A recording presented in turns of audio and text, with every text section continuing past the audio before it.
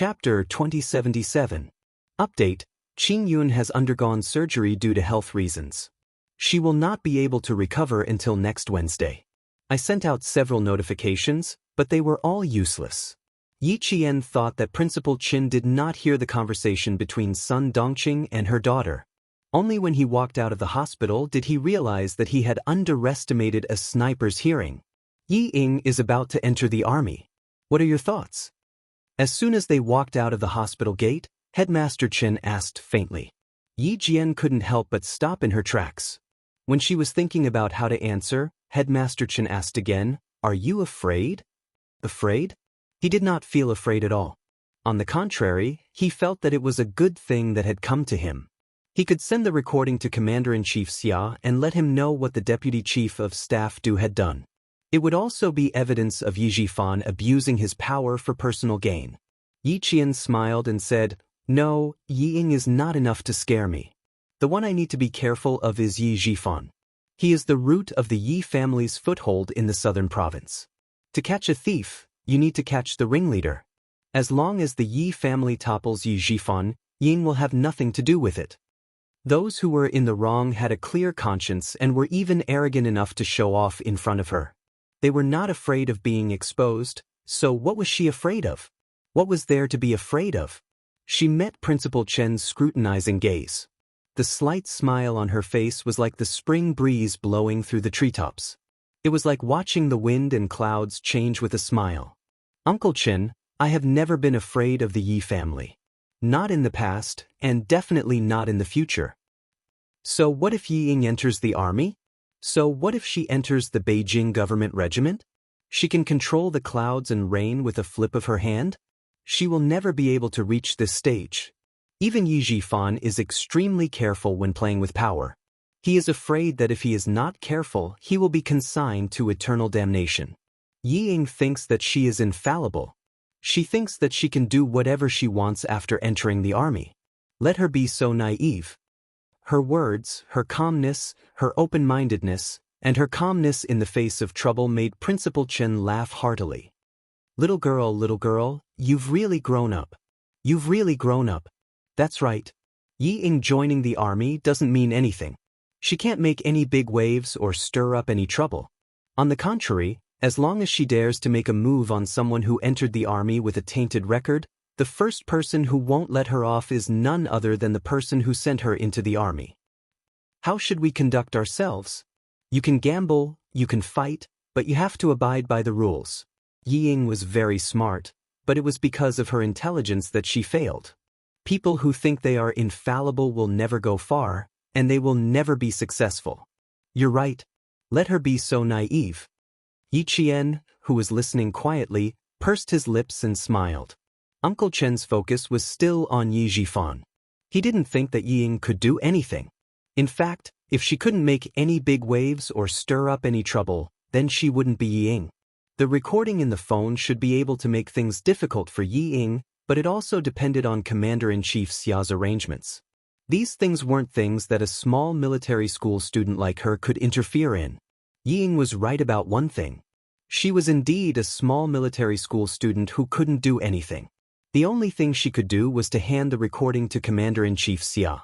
Commander-in-Chief Xia, who received the recording, played it to the Military Disciplinary Committee. The recording clearly stated who did what, who entered the army because of what. Banned from taking the college entrance exam, heart disease. How could someone like that enter the Beijing political group? And it was even recorded? Several generals in the Military Disciplinary Committee looked at each other. When did Deputy Chief of Staff Du become so unreliable? Commander-in-Chief Xia, who left a copy of the recording, didn't interfere in this matter. Old Du couldn't be touched, but Director Yi of the Southern Province could. Having taught such an arrogant and savage daughter, he should know that his career wouldn't go far. Chapter 2078. Deputy Chief of Staff Du couldn't be moved for the time being, but Yi Jifan's investigation had already begun. At this time, the Southern Province's officialdom was still in the midst of the new year. Yi Qian, who gave the recording to Commander-in-Chief Xia, left the provincial capital at night. She needed to go back to Shuku village to retrieve her mother's belongings. Last year, Chief Kai came under the cover of night to hand over Sun Xueqing's belongings to Principal Chen. Yi Qian hadn't seen it until Principal Chen mentioned it. Only then did she know that her mother had left behind her belongings. In addition, Yi Jifan also had martyr Sun Xueqing's belongings. Thinking of her mother, Yi Qian, who had boarded the train, gently leaned against the train window. She slowly closed her eyes to hide the sadness in her eyes, while Xiuyan's beautiful brows revealed her unyielding determination. Girl, Chief Kai brought back martyr Sun Xueqing's belongings. I hid them in the closet. You go and retrieve them first. Yi Jifan also has martyr Sun Xueqing's belongings. This is what your mother left for you. You have to retrieve it too. Right now, Yi Jifan's family is riding high. You have to avoid their limelight and retrieve the belongings your mother left for you. Their family won't be able to be proud for much longer. In her previous life, she was useless. She didn't see any of her mother's belongings. She didn't even know that Yi Jifan had her mother's belongings. In this life, she couldn't make the same mistake as in her previous life. She had to correct all the mistakes she made in her previous life. Principal Chen's advice flashed through her mind. Yi Qian, who was secretly adjusting her breathing, gradually calmed down. Soon, very soon. The current Yi Jifan seemed to have a bright future, but he didn't know that sending Yi Ying to the army was equivalent to cutting off his own career. Let them be proud for a while longer. The higher you climb, the more painful it will be when you fall. She was waiting for this family to fall from the clouds into the mud. It was around 5 o'clock in the afternoon the next day when they returned to Shuka village. It was the time when the village was filled with smoke and delicious food. The atmosphere in the village was very festive. Spring festival couplets were pasted on the door of every house, and red lanterns were hung up. Yi Qian, who had a faint smile on his face, thanked the villagers for their invitation and returned to his home. The house was still the same as before. The green tiles, the white walls, the grass, and the trees were all so familiar. Creak, creak, creak. She pushed open the rusty wooden door and turned on the light. The pure white light shone on every corner of the living room. The familiar furnishings and the familiar atmosphere. This was her home, a home that could let her put down all the defenses in her heart and make her feel at ease. When his gaze fell on the 2 large chairs in the main hall, Yi Qian's eyes turned sour. It was Grandpa Zhen's favorite chair. Grandpa Zhen would sit in one chair while she would sit in the other. She would quietly listen to Grandpa Zhen talk, listen to him teach her how to be a person, listen to him teach her how to be a person, listen to him teach her how to live her life, listen to him teach her, listen to him educate her. Things were still the same, but people had changed. Her home was still there, but the old man who wholeheartedly cared for her was no longer there. Yi Qian pursed her lips and walked step by step to the side of the large chair. Then she slowly sat down. Her body was slightly tilted as she faced the other large chair. Just like before, she maintained the posture of listening to Grandpa Zhen's preaching. Grandpa Yi Jifan will fall from power very soon. Look, I've been waiting for this day for so long. You told me before that there are some things that I can't be too hasty about. I've always remembered your words. I've been waiting, hoping, and waiting. Now that it has finally happened, I'm really happy. Chapter 2079. After returning home, Yi Qian sat on the big chair and looked at the empty big chair opposite her. She vaguely felt like she had returned to the past, when she saw the kind-looking old man in an old-fashioned military uniform looking at her with kind eyes. Yi Qian felt her eyes sting and she smiled. After returning home, she removed the outer layer that was the toughest and most resistant to wind and rain. The smile that lingered on the corner of her mouth was so soft. Grandpa, are you okay? I don't know when the girl will be back this time. Let me tell you a piece of good news. I've finally waited for Yi Jifan's end. I've waited for this family's end. I've waited for 2 lifetimes, and Yi Jifan's end has finally arrived. Grandpa, I'm really happy, really happy. She couldn't stop talking after suddenly opening her mouth. With a gentle smile on her face, Yi Qian seemed to have returned to the time when Uncle Zhen was still alive. She slowly, carefully, and softly said the words that she didn't know how to say to Principal Chen and Xia Jinyuan in front of the empty big chair. I've never told you why I suddenly became sensible in the 2nd year of junior high school. I've always wanted to tell you, but I couldn't bring myself to say it. You said that I'm sensible now. You said that I finally understood. Grandpa, you don't know why I'm sensible now. It's all because I was taught a bloody lesson in my previous life. I was reborn with hatred. In my previous life, I didn't listen to you and refused your help. In the end, Ying forced me to be like a stray dog. I didn't even die with any dignity. But I never thought that I would be reborn. In this life, I came with hatred. The only thing I wanted to do was to take revenge. Other than that, I didn't have any other thoughts. Grandpa, you were the one who pointed out a path for me. You told me that in this life, other than taking revenge, there was another way to make my enemies hate me. I listened to your arrangements, listened to your words, and endured Yi Jifan, who caused me to be alone in my previous life, hovering in front of my eyes. I held back my hatred and silently put down the scissors and kitchen knives that I picked up time and time again. Your words and the path you pointed out helped me walk out of the darkness filled with hatred. I learned that only by being strong can I stand on my own feet. Only then can I complete what I didn't do in my previous life.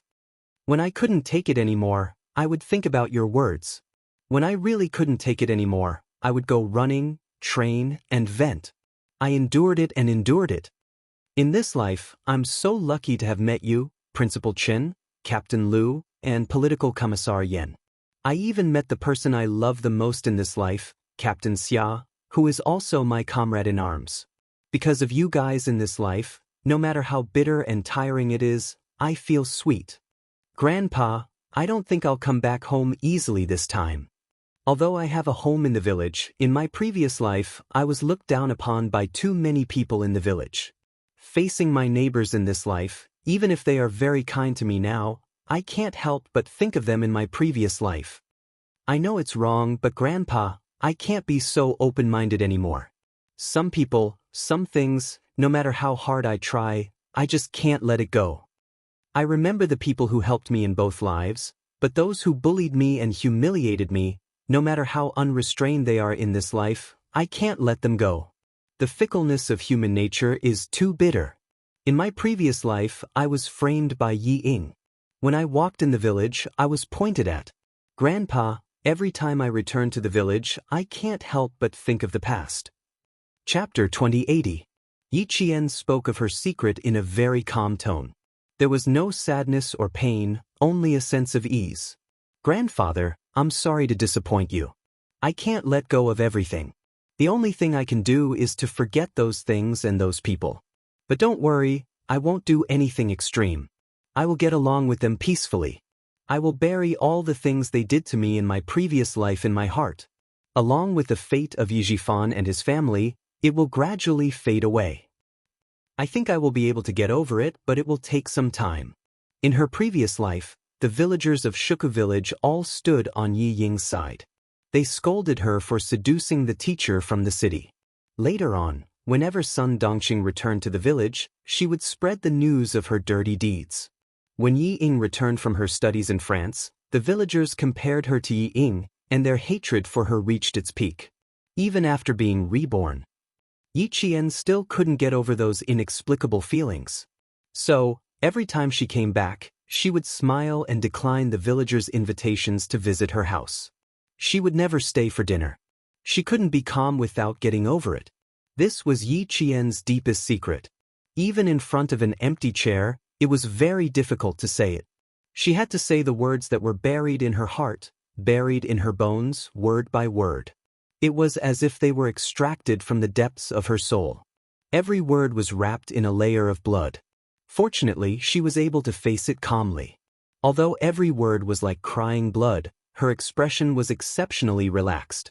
A dog barked faintly and woke Yi Jian up. She blinked her eyes slightly, and the old man who seemed to be sitting on the big chair and listening to her talk suddenly disappeared with a kind smile. Yi Jian blinked again. Facing the empty big chair, the smile on her lips deepened. She knew what she had said. She also knew that she had been talking to herself. She just wanted to say it out loud. She wanted to tell the secret that had been buried deep in her heart. She felt much better after saying it out loud. That was it. This secret didn't need anyone else to know. It was enough for her to know it. Yi Qian took a deep breath and stood up. Under the light, her eyes were like a lotus flower in the clear sky after the rain. She had weathered the wind and rain, but she was strong. The fire in the kitchen had already been lit. Yi Qian added some dry wood and set up a copper kettle with water. After washing her hands clean, she opened a waterproof and moisture-proof leather bag. Her expression was solemn. When she took out the items from the leather bag, Yi Qian's fingertips trembled slightly. She had just taken it out from the inner compartment of the wardrobe. It was her mother's belongings. There were 2 diaries. While warming herself up, she opened the first diary. The diary recorded the daily life of a soldier, as well as the love of a female soldier. There was no more news of the person I loved. It was as if he had disappeared. He disappeared, but I got pregnant, leaving behind his bloodline to remind me that our love was not a dream. I returned to the village and married an honest young man from the neighboring village. He was also a pitiful man who would never be able to have a child of his own. He said, "I'm also a pitiful person." Yi Qian slowly flipped through the diary and read it carefully. Line after line of words brought her into her mother's life. She knew how strong her mother was. However, she also felt sorry for her mother. Having a child before marriage was undoubtedly shocking in that era. Fortunately, her mother met her father, had a family, and had her own child. Chapter 2081. Yi Jian did not have the urge to know who the irresponsible man who left without any news was.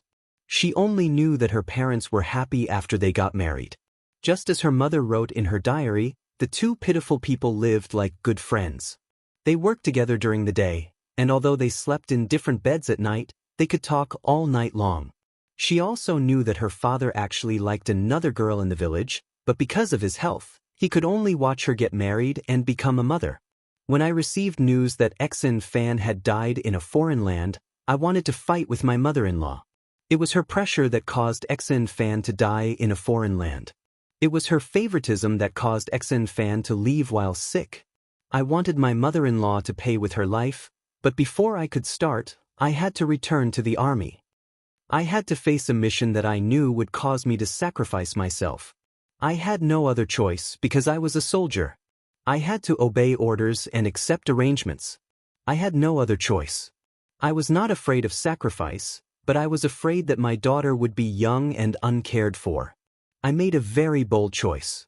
During the meeting, I stood up and loudly told the Prime Minister that if I sacrificed myself, I was willing to ask the army to take care of my daughter. As long as the Prime Minister agreed, even if my daughter lost me, she would be well taken care of. I also told my comrades that I was willing to ask them to take care of her. I did not ask for my daughter to live a life of luxury. I only wanted her to live a peaceful life. Even if she did not know that she had an irresponsible mother like me, it did not matter. I only wanted her to grow up peacefully and never know about those dirty and ugly things. I wanted her to grow up happily and happily. Seeing this, Yi Qian smiled with tears in her eyes. This was her mother, a fearless soldier who was not afraid of sacrifice. A great mother who left all her gentleness to herself. The peaceful life. Her mother wanted to make a final gamble in exchange for a peaceful life, but in her previous life, she failed to live up to her expectations and let her down deeply. In this life, she would not let her down again. Yi Qian, who had never seen martyr son Xueqing's belongings, read the 2 diaries again and again. The fire in the stove was extinguished and reignited. The water in the copper kettle was cold and boiled. In the end, Yi Qian was so familiar with the diaries that she could memorize them without missing a word. Putting the diaries back into the leather bag, Yi Qian picked up a booklet with yellowed pages. The edges of the pages were rusty from reading too many pages. This was a booklet of military rules and regulations. Yi Qian flipped open the booklet and looked at some of the rules and regulations that still remained. It was as if she saw her mother seriously reading the booklet. The handbook was a little thinner than today's rules and regulations. Yi Qian finished reading it in less than an hour. Without closing the handbook, she stared at some of the underlined words. Her calm gaze slowly changed, becoming as sharp as the cold light on the tip of a sword. Smuggling, drug trafficking, violation of the law. These words were underlined. Her mother had sacrificed herself because of this. Now, the people who caused her death had not been punished. In fact, they had climbed to a higher position. In order to cover up their crimes, they had even erased her mother's life. Mother, your sacrifice will not be in vain. Your daughter will find the people who harmed you. Your daughter will finish what you have not finished. After putting all the items back into the leather bag, Yiqian sat in the kitchen and rested for a few hours. She left Shuku village at 5 in the morning. When she reached the entrance of the village, she turned back to look at the peaceful mountain village. Yiqian looked away and strode away without looking back. There was a storm ahead and she just sat there and watched it. Chapter 2082. From Commander-in-Chief Xia's tone, Yiqian already knew that the southern province's officialdom was going to be chaotic. However, Yi Zhifan, who had not received the news yet, was still immersed in the joy of his daughter, Ying, joining the army. After the physical examination, Yi Ying, who received the authoritative results and handed in all the information, quickly received the letter of enlistment. There was still a month before the spring conscription. With the Du family's help, Ying received the letter of enlistment earlier than anyone else. The army that she was going to report to was none other than the Beijing political regiment that Yi Zhifan wanted to send Yi Ying to. Good. I'm relieved now. Yi Zhifan, who received Yi Ying's letter of enlistment from the post office, looked at the name written on it and couldn't help but smile. Letter of enlistment was written on the red hard surface in golden font. This was the letter that he had failed to obtain despite all his efforts. Unexpectedly, he got it by accident. When the deputy chief of staff nodded, he wasn't very surprised. He only felt that things had taken a turn for the better and that his daughter might be able to join the army. After the application, the physical examination, the sending of the information, he didn't feel very happy. After all, everything was unpredictable. As long as it wasn't confirmed, he would choose to visit. Now that he received the letter of enlistment and everything was settled, Yi Zhifan, who had always been calm, finally believed the deputy chief of staff. Only then did the heavy stone in his heart fall off. Yi Zhifan was naturally suspicious. In addition, this was all planned by the person behind the jade pendant. Previously, he had guessed that the person behind the jade pendant had asked Sun Yaozu to spy on him. At the same time, he didn't believe the person behind the jade pendant anymore. He also didn't believe that the deputy chief of staff could really send Yi Ying to the army. Now he believed it. Keep the letter of enlistment. When the uniforms are distributed, I'll go to the capital with you. Yi Zhifan handed the letter of enlistment to Yi Ying. He felt comfortable all over and said with a smile, "We still have to go to the capital a few days earlier. Let's go to the Du family to visit Madame Li and thank her for valuing you." If Madame Li didn't like Yi Ying's obedience, the deputy chief of staff wouldn't have opened the back door for Yi Ying so easily. This showed that Madame Li was indeed the head of the Du family. She could even influence the decisions of the deputy chief of staff. The deputy chief of staff didn't agree to join the army. She took the letter and nodded. She said excitedly, "If it wasn't for the deputy chief of staff, wouldn't agree so easily.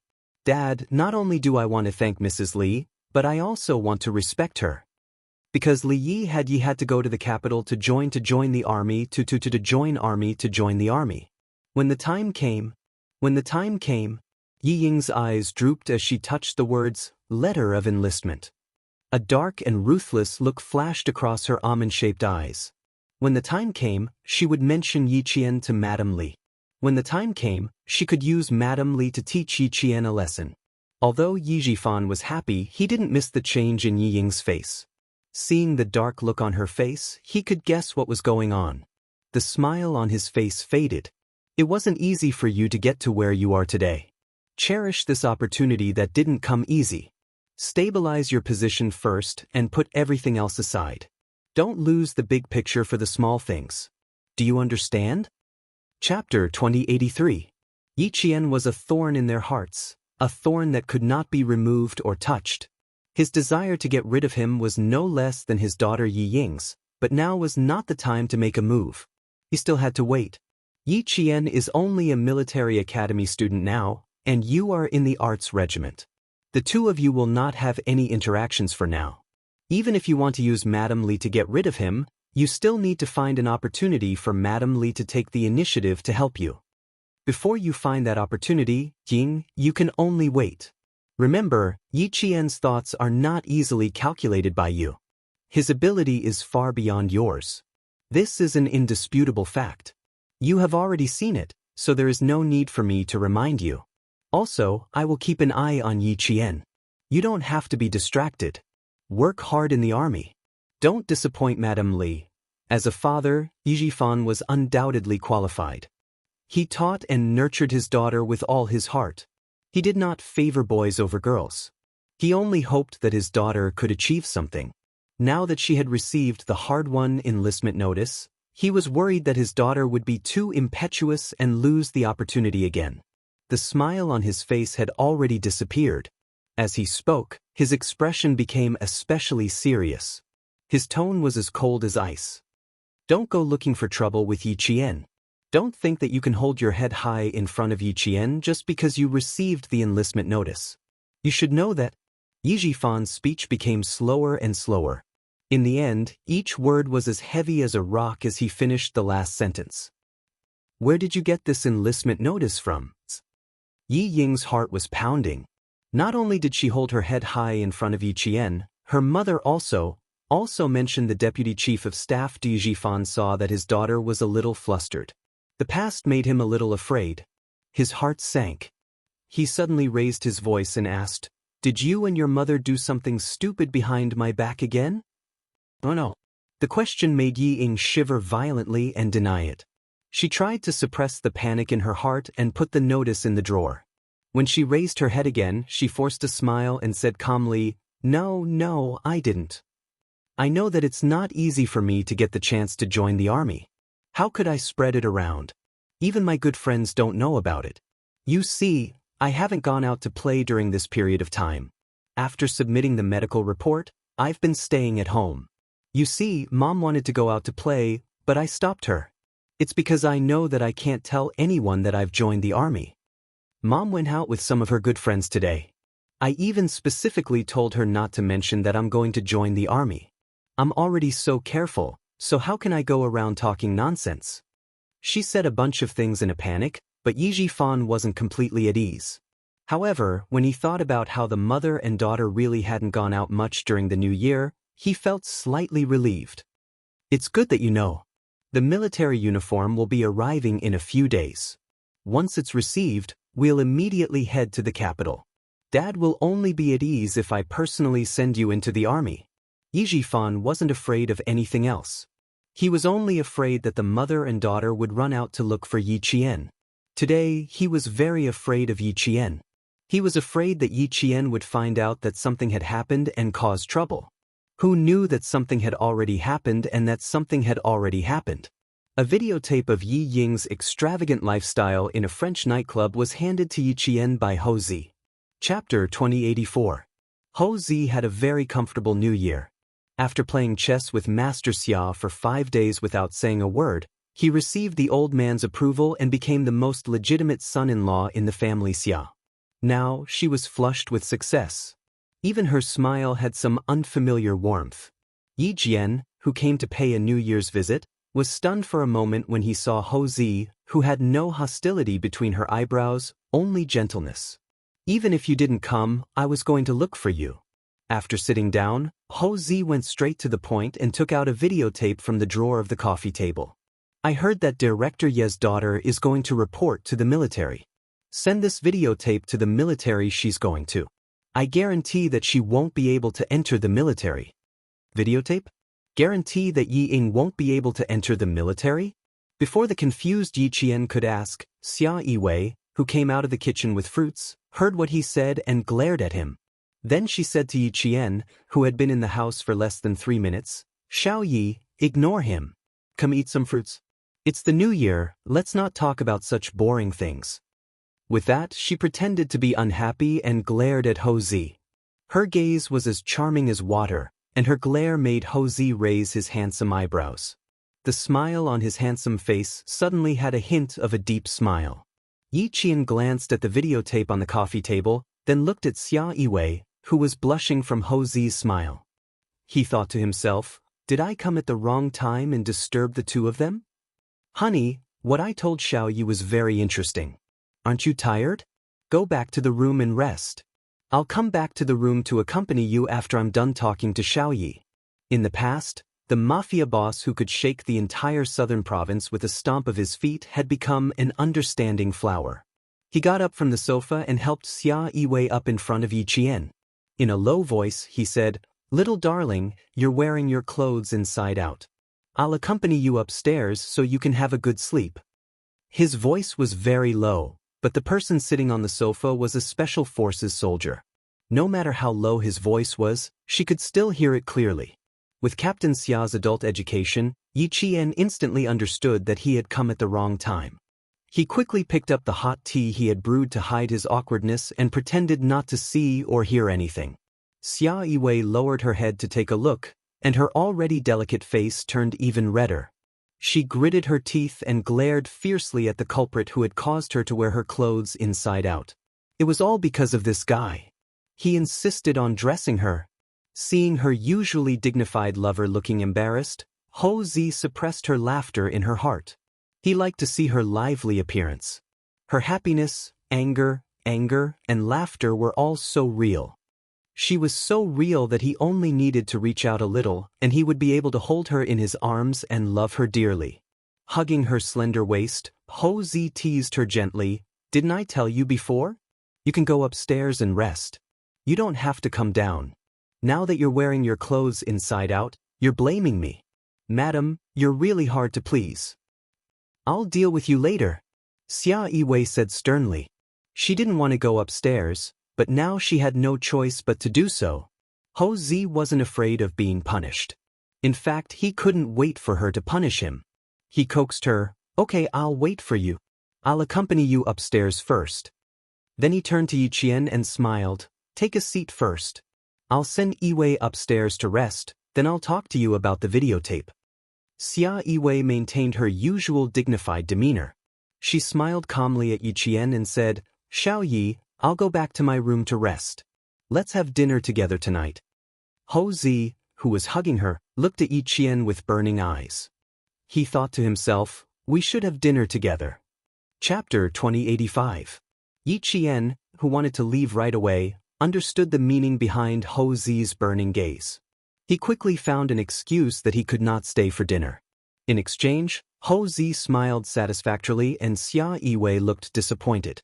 Yi Qian was sitting on pins and needles. Even the videotape of Ying did not attract her attention. Compared to Ho Zi and Xia Yiwei's calmness, Yi Qian was still slightly inexperienced. Ho Zi quickly calmed down. The awkwardness just now did not affect him at all. He explained generously, "Your sister Yiwei and I are not young anymore. Old Master and Old Madam have clearly asked us to have 2 children every 3 years. In order not to disappoint them, we have to hurry up during the holidays." It would have been better if she did not explain. Once she did, Yi Qian became even more embarrassed. Interrupting the two of them to have 2 children every 3 years. Should she apologize? Apologizing would only make things more awkward. "Forget it, I'll just pretend that I don't know anything." Her awkwardness was met with Ho Zi's hearty laughter. Old Six's wife was an interesting person. She did not even frown when she was being ruthless. However, when she talked about adult topics, she was so innocent that he wanted to tease her. Forget it, he was going to make fun of her today. With Sixth Brother's protective nature, he would definitely return the favor. His laughter finally resolved the awkwardness in Yi Qian's heart and the awkwardness on his face. Okay, let's not talk about it anymore. If we continue, I'm afraid your face will be so red that you can make pancakes. Come, have a cup of tea first." He picked up the cup of tea beside him and elegantly took a sip. The awkwardness in Yi Qian's heart dissipated. He looked at the mafia boss in front of him, who had lost his usual flirtatious demeanor and was only left with a mature and elegant demeanor. He felt that he did not seem as ruthless as he did when they first met. The 40-year-old Ho Zi had the indifference of someone who had experienced 1,000 sails and sat leisurely in the bamboo forest. Of course, this was just a facade that could easily mislead people. As soon as the real Ho Zi opened his mouth, His voice was piercing, and his indifferent expression hid a murderous aura. He shook the videotape that had just been sent back from France and said with a smile, "This videotape is full of Director Ye's precious daughter's romantic nightlife when she was studying abroad in France. You can take a look." A video of Yi Ying's nightlife in France? Taking the small rectangular video box, Yi Jian opened the box and took a look at it under Ho Zi's instructions. When his dark eyes saw the videotape, a faint light flashed in the bottom of his eyes. Closing the box, Yi Jian pursed his lips and asked Ho Zi softly, "Brother Z, did Captain Xia ask you to do this?" It was a question, but also a confirmation. She could only think of Captain Xia and no one else. Because as long as it was about her and the Yi family, this man who loved her deeply would always help her in the dark. He had done so many things for her, so many that if he didn't mention it, she would never know. Yi Qian didn't know, and Ho Zi didn't find it strange either. He smiled and teased, "Other than old Six, no one else can do this. Doing a good deed without leaving a name, how great." When Xia Jinyuan asked him to keep an eye on Director Ye's daughter, he said that he didn't need to tell Yi Qian for the time being. The reason he didn't want to tell him was very simple. He didn't want to distract Yi Qian, who had just been admitted to the military academy. Old Six's devotion. Yes, it was comparable to his own. They were both good men who were loyal to their women and had no complaints or regrets. While praising Xia Jinyuan in his heart, Ho Zi didn't forget to praise himself as well. Xia Jinyuan wasn't the only thick-skinned person. Ho Zi was also one of the best. Chapter 2086. Thinking about how he and Xia Yiwei had almost missed each other because they had been in different places for a long time, Ho Zi spoke up for Xia Jinyuan again. "It's not easy for you either. No wonder Lao Lu wants to protect you. He asked Yiwei to keep an eye on Yi Zhifan, and he asked me to keep an eye on his daughter. Xiaoyi, Lao Lu said that it's his fortune to meet you, but I have to say that it's your fortune to meet him." They were a family. Yiwei and Lao Lu were closer than siblings. For Yiwei's sake, he had to put in a good word for Yiwei. He had no choice. The girl in front of him was extraordinarily outstanding. She was surrounded by wolves and tigers, and Lao Lu was often not by her side. If she was taken by another man, Lao Lu would be in trouble. Master Ho San, who considered himself as his brother-in-law, was worried about his brother-in-law's lifelong happiness. Yi Qian was already emotional because of Ho Zi's words.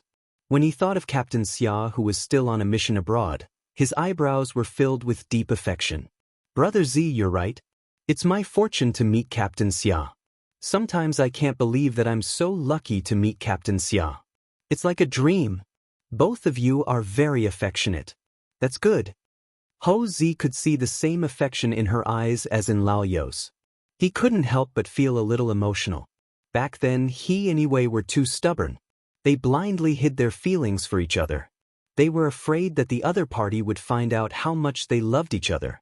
They felt that they were at a disadvantage and almost lost each other. Now that he thought about it, what he did back then was really ridiculous. Lao Lu and Yi Qian were the complete opposite of him when he was young. They were not afraid of letting the other party know how much they loved each other. Instead, they were afraid that they would miss the other party. This was good. They were much better than when he was young. Fortunately, he didn't lose Yiwei. He could still use the rest of his life to make up for the mistakes he made when he was young. Master Ho San, who was ruthless outside and feared by the people in the underworld, was now an ordinary man who was willing to stay at home. As long as he thought of the lover in his heart, no matter how heavy his anger was, it would dissipate instantly. "I still have to accompany Yiwei. Let's make this short." Ho Zi, whose heart had already flown upstairs, regained her usual calmness. She said to Yi Qian, "The videotape was just sent back from France yesterday. I took a look at it. There is a lot of content in it. You have to hold it tight. It's not an ordinary videotape. It's a knife, a big knife that can make you happy. I've given you the knife, so you have to use it well." Director Ye's career has been too smooth. He suddenly forgot himself and forgot how much weight he has. You can just stand there and watch. When the time comes, the saber will rise and fall and we'll both be happy. "Brother Z, let me give you a word of advice. Once you take the knife, use your strength. When the knife rises and the knife falls, cut it without leaving its roots. This is what it means to be a person who can achieve great things. This is a principle that Brother Z has worked hard to come up with for decades. Now, I'll pass it on to you for free. Listen well and remember it well. Don't let Sixth Brother's efforts go to waste, understand? I suggest that you prepare a few copies. Send one to the Military Commission for Discipline Inspection and one to Yijifan. Keep the original videotape for yourself. Even if Ho Zi didn't say it, Yiqian also planned to do the same. Not only did she send it to the Military Commission for Discipline Inspection and Yijifan, she also wanted to send it to Mrs. Li. As Ho Zi said, this wasn't an ordinary videotape. It was a knife that cut off all of Yi Ying's escape routes. It was a knife that would make the Yi family unable to turn the situation around. Chapter 2087. With this videotape, she could make Mrs. Li hate Ying forever and never let her enter the family again. With this videotape, she could make Ying fall into the abyss of pain and experience all the pain she had suffered in her previous life. The investigation by the Commission for Discipline Inspection would only bring trouble to Yijifan, and it would be difficult to implicate Yi Ying. This videotape was Yi Ying's lifeline, the lifeline of their family. Yi Ying would never be able to make a name for herself again. At Ho Zi's house, Yi Qian prepared a total of 4 copies of the videotape. She planned to send one to Commander-in-Chief Xia, one to Mrs. Li, and let Ho Zi keep the master tape. She would take the last one with her. She would not let Captain Xia's efforts go to waste. This videotape was the knife to cut off Yi Ying's path. She would not be merciful or soft-hearted. After sending Yi Qian off, Ho Zi took the master tape and went upstairs. Xia Yiwei, who had woken up from her nap, was getting up and getting dressed. When she heard the noise, she turned her head and asked, "Where's Xiaoyi? Did she leave?" She still has something to do. How could she not leave? After putting the master tape in the safe hidden in the closet, Ho Zi did not give Xia Yiwei a chance to get up. He hugged her waist and rolled onto the bed. He did not do anything but hug her and let her rest in his arms. Xia Yiwei, who had taken a nap, was also awake. She rested her head on his shoulder and asked with a frown, "Why did you bring the videotape back? Didn't Xiaoyi want it for herself?" This was a videotape that could make Yi Jifan furious. Xiaoyi had no reason to not want it. This is the master tape. She prepared 4 copies before leaving. Don't underestimate Sixth Brother's wife. You're not as ruthless as her. Ho Zi turned sideways. His eyes, which were no longer young, were still mesmerizing as he stared at his lover in his arms. He sighed and said, "She and Sixth Brother are a match made in heaven. Even the way they do things is very similar. Their temperaments are also similar. They both value relationships and loyalty.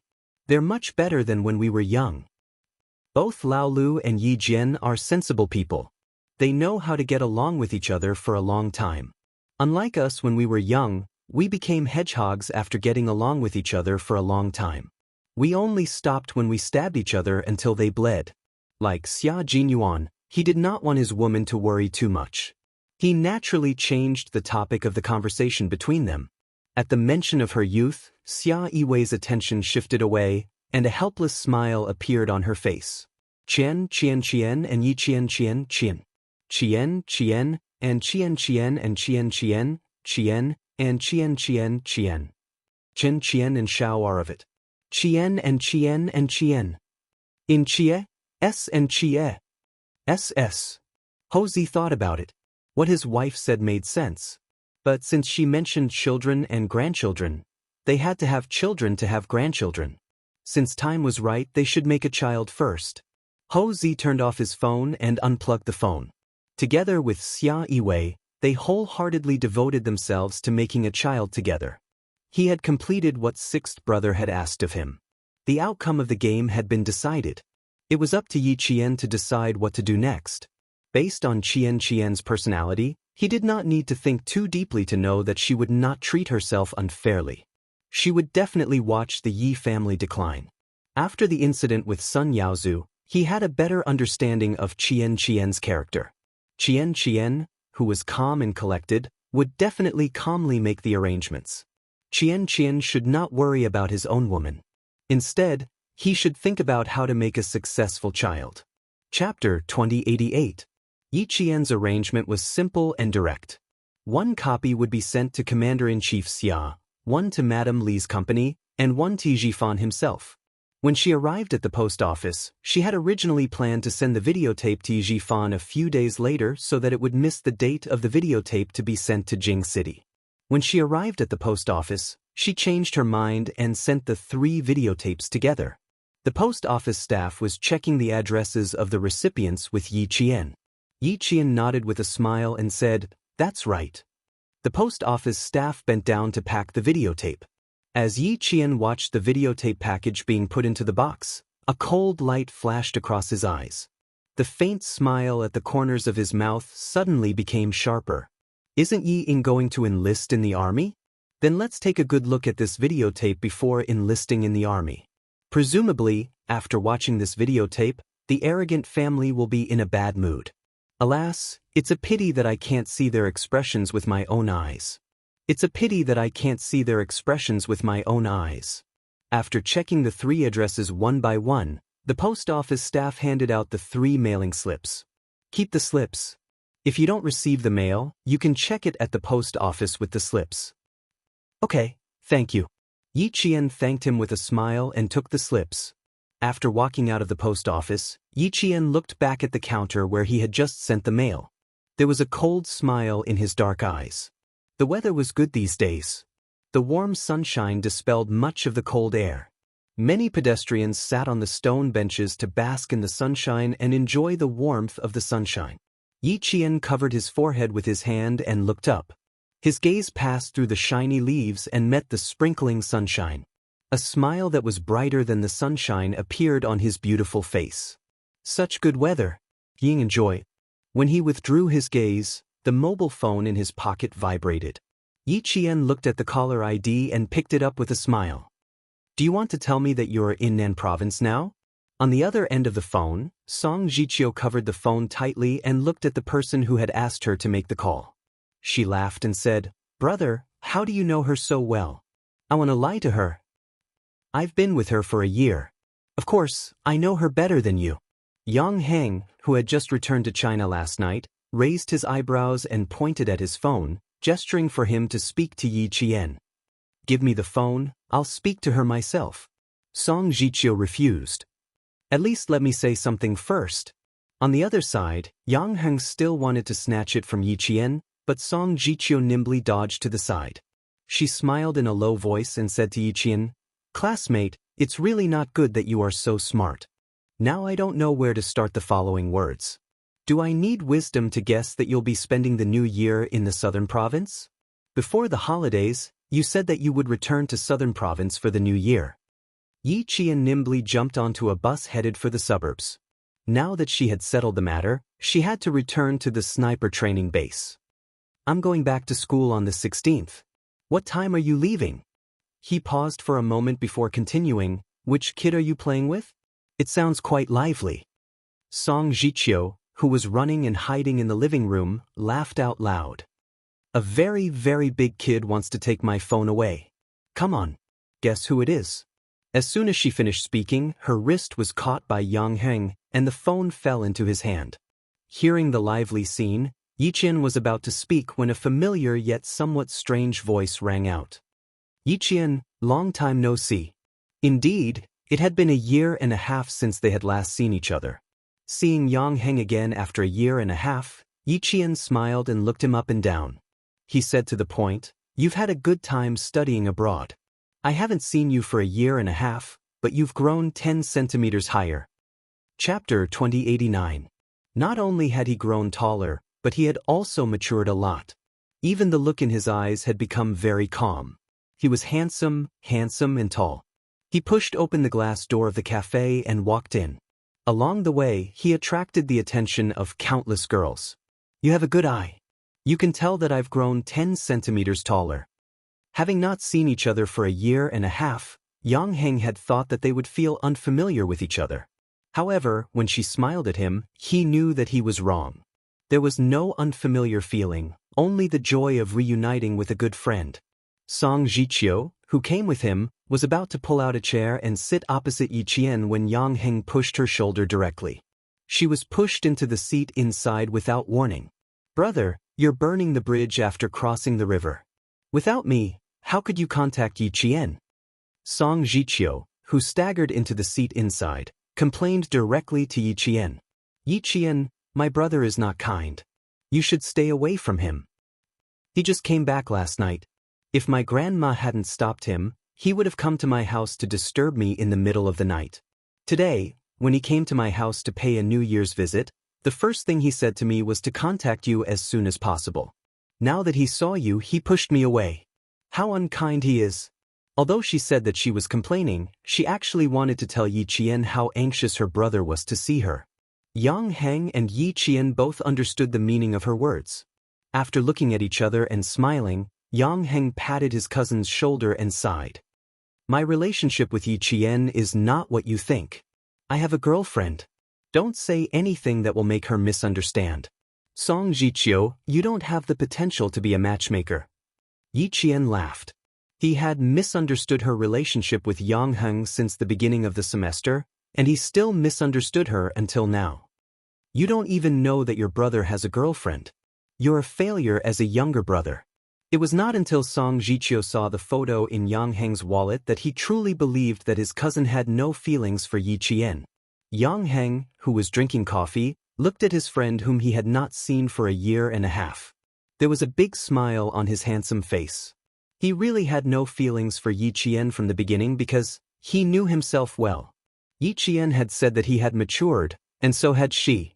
The high school girl who had almost thrown him over her shoulder was even more outstanding than before. She faintly exuded the majesty of a soldier. When she sat, she didn't slouch like the others. Her back maintained a straight posture as if it was going to soar into the sky. His aura was even more astonishing. Even though he was wearing casual clothes, no one dared to size him up. He had a natural military aura. Although her picturesque features were clear and cold, her brows were relaxed. It could be seen that she had lived a good life for more than a year. That's right, she got into the school she wanted to go to. With her ability, she would definitely be like a fish in water. This kind of school life would naturally make her feel good. This was the Yi Qian he knew, the Yi Qian who shone brightly no matter where he was. This kind of Yi Qian, this kind of girl. He still said the same thing. Ordinary people should just be tactful and be friends with her. Don't even think about chasing her. Otherwise, he would become very unconfident. "Why do you keep looking at me? Don't you recognize me?"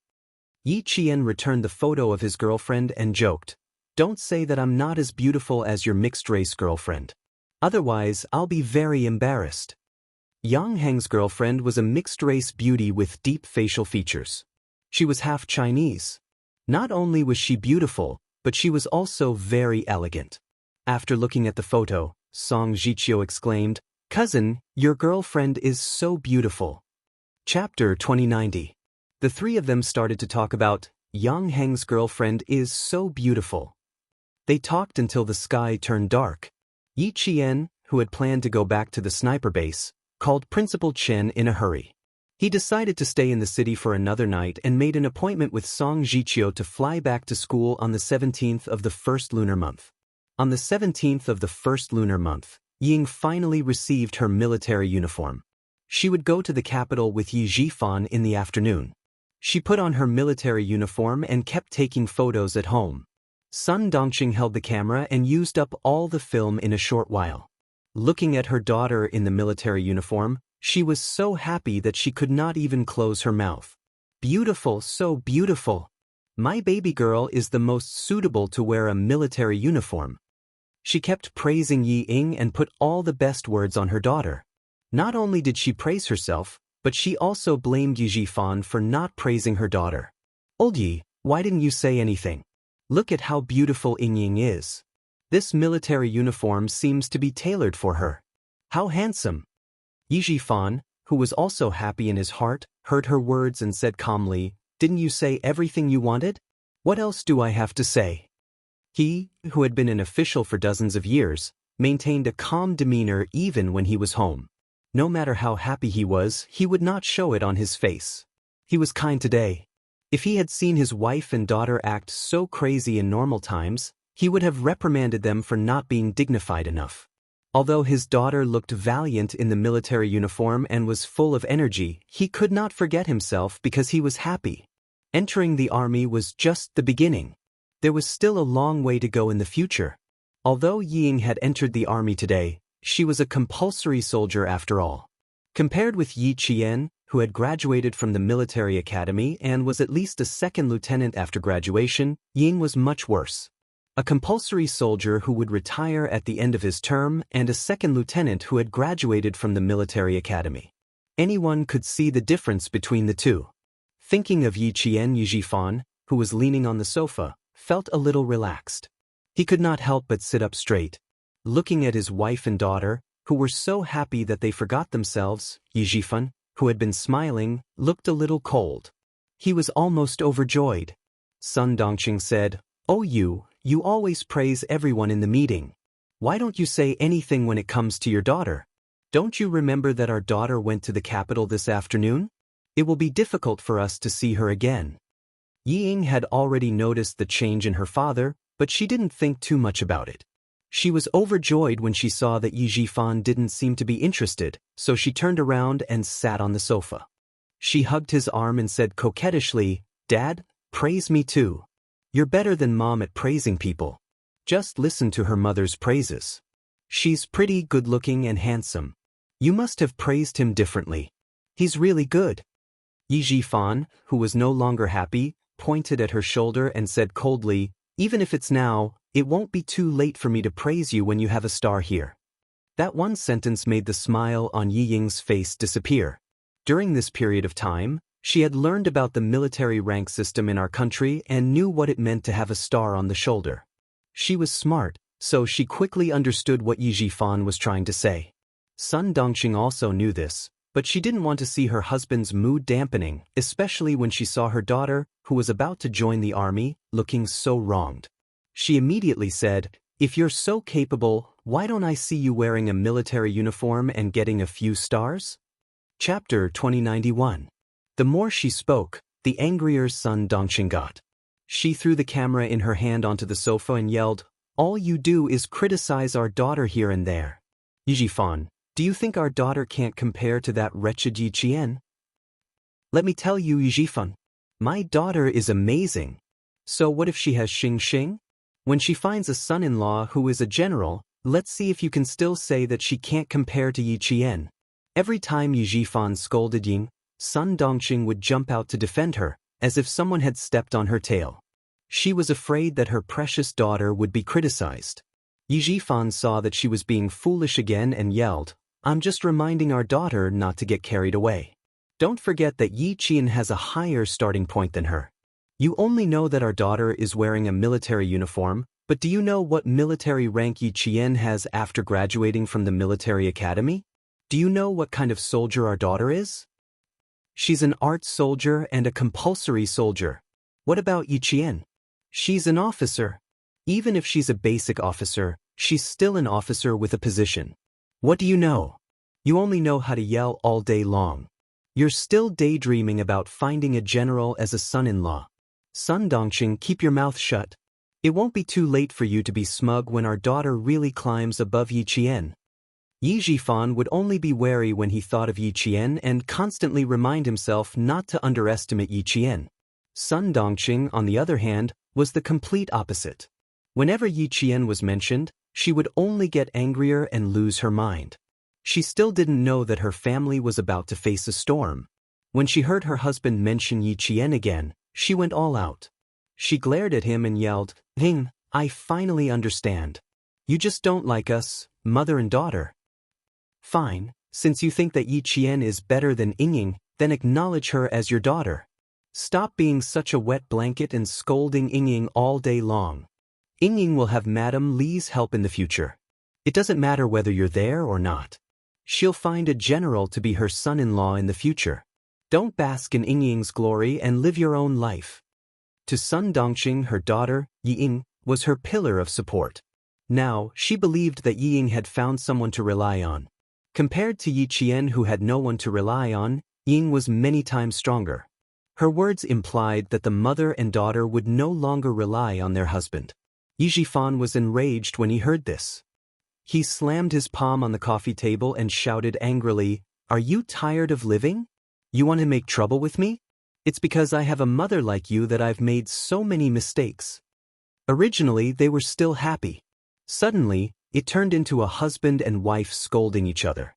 Instantly, the atmosphere was filled with the smell of gunpowder. Hearing that, Yi Ying's face turned pale. She stood on her father's side and said to Sun Dongqing angrily, "Mom, what are you saying? The reason why Madame Li helped me was because of my father. Mom, how could you be so foolish?" The angry Yi Jifan felt a little better when he heard this. At least his daughter wasn't foolish. Yi Ying's anger was extinguished by Sun Dongqing.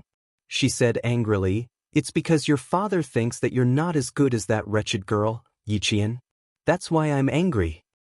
"How is my daughter not as good as that wretched girl? She's pretty, can sing, dance, and play the piano. She even studied abroad.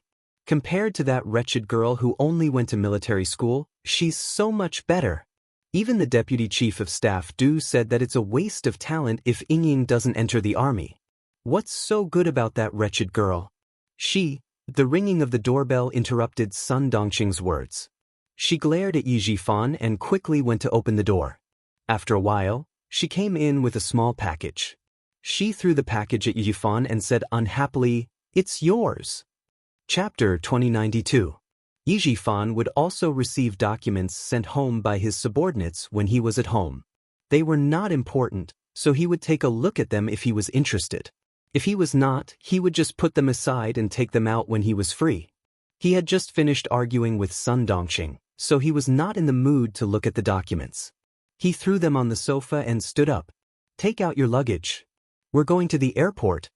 Yi Jifan had originally planned to leave after lunch, but the argument made him not want to stay at home for even a moment longer. Ying did not dare to go against Yi Jifan, who was the real head of the family. She quickly glanced at Sun Dongqing and bit her lip. "Mom, don't be angry at Dad.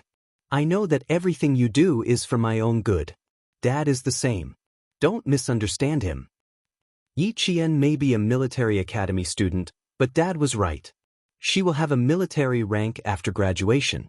As for me, if I don't work hard, the day she graduates and joins the army will be the day I retire. I'll go to the airport with Dad first. Take care. I'll come back to see you during the holidays." Compared to the blind Yi Ying in the past, she was much more sensible. However, her temper had long been raised to the point where she could not keep her cool at the slightest thing. Her words were always better than her actions. Yi Jifan knew his daughter well, so he constantly reminded her. He was afraid that she would miss the hard-won opportunity again. Now that he heard Yi Ying's understanding words, Yi Jifan felt that his efforts were not in vain. She was much more sensible. He did not want to argue with his wife, who had gone through thick and thin with him. Although they did not have any feelings for each other, they had been together since they were young. Their daughter was already so old. What was the point of arguing? When he spoke, Yi Jifan's tone softened. "You're already in your 40s, but your temper is worse than when you were young. In the future, when my daughter is not at home, I'll have to give in to you so that my daughter won't worry about the family." Although his tone softened, he did not mention anything about Sun Dongqing going to the airport to send Ying off. Sun Dongqing knew the reason why he didn't mention it at all. She also knew that what he said just now was just to reassure her daughter. It didn't matter. She didn't care about it anymore. She wasn't afraid that he would mess around outside.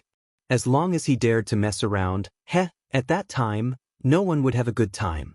They would run to the Urban Construction Bureau and the provincial government to make trouble, so that he wouldn't even be able to keep his official position. The reason why Yi Jifan didn't ask for a divorce was because he was afraid that Sun Dongqing would come to his workplace and make a scene. That was why he tolerated it. It couldn't be helped. Sun Dongqing was a shrew who could do anything and wasn't afraid of being embarrassed. After saying, "I'm going back to my room to get my luggage," Yi Jifan turned around and went back to his room without even looking at his wife. His patience with Sun Dongqing had long run out. He was only giving in to her for the sake of his daughter. Yi Ying, who already knew that her parents had problems in their relationship, heaved a sigh of relief when she saw that they were no longer at each other's throats. She didn't know who to help, and she couldn't help either of them. She could only coax them. When Yi Jifan entered the room, she shook Sun Dongqing's arm and said softly, "It's okay, Mom. Don't be angry. Dad, a bureau chief, has already given in to you. What are you unhappy about? I've already gone to the army. I'm afraid that I won't be able to come back even once a year. You only care about being angry and don't care about me anymore. I can't call home often when I go to the army. Don't make Dad angry. He's a bureau chief after all. You should at least give him some face at home. I've told you before that Dad is doing well now. If you keep quarreling with him, you're pushing Dad out. When the time comes, a vixen will appear and won't let Dad come home. Mom, by then, you and I will have a hard time." Chapter 2093. Her family's achievements today were all thanks to her father, who was the director. She didn't want others to take advantage of her. Yi Ying, who had studied abroad in France for half a year, was no longer as naive as she was in China. Sun Dongqing disagreed. "You don't have to worry about us adults. With me at home, your father wouldn't dare." Sun Dongqing didn't listen to anyone but her daughter. The anger in her heart was gradually extinguished by Yi Ying's coquettishness. However, her daughter didn't help her just now, so she felt a little embarrassed. She complained, "I didn't care about you. I was happy, but your father insisted on making things unpleasant. He could have mentioned anyone, but he had to mention that wretched girl. Let's not talk about her anymore. I feel terrible when I think about not being able to go home for a year." Yi Ying didn't want to see her parents quarrel again, so she quickly changed the topic. Sun Dongqing, who was still a little unhappy, looked distressed when she heard this. She looked at her delicate daughter lovingly and reminded her, "Ying, you have to take good care of yourself in the army. Don't let yourself be wronged. You have to eat well and sleep well. Don't make things difficult for yourself. Don't fight for the hard work. Just do it." Yi Fan, who was coming out of his room with his luggage, heard this. His face, which had just calmed down, became gloomy again. Don't fight for the hard work? Did she think the army was her home? Did she have to be picky? "Ying, come and get your luggage." He interrupted her directly to prevent himself from getting angry again. He immediately ordered the driver to go upstairs to get the luggage. He didn't give Sun Dongqing a chance to say anything stupid. He said to her coldly, "I'll tell you when we arrive in the capital." Then he quickly brought Yi Ying downstairs. When they got in the car, Ji Fan mentioned Yi Qian again. He had to let Yi Ying know how far she was from Yi Qian. Without Sun Dongqing's interference, the father and daughter's conversation remained calm. Principal Chen also carefully reminded Yi Qian, "When you arrive at school, you must obey the arrangements. Do whatever the leader tells you to do. Learn more, observe more, and do more. Don't avoid the important things. It's not easy to get the title of excellent student. You're not the only one who wants it. There are many excellent students who want it. Ying, as long as you do your best, you have a clear conscience whether you get it or not. I have the troops here to take care of you. Don't worry, don't be distracted because of me." Yi Jian's flight would take off at 1 o'clock at noon.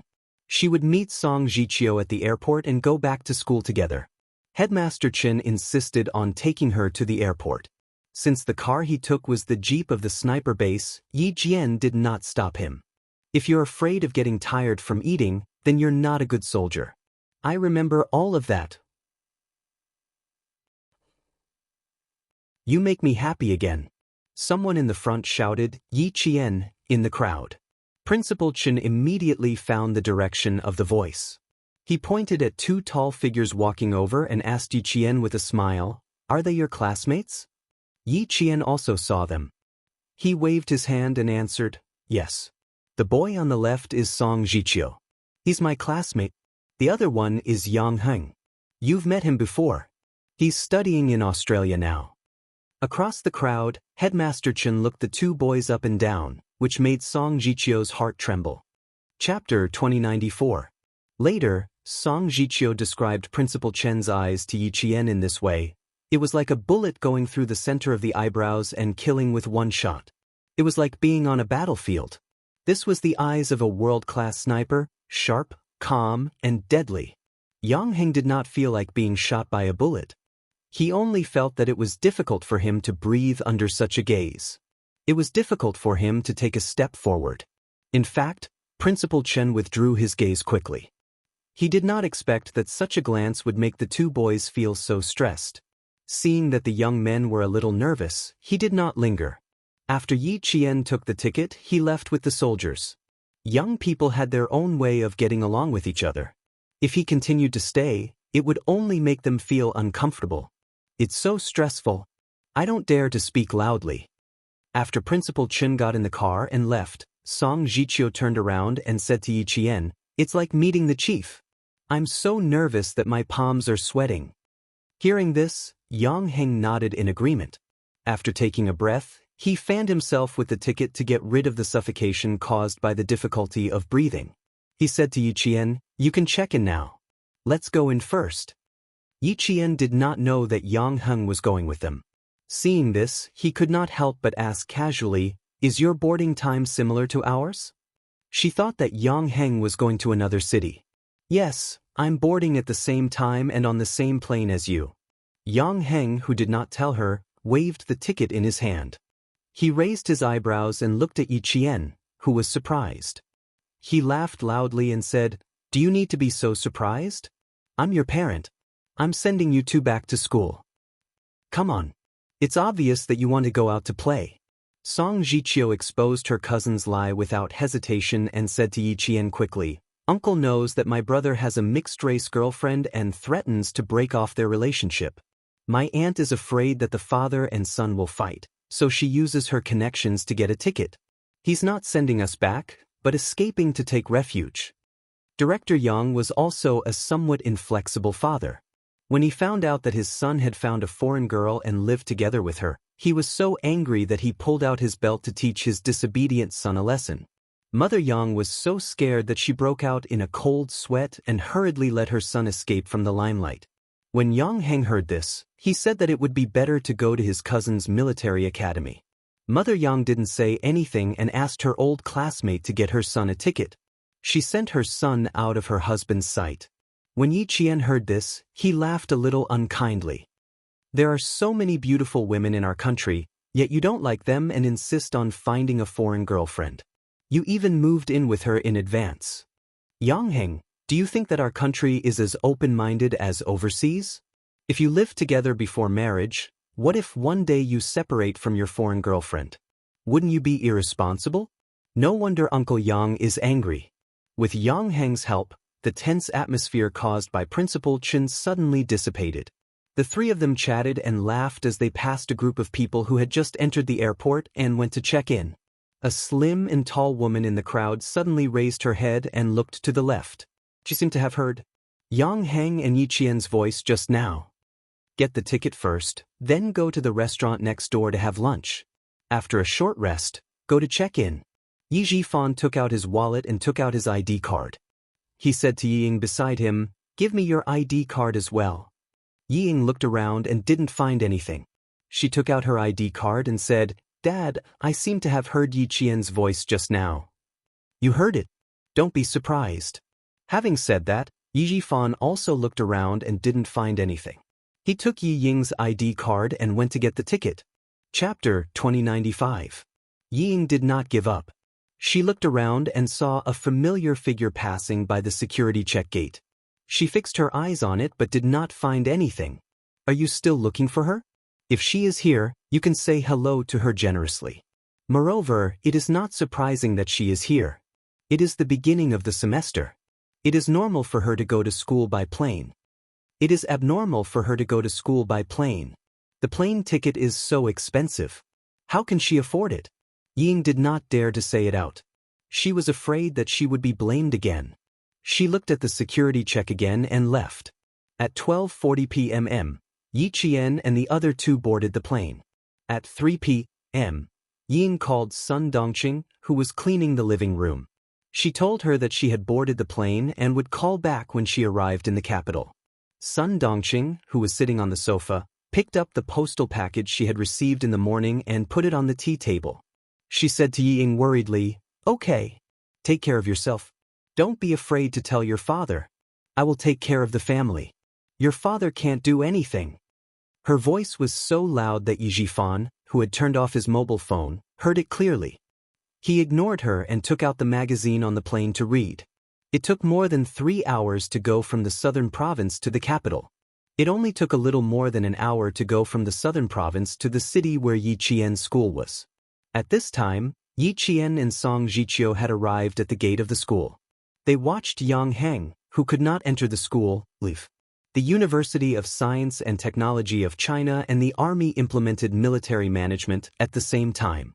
Irrelevant people were not allowed to enter or leave the school at any time. Even if Yang Heng wanted to visit the school, he could not. He had to go out alone. His back is so lonely. I told him not to go with me, but he didn't believe me. Song Jiqiu took pleasure in Yi Jian's misfortune. Then she said to Yi Jian with a smile, "However, my brother has friends all over the world. Don't worry. He will definitely call me later and tell me that he has a playmate."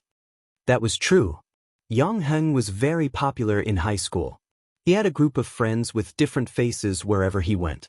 Yi Qian picked up the suitcase with the students' military uniforms and said with a smile, "Let's go. Let's start anew." She lowered her voice when she said the word, new. She, who had turned around, suddenly turned back. She looked at the road with cold eyes. The moment she turned around, she felt someone staring at her.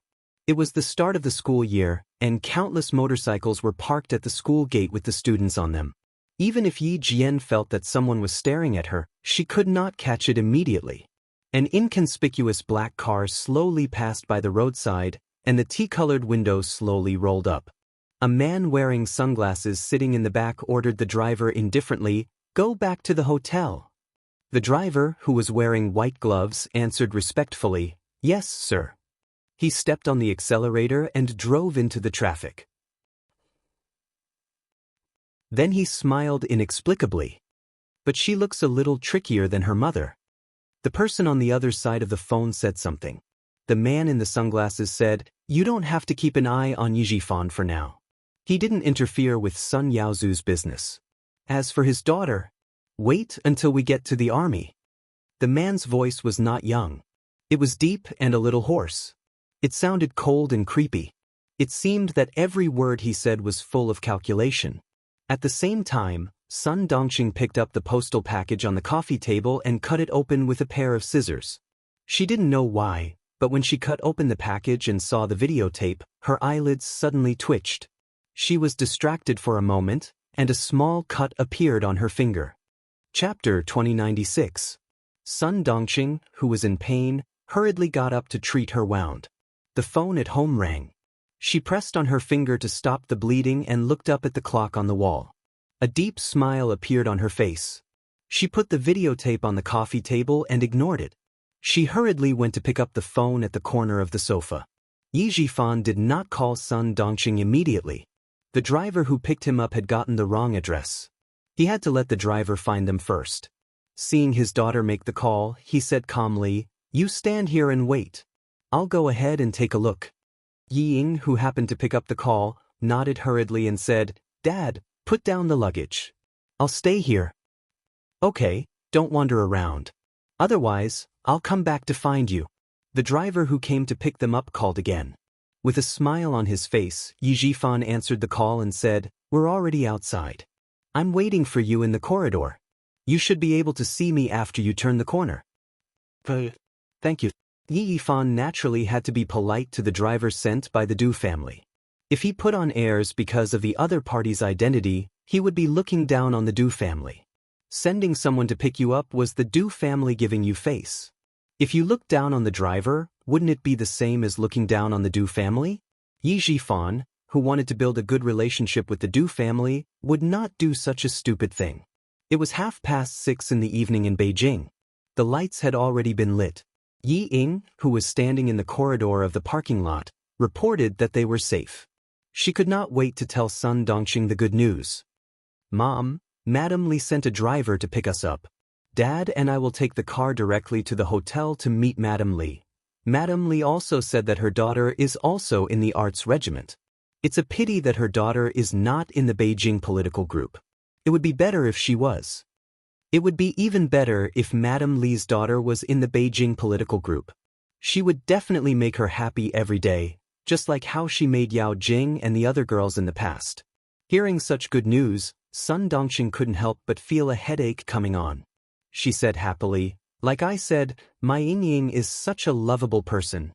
You have to listen to Madam Li, coax her a little more, and say a few more sweet words. It doesn't matter.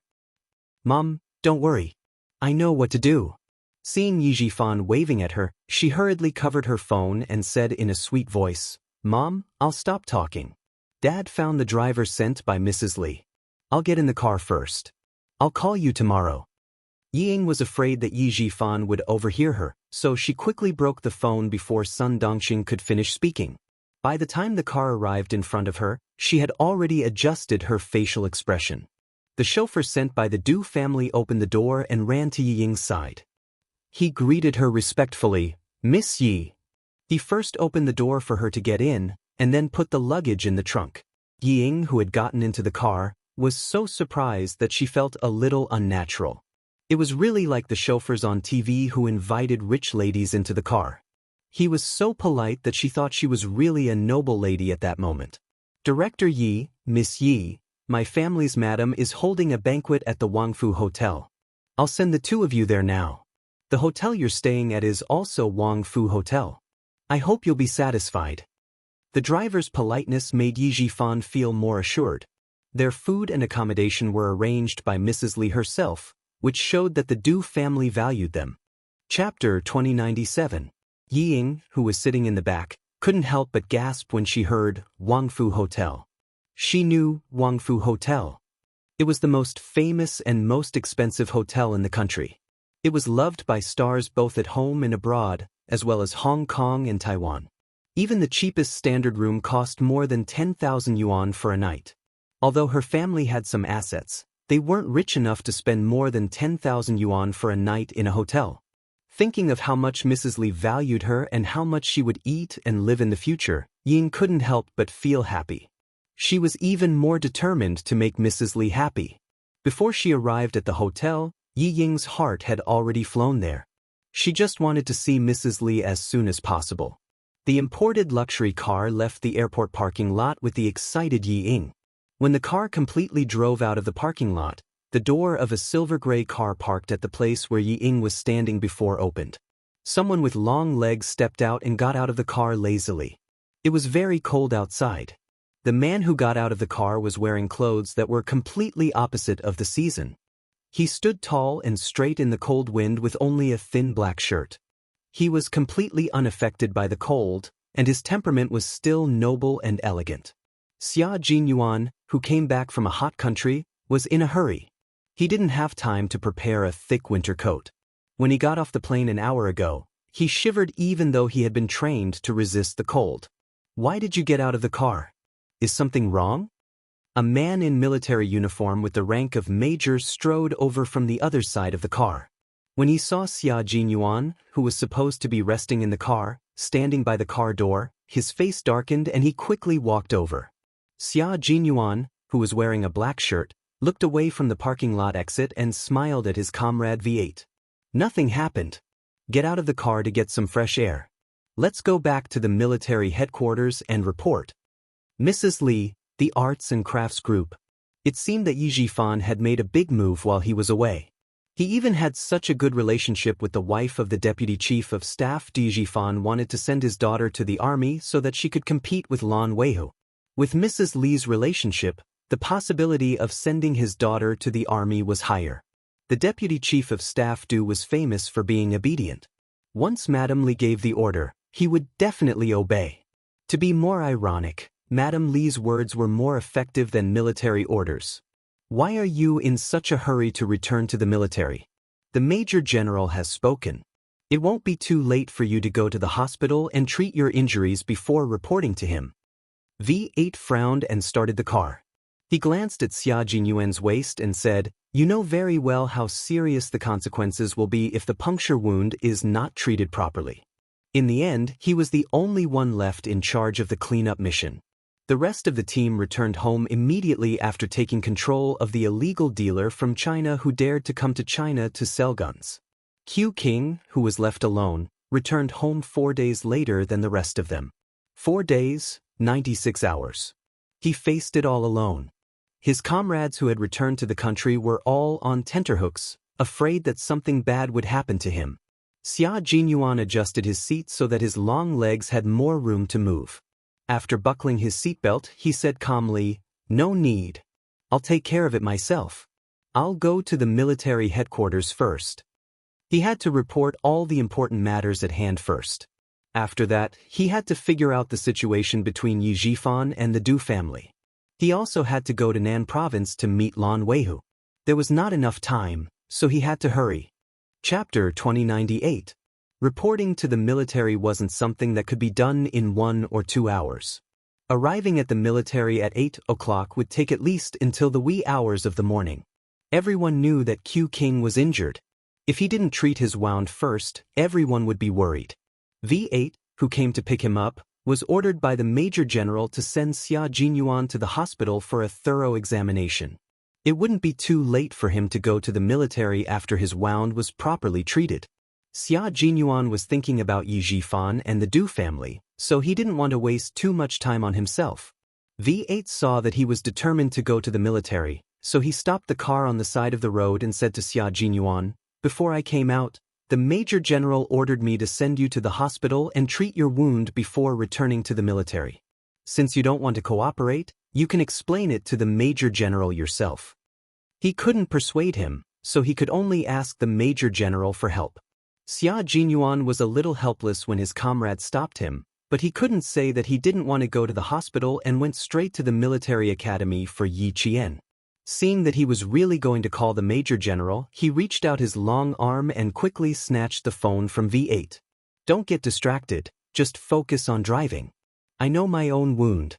Do I need you to remind me if there's really a problem?" The wound did have some signs of inflammation, but it wasn't serious. He could take a few antibiotics to suppress it first and deal with the urgent matters at hand before treating the wound. Xia Jinyuan, who listened to Yi Qian's entire conversation, didn't think about going to Wangfu restaurant himself. Although he put Yi Qian's personal affairs first, they could never be compared to the mission. No matter how important the personal affairs were, they had to be put aside when it came to the mission. Right now, he really wanted to go to Wangfu restaurant directly and ask about the situation. He also wanted to immediately call Xia Yiwei and Ho Zi to ask about the situation, but he knew his mission and responsibility. He knew which was more important when it came to business or personal affairs. V8 couldn't change his captain's decision since his phone was stolen. In the end, he chose to compromise and drove the car back to the military. Major General Yang looked at his trusted subordinate who was dragged over. He angrily slammed his hand on the desk and yelled, "Nonsense! Do you still want to live?" As he cursed, his hands did not stop dialing the internal line and immediately asked the guards to call a military doctor over. He wanted to see for himself how serious his injuries were. Then he questioned V8. "I told you clearly that you must bring him to the hospital for a checkup. You ignored my order and brought him to the military. Can you take responsibility if anything happens to him?" Just as V8 was about to say that it was his fault, Xia Jinyuan said, "Major General, it's not my comrade's fault. I was the one who insisted on returning to the military." He didn't want his comrades to be implicated because of his decision. Jun Yen was slightly tired as he explained in a deep voice, "I have an urgent matter to report. I must return to the military first." As he spoke, he unbuttoned his black shirt and pulled out a thin, white strip that was about the length of chewing gum from his chest. "Memory stick. I got it from the surveillance camera in Antonio's office. There's a very important conversation in it. The translation is in Chinese, and it mentions a certain border outpost in our country twice. A notorious arms dealer mentioned a border checkpoint of our country. What did this mean? It meant the seriousness of the situation. Major General Yang took the memory stick from a camera company in 1999. It was used to store video and other media." He looked sharply at Xia Jinyuan. "What do you suspect?" Before he could say anything, Major General Yang's face was as dark as water. Chapter 2099. Xia Jinyuan calmly looked at the Major General, whose expression was getting more and more serious, and slowly voiced his suspicions. The firearms and ammunition that Antonio sent to various countries included all kinds of transportation methods. As far as I know, Antonio successfully took over the border checkpoints of 2 Western countries and 1 South Asian country and used them as a safety line to cover the transportation of firearms. I've only been with Antonio for a short period of time, but I already know that there are problems with the border checkpoints of 3 countries. This shows how big his firearms business is.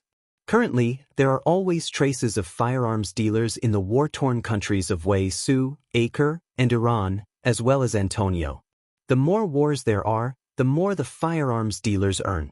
They illegally transport weapons and endanger the safety of a country. I can't help but think deeply about it. His words made the Major General's brows furrow even tighter. What are you trying to say?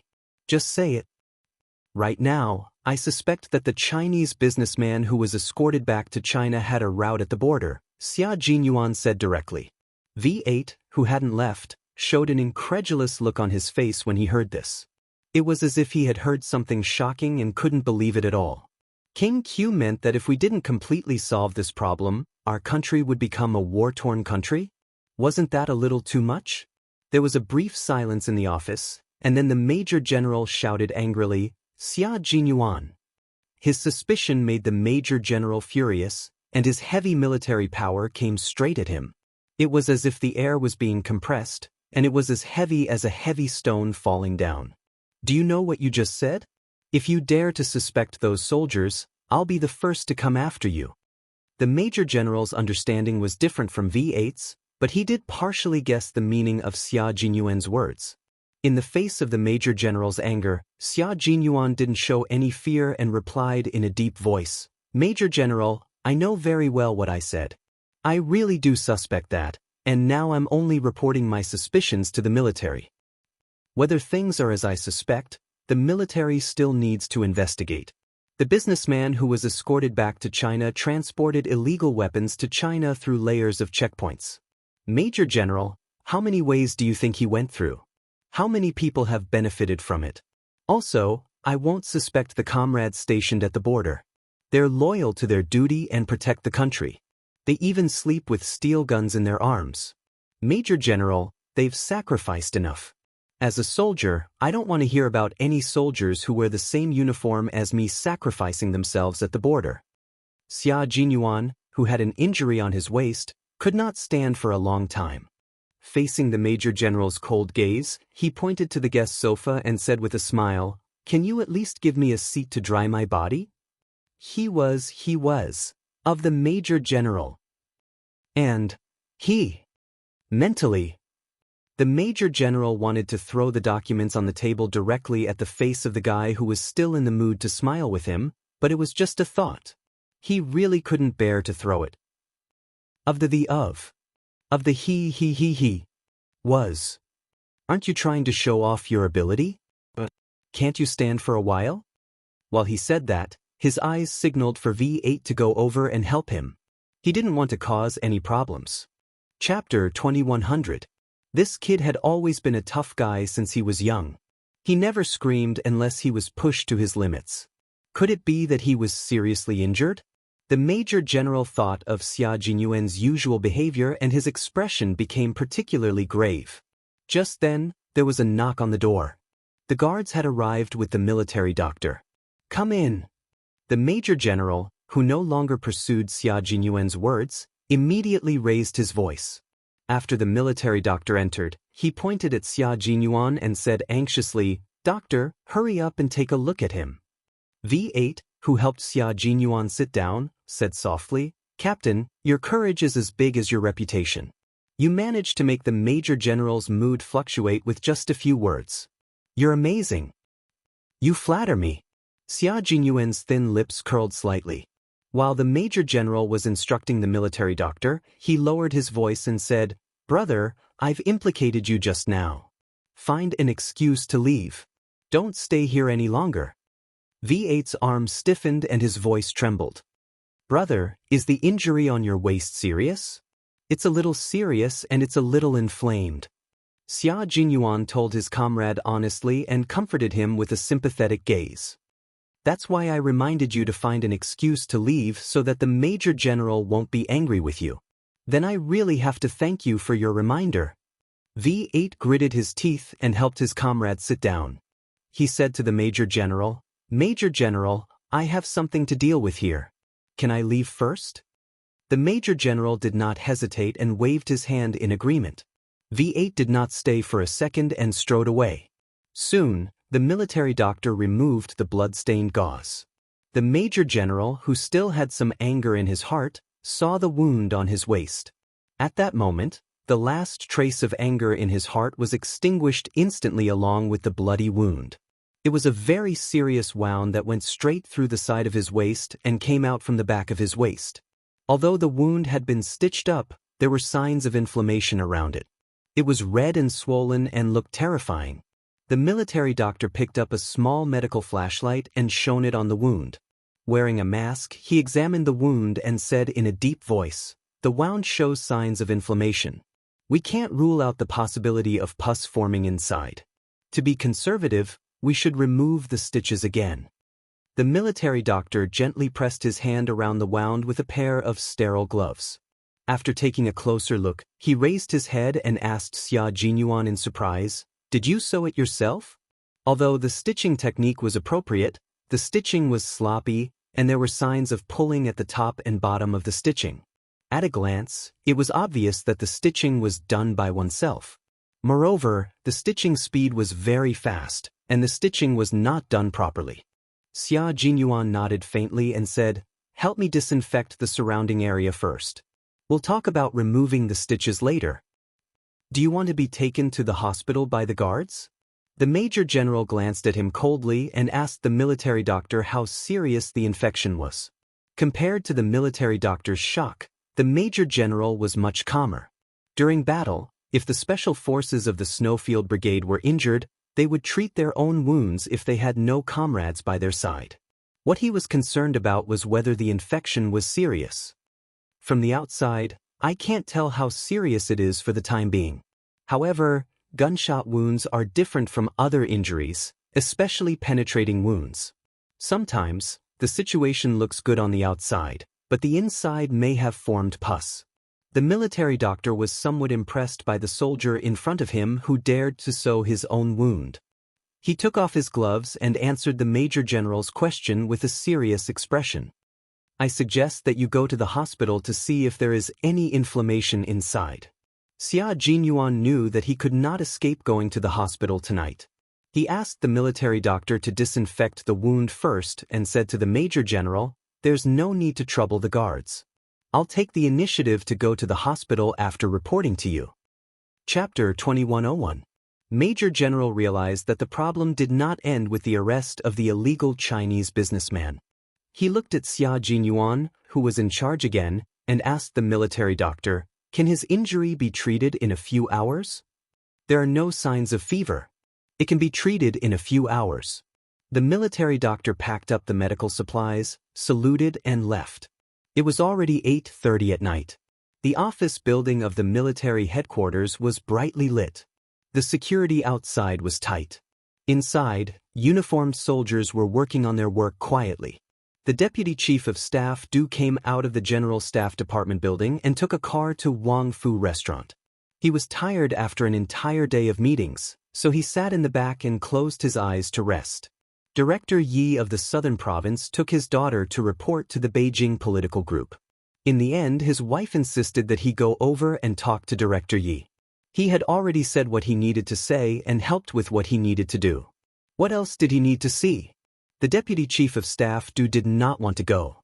When the waiter opened the door of the private room, his face was full of smiles.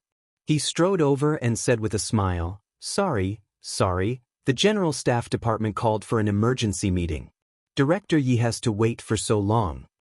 Yi Jifan didn't dare to accept this sentence. He had been paying attention to the movement at the door. When he saw the corner of a military green coat, he was very perceptive and stood up to greet the Deputy Chief of Staff Du before he walked over. "I'm sorry to disturb you. Please forgive me." He did not forget to remind Yi Ying to get up quickly. Mrs. Li liked the father and daughter's eyesight. People should have good eyesight. Otherwise, they would appear clumsy. Okay, you two don't need to chat. Old Du, let the waiters serve the dishes. Director Yi saw that you did not come and insisted on waiting. I couldn't persuade him, so I had to serve some desserts for Ying Ying to eat. Mrs. Li, who was wearing a gold velvet cheongsam with a rich peony flower embroidered on the collar, smiled and invited the two to sit. She personally poured a cup of tea for her husband and said elegantly, "The two children have not arrived yet. The new year has just ended. I really don't know what they are busy with. I want to find someone to eat with, but there is no one to accompany me. Ying Ying is the best. She is obedient and sensible. She knows that I want to talk and chat. See, before you came, it was this child who kept me company to relieve my boredom." Hearing this, the Deputy Chief of Staff Du laughed even louder. He looked at the young lady beside his wife and nodded approvingly. She is indeed obedient. Director Yi has taught her well. If it was Jai tsk, at most, 10 minutes. Yi Ying, who was flattered in her heart, tried hard to suppress the corners of her mouth that wanted to curl up. She lowered her head shyly as if she couldn't bear the compliment. Her voice was a little soft, but she didn't sound petty as she replied, "You're flattering me. Madam is knowledgeable. It's my fortune to be able to talk to Madam. Hey, why are you so cute? I am still outside, but I can still hear you through such a thick door." The one who spoke was Du Jai. Dressed in a military uniform, she walked in with an arrogance that Ying envied. It was the kind of arrogance that could only be possessed by someone who was confident. Chapter 2102. Before meeting Du Ji, Ying was already envious of Mrs. Li. Now that she saw Du Ji in person, there was not only envy in her heart, but also jealousy that she couldn't suppress. If she grew up in the Du family, she definitely wouldn't be worse than Du Jai. Definitely not worse. She remembered that there was a sentence written in a book, "Birth determines everything." In the past, she didn't really believe it, but after seeing Du Jai, she really believed it. Birth does determine everything. In terms of appearance, she definitely wasn't worse than Du Jai. However, she didn't have Du Jai's arrogance between her eyebrows. In terms of temperament, she and Du Ji each had their own merits. One was arrogant, while the other was gentle. However, she didn't have the confidence of Du Jai.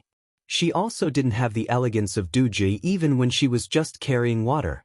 This kind of Du Jai made Yi Ying deeply jealous as soon as she appeared, but she didn't dare to show it at all, for fear that Mrs. Li beside her would notice it. Since Du Jai came in, Mrs. Li couldn't care less about Yi Ying, who was trying to make her happy just now.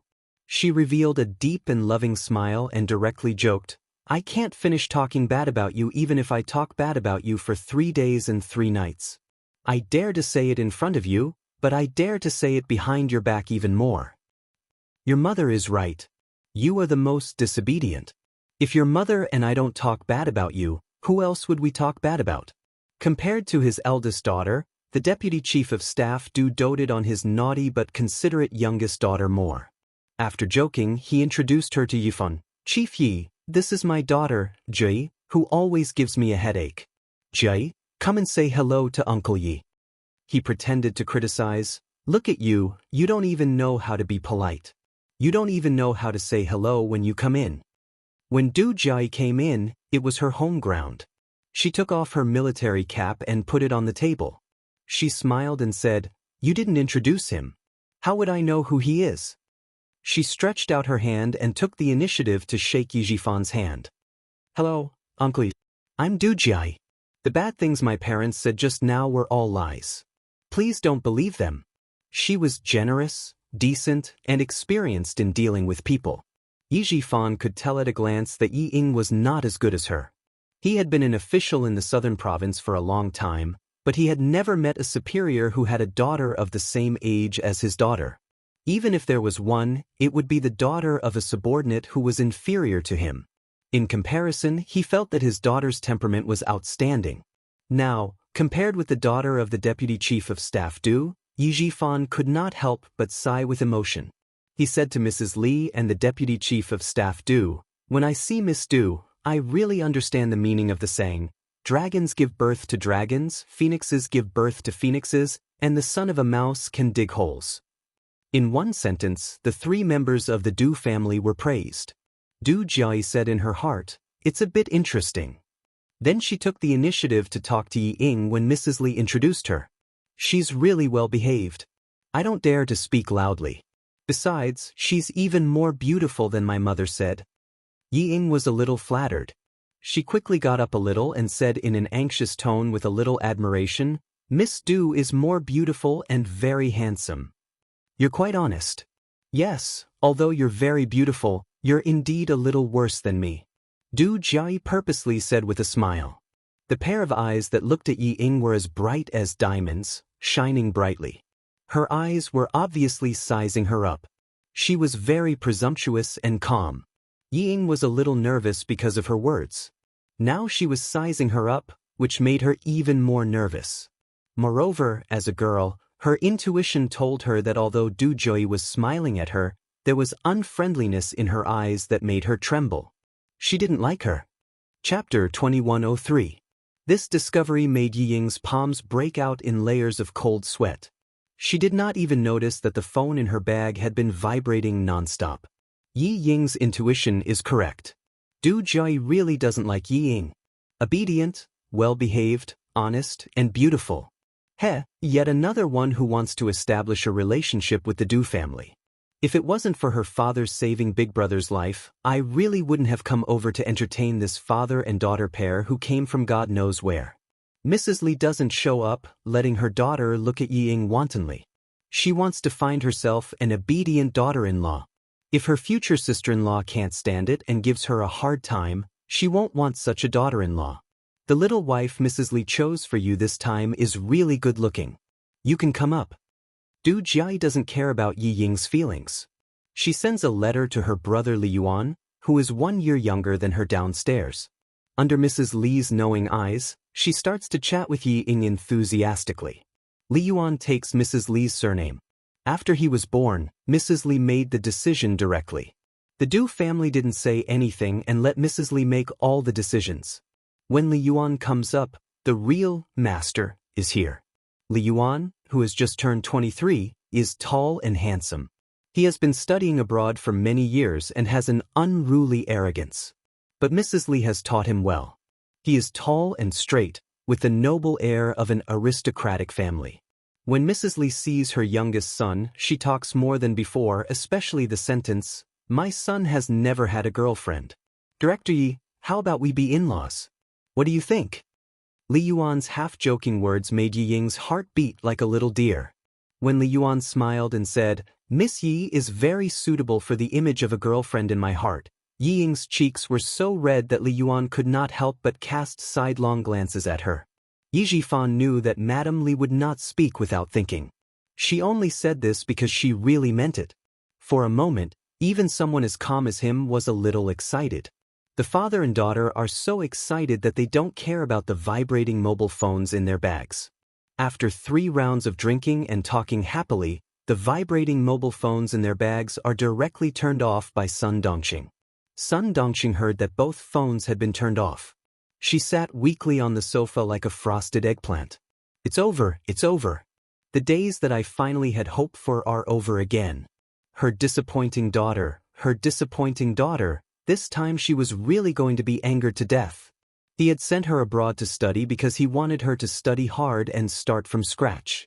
But what about her? But as for her, Ioyo, she was so angry. But she actually hung out with those blonde guys from overseas, and even allowed them to put their hands into her clothes and grope her all over. She even curled up on the sofa with the 2 men and kissed them here and there. She was infuriated. She didn't look like a student at all. She was just a slut. Sun Dongqing, who was shocked by the contents of the videotape, was really angry. Although she always defended Yi Ying, she was a woman who came from the countryside. What she hated the most was debauchery. The things that she couldn't bear to see the most, her daughter had done them all. Everything was done. God damn it. The whole family was disgraced. Sun Dongqing, who couldn't get through to her husband, burst into tears. It was too embarrassing. Too embarrassing.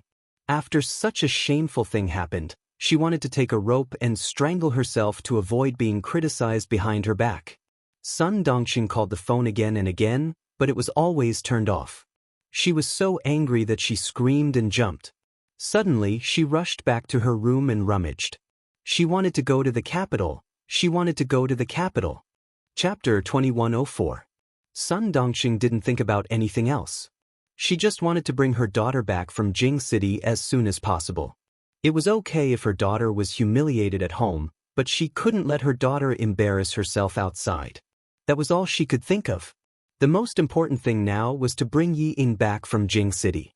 She didn't think that Yi Ying was about to enlist in the military, nor did she think that the videotape might have been sent to more people. Sun Dongqing found her ID card. She only brought her wallet and mobile phone. She didn't bring any other luggage. She locked the door and went to the airport. She didn't dare to ask the driver to send her home. She was afraid that the driver would notice something wrong from her face. She even covered her face with a thick checkered scarf to take a taxi. On the way to the airport, she was so anxious that she kept calling her father and daughter, hoping that one of them would turn on his phone. Yi Jifan, who was chatting happily with Deputy Director Du, didn't even look at his phone until they returned to the hotel room. Ying was even more so. Facing the handsome and rich Li Yuan, who had a good family background, her heart was pounding like a deer the whole night. She didn't care about anything else. She was not attracted to Li Yuan, but to the Du family's family background and wealth. She didn't expect that her mother's words would come true. She would really find a husband who could be a general in the future. No, Li Yuan said that he didn't want to join the army. She didn't want to find a general as her husband, but a general as her father-in-law. And a mother-in-law from a famous family. It didn't matter whether Li Yuan was handsome or ugly. Of course, she would feel more comfortable if he was handsome. Although Yi Ying was excited the whole night, she didn't become impetuous because she was always calm in front of others. It was as if Mrs. Li was just joking. After a short moment of shyness, she returned to normal. Mrs. Li was more and more satisfied. Before leaving, she held Yi Ying's hand and said with a smile, "Tomorrow is Jiai's birthday. There will be a birthday party at home. Remember to come with your father." Not only did she need to be obedient, but she also needed to see how good her social skills were. She then turned to Yi Jifan and said, "Director Yi, remember to come tomorrow. Don't forget about it." Yi Jifan was stunned for a few seconds by the sudden good news. When he finally recovered, he slapped his forehead and said apologetically, "I didn't think that tomorrow would be Miss Du's birthday. I didn't make any preparations at all. It would be rude of me to go over there." How could Yi Jifan forget about this kind of good thing that could help his daughter integrate into the upper-class circle as soon as possible? He still had to put in 120% of his effort, but he still had to say some polite words. How could Yi Ying compare to Du Jie when it comes to speaking? Du Jie, who secretly curled her lips in disdain, smiled like a flower in the blink of an eye. "Do I still lack a gift from you? It's fine as long as you're here. I'll introduce a few friends of your age so that you can play with them during your holidays." How could Yi Ying not notice the hidden meaning in Du Jie's words? She was disdaining her for not having enough status to give her a present. She hadn't done anything to anger her, but she had been saying such harsh words the entire night. Yet, on the surface, it sounded like she was being magnanimous and polite. Isn't she just afraid that I'll steal Madame Li's attention? Chapter 2105. A lady from a prestigious family? But she's so narrow-minded. If it weren't for her surname, I wouldn't have bothered with her. Yi Ying, whose heart was in turmoil, continued to pretend that she didn't understand Du Jie's sarcasm. Maintaining a sweet smile, she said calmly, No need. I'm already very satisfied to be able to attend Jiai's birthday party. There's really no need to trouble Jiai to introduce more friends. I'll take my time." Mrs. Li had been paying attention to their conversation the whole time. Seeing that Yi Ying was polite and a little domineering in her daughter's reply, she nodded with satisfaction in her heart. Not bad, she didn't swallow her anger. When pushed too hard, she knew how to fight back gently. It could be seen that she had a soft but firm character. She wouldn't be too weak and let others bully her. She had observed enough for tonight and was satisfied with the result. Jiai, you take advantage of Ying Ying's gentle temperament to be aggressive. Mom saw it all tonight. You're the most dishonest. Mrs. Li, who had let Yi Ying pass another hurdle, finally spoke and stopped her daughter from continuing to suppress Yi Ying. As soon as she spoke, Du Jui seemed to have changed into a different person. She held Yi Ying's arm affectionately and said with relief, "Oh, I'm so tired tonight. Mom, don't call me for this kind of thing in the future. I didn't know how tiring it is to be a bad person until today." "Oh, I'm so tired. I don't want to be a bad person for the rest of my life." Yi Ying was stunned. She didn't understand what was going on in front of her. "I'm sorry, Ying. It was my mom's idea tonight. It really had nothing to do with me." Du Jiai playfully blinked her eyes and explained, "When my mom told me about it, I was really in a difficult position. When I saw you again, I almost wanted to throw away my responsibilities and leave. But I couldn't help it. It's my mom. As long as my mom says something at home, it's like an imperial edict. Even my dad doesn't dare to disobey. As her daughter, I don't dare to do anything." The more she spoke, the softer her voice became. In the end, she whispered into Yi Ying's ear, giggling as she continued, "Let me tell you a secret. My mother is quite satisfied with you. As for you, you only need to coax my mother in the future. As long as my mother is happy, the whole family is happy." Yi Ying, who understood what was going on, actually wanted to avoid it. Her body had even stiffened from the contact with Du Jui. She did not feel any warmth from the hand that was holding her arm. Instead, she felt her heart tighten. "Well, I'll see you tomorrow. Go to bed early tonight and come over early tomorrow to help me receive the guests." Du Jai had always been strong-willed. Regardless of whether Yi Ying was willing to come over early or not, she made the decision directly. To her, letting the daughter of a small bureau chief come over to help her in advance was already giving the other party a lot of face. She could only rush over. How could she refuse? Madame Li, who was already strong, did not think that her daughter was strong. Instead, she thought that her daughter's arrangement was good. She smiled and said to Yi Ying, "Okay, I'll send a driver to pick you up early tomorrow. You don't have to prepare a gift. Your sister Jiai doesn't lack anything. You don't have to worry about your outfit. Just use the same makeup artist as Jiai. You'll definitely look more beautiful and elegant. She'll send a driver to pick me up tomorrow?" Yi Ying, who was initially displeased by Du Jiai's words, was delighted. That's right, Madame Li was the one in charge of the Du family. As long as she could make Madame Li happy and marry into the Li family, would she still need to be afraid of Du Jiai? Chapter 2106. She was just a married daughter. How could she compare to Li Yuan? Li Yuan even followed Madame Li's surname. It was clear how high his position was in Madame Li's heart. Yi Ying quickly glanced at the handsome figure who was on the phone in front of her. The smile on her face became even more gentle. Du Jiai's eyes flashed with a hint of contempt as she quietly observed her mother's expression and actions. Maintaining the smile on her face, she continued to hold Yi Ying's arm tightly as she pouted and acted coquettishly. "Mom, you're so biased. None of my friends have ever received a single word of praise from you. Me too. It's been a long time since you've praised me." Did she really think that she could marry into the Du family just by coaxing her mother? She sure knew how to daydream. For some reason, Du Jiai disliked Yi Ying. She had been prejudiced against her since the beginning. Madame Li glared at her daughter who was beginning to misbehave again.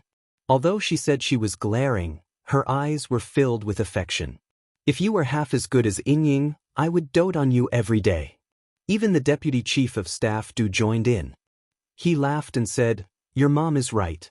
If you were half as obedient as Ying Ying, I would dote on you too." Polite words were enough to be taken seriously. Yi Jifan quickly flattered back. The atmosphere was so pleasant that everyone's faces were filled with smiles. Du Jui looked at Yi Ying, who was getting more and more uncomfortable, and sighed. "Ying Ying, Your arrival has caused my status to plummet. I don't care anymore. I'll leave the important task of making my mom happy to you in the future." The intimate and witty words made the three adults laugh even louder and louder. Ying had no idea what Du Jie was thinking. Her whole body was bearing the weight of Du Jie's body. She tried her best to smile naturally and said gently, "Jie, you're making me happy.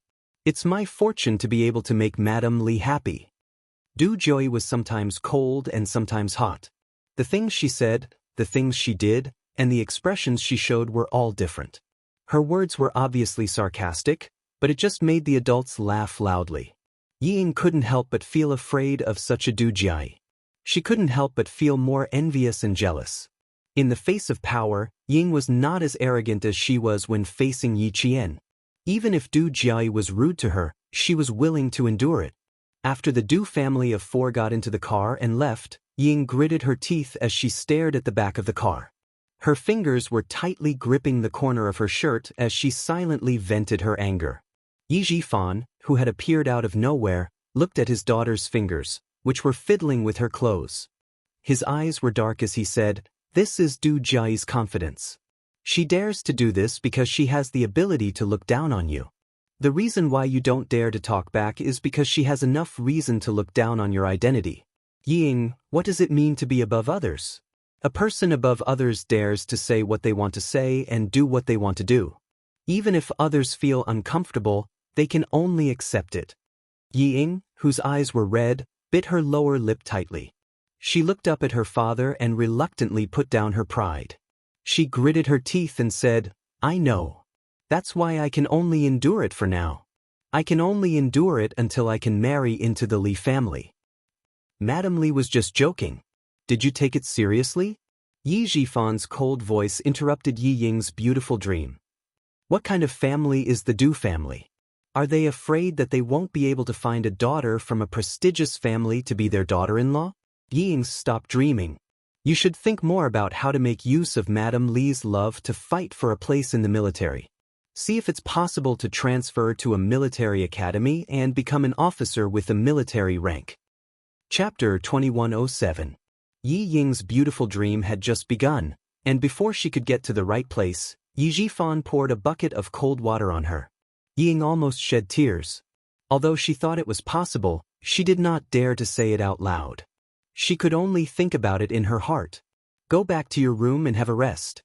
Get up early tomorrow and wait for the driver sent by Mrs. Li. It's good to go to the Li family early. I think Mrs. Li will introduce you to the wife of the governor who is close to her. As long as you can rely on the Du family, Ying, your marriage will not be too bad. Yi Jifan did not dare to think about his daughter marrying into the Du family. He only wanted to get Mrs. Li's help. Thinking that Mrs. Li will send a driver to take her to the Du family tomorrow, Ying felt a little better. Ying went back to her room and took a bubble bath. It was not until she went to bed that she found that her phone was out of battery. She plugged it in but did not turn it on. She went to bed directly. Yi Jifan was afraid that something would happen in the bureau, so he charged his phone and turned it on. As soon as he turned it on, countless text messages beeped. It was either the home phone or Sun Dongqing's phone. There were nearly 30 text messages in total.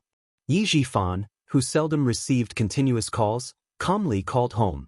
No one answered the home phone, and the phone was turned off. He did not have much patience with his wife, so he ignored it and went to sleep. At this time, Sun Dongqing was sitting in the luxury cabin flying directly to the capital. Other passengers had fallen asleep, but she was not sleepy. She was looking forward to getting off the plane as soon as possible with her eyes wide open. In the car, Mrs. Li was asking Li Yuan about his impression of Yi Ying. Li Yuan did not think much about it, nor was he interested. He just said to please Mrs. Li, "She is not bad. At least she is pleasing to the eye. She is not like the women I have seen before who think they are so great. She seems to have a good personality. She doesn't look like someone who will make trouble." Mom, it is useless to ask Li Yuan. As long as a woman is beautiful, he will like her. Du Jie smiled coldly and did not hide her disdain for Yi Ying. She is not bad-looking, but I don't see anything good about her personality. A dog that bites will not bark. People like her are like this. She's not causing trouble because she doesn't dare to cause trouble at my house. She doesn't have the guts. Madam Li had long seen that her daughter was against Yi Ying. Although she didn't say anything, it didn't mean that she didn't know. Hearing her daughter's words, she smiled and looked at her daughter, who had always had sharp eyes. She praised, "Your eyes are indeed more accurate than Li Yuan's. Yi Ying doesn't make trouble, but it doesn't mean that she is really weak. Her character is quite gentle. I admire her forbearance. She's also a sweet talker, just like her father. She doesn't give people the impression that she's trying to flatter them. I just feel that she's a little smart. Considering her age, she's quite tactful in dealing with things. She's much better than the girls your brother has dated before." The deputy chief of staff Du, who was sitting at the front, turned his head and said to his son and daughter, "Your mother is very satisfied with her. You two can just go along with what she says. Your opinions don't count. Dad, you've always been on Mom's side. Turn around and look straight ahead. Don't speak, don't interrupt." Du Jui leaned over and raised her hand to cover half of the deputy chief of staff Du's face. She pushed him back and said, "We'll talk about our own things. Just listen to us." "I won't say anything. I won't say anything. You two continue to talk."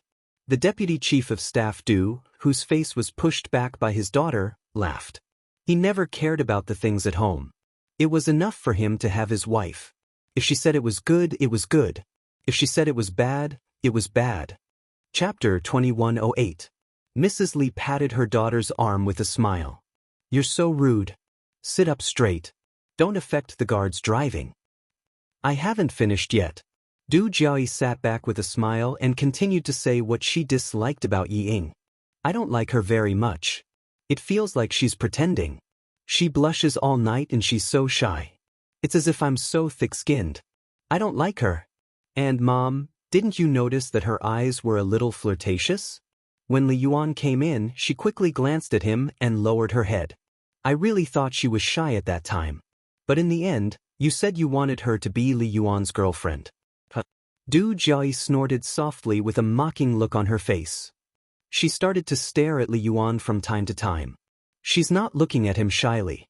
She's just sizing him up. Does she want to see if Li Yuan is good enough for her? She's just the daughter of a little director. What right does she have to think that Li Yuan is good enough for her? Du Jiayi's words had a great impact on Mrs. Li. After a long time, she nodded and said, "You're all young people. Looking at young people with the eyes of young people, sometimes you can see more clearly than adults. Hearing what you said, it's possible that Yi Ying deliberately behaved well in order to leave a good impression in front of me." Although Mrs. Li agreed with her daughter's words, she did not directly deny her love for Yi Ying. But she's really gentle and filial. You can see it from her pouring tea for Yi Jifan from time to time. She turned to ask Li Yuan, who was not interested, "What about you? What do you think?" Her daughter's thoughts were important, but it also depended on her son. "As long as she's good enough for you and my sister, I have no objections." Li Yuan shrugged indifferently. Yi Ying's beautiful face flashed in his mind, and his eyes were a little more interested. Her father is not bad. Southern Province is a rich province. I want to go there to develop my career. If I have Yi Jifan's guidance, it should be smooth. Du Jiayi rolled her eyes at Li Yuan. "Do you need Yi Jifan's guidance to develop your career in Southern Province? Isn't it enough for you to have uncle's guidance? Eldest uncle, second uncle, and third uncle can also help. Do we still need Yi Jifan?" "Sister, you're dreaming. Uncle will only help Li Jinyan. Why would he help my mother? It was already good enough that he didn't go against his mother. Third uncle doesn't want to count on him either. He's been hiding abroad for so many years. What can he do to help me?" At the mention of his grandfather's family, a layer of darkness appeared in Li Yuan's eyes. "With eldest uncle and second uncle around, what can we do? If you don't even try to fight for it, how do you know you can't do anything? Third uncle was forced to retire from the army and go abroad by first uncle. Now you can join forces with third uncle, right? There's also first aunt. She's his second wife, and she can't wait to get rid of Li Jinyan. Don't you know that you should join forces with first aunt?" Hearing this, Li Yuan glanced coldly at Du Jiayi, who had simplified the matter. No matter how much eldest aunt wants to get rid of Li Jinyan, she won't help me, who also wants to divide the Li family. What are you arguing about? All of you, shut up. Madame Li glanced at her son and daughter angrily. The smile in her eyes was replaced by dark clouds. Your second uncle will be here tomorrow. Don't talk about his past. Also, spend more time with your grandmother. She loves you two the most. Chapter 2109. Du Jiayi doesn't dare to make trouble when Mrs. Li is angry. She secretly glares at Li Yuan, who caused her to be criticized, and feels depressed. Thinking of her grandfather's family, Du Jiayi purses her lips and holds Mrs. Li's arm gently. She says softly, "Mom, don't be angry. My brother and I know what to do. We won't embarrass you and third uncle in front of eldest uncle and second uncle." Why was it said that daughters were considerate? In fact, it meant that daughters were attentive. Her daughter immediately comforted her when she saw that she was angry, but her son didn't.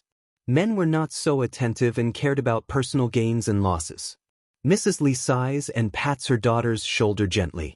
"I'm relieved that you are sensible. Don't tell your brother that he needs to rely on his uncles in the future. They are unreliable. Your eldest uncle and your grandmother are like fire and water. It's good that your second uncle doesn't care. Your grandmother doesn't have to worry about it. Your third uncle has just come back. How can he help your brother? What's more, there is Li Jinyan. He alone is enough for your grandmother and your third uncle to worry about. Let's solve our own problems. Don't bother your grandmother." Mrs. Li is not in a good mood when it comes to her family. Du Jiayi sees that she frowns and doesn't want to talk about it. She nods obediently and lowers her eyes to hide the complicated feelings in them. Her grandfather's family seems to be rich for generations, but their relationship is not ordinary. Her grandfather was a playboy all his life. He married her eldest grandmother and gave birth to her eldest uncle and second uncle. In the end, he raised her younger grandmother and gave birth to her third uncle and mother. What surprised her more was that her younger grandmother and her eldest grandmother were not blood-related sisters. Her younger grandmother was adopted by her eldest grandmother's family. Later, the affair between her grandfather and her sister-in-law was exposed. Her eldest grandmother, who was strong-willed, slapped her younger grandmother in the face, and the two sisters turned against each other. It was not until her eldest grandmother passed away due to illness that her younger grandmother was able to marry into the Li family and become her grandfather's legal wife. The two elders fought for her grandfather for a lifetime and let the resentment of the older generation continue to the next generation. Du Jiayi thinks that her grandfather's family is obviously prominent, but the resentment of the older generation affects her generation. She can't help but sigh heavily.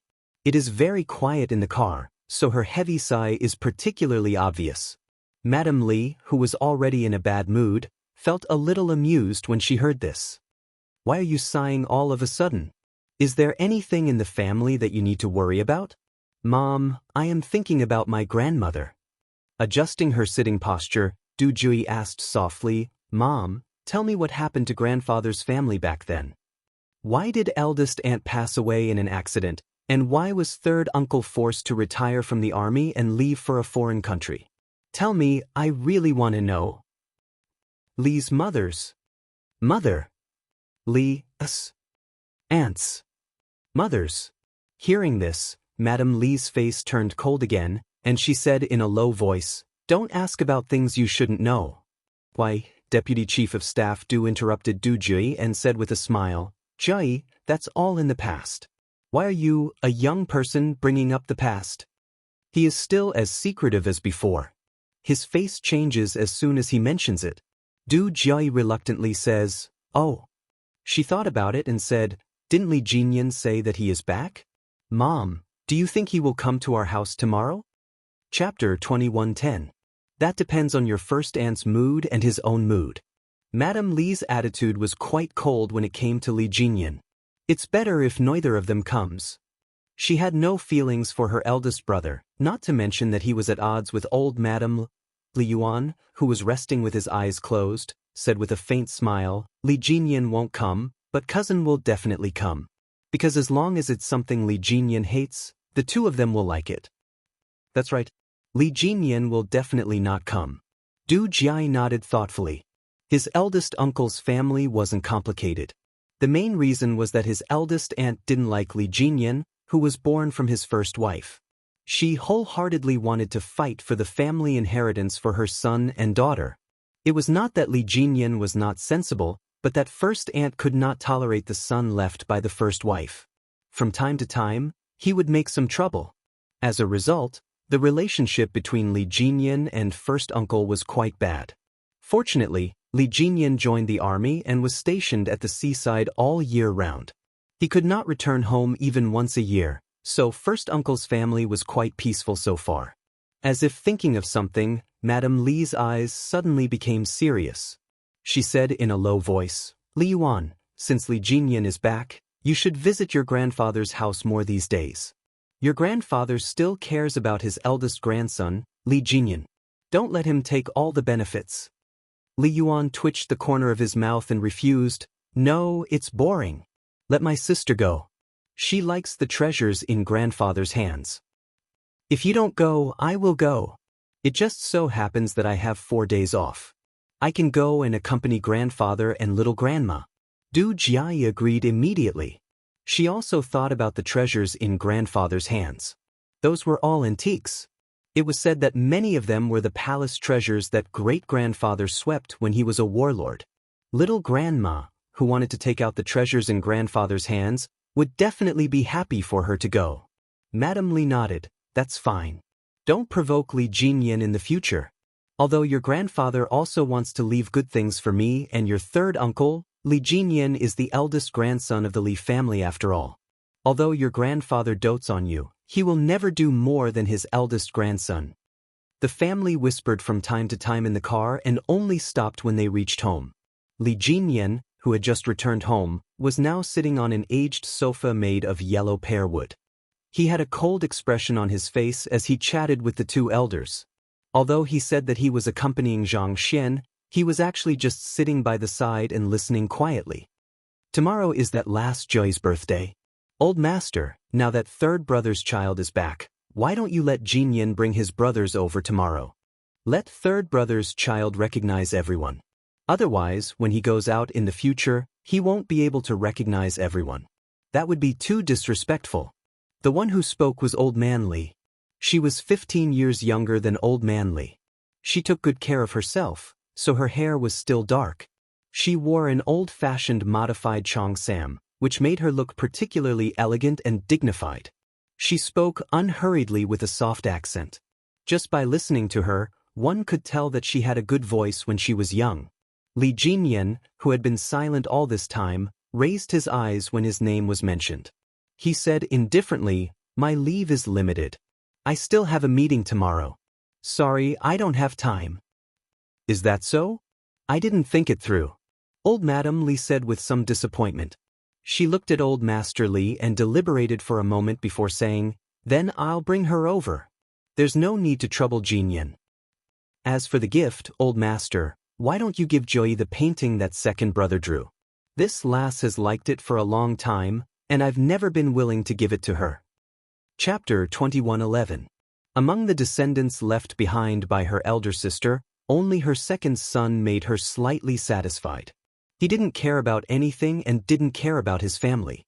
He carried a picture clip and walked the world, becoming a famous painter both domestically and abroad. She had several of his paintings in her hands, and any one of them was worth hundreds of thousands. Li Jinyan had no interest in these things. Seeing that it was getting late, he got up and said to the white-haired and white-bearded Old Man Li, who was sitting on the sofa, "I won't disturb you anymore. Rest early." He nodded slightly at Old Lady Li, put on his military cap, and left. Old Lady Li, who was watching his back, secretly clenched her fists. She didn't even want her old face anymore. She just hoped that he would say something and let the old man open his mouth and give the painting to her granddaughter. In the end, he was the same as his father. He just didn't let her have her way. It would be good if everyone in the first branch died outside, so that 1 or 2 of them wouldn't come to anger her. I have no objections if you want to leave the good things for third son. Third son's surname is Li. No matter who he leaves it for, it will be a descendant of the Li family. Old man Li's old but strong voice suddenly sounded. Old lady Li was so shocked that she quickly loosened her fists and quickly adjusted her expression, making every wrinkle on her face appear benevolent. Forget about Jai. Her surname is Du, and she's not a descendant of the Li family. I will keep the things I give her, but they won't be good things. I won't leave them for her, but I won't treat her unfairly either. Inside the house, the gloomy old master Li raised his voice as if he wanted someone to hear him. Jin Yen is the eldest grandson of the Li family, and he's also the most promising one. Naturally, I have to leave the things in my hands to him. And the things I give you, you naturally have to leave them for third son's family. It's just a small birthday. What are you trying to do? Do you need the eldest grandson of the Li family to congratulate you? Did they come to Jin Yen's birthday? As his grandmother, have you ever thought of giving him something good? The more she spoke, the more respectful old lady Li's expression became. It seemed that her relationship with old man Li wasn't like husband and wife, but more like master and servant. Old Madam Li, who had lived cautiously all her life, did not dare to show any disrespect to this husband who could control her life and death back then. Hearing this, he smiled and nodded. You're right. The Li family's things naturally have to be left to the Li family's descendants. As long as old Master Lin still had third brother in his heart, she would naturally compensate Jai. The lights in the rooms of the mansion went out one by one. Soon, only the street lamps outside the house and the corridor were illuminated. Li Jinyan, who walked out of the mansion, looked back at the mahogany door plaque, and a faint sneer appeared in his cold eyes. Li Mansion? He really did not have any kinship with the Li residents. The only kinship he had left was with his maternal grandfather's family.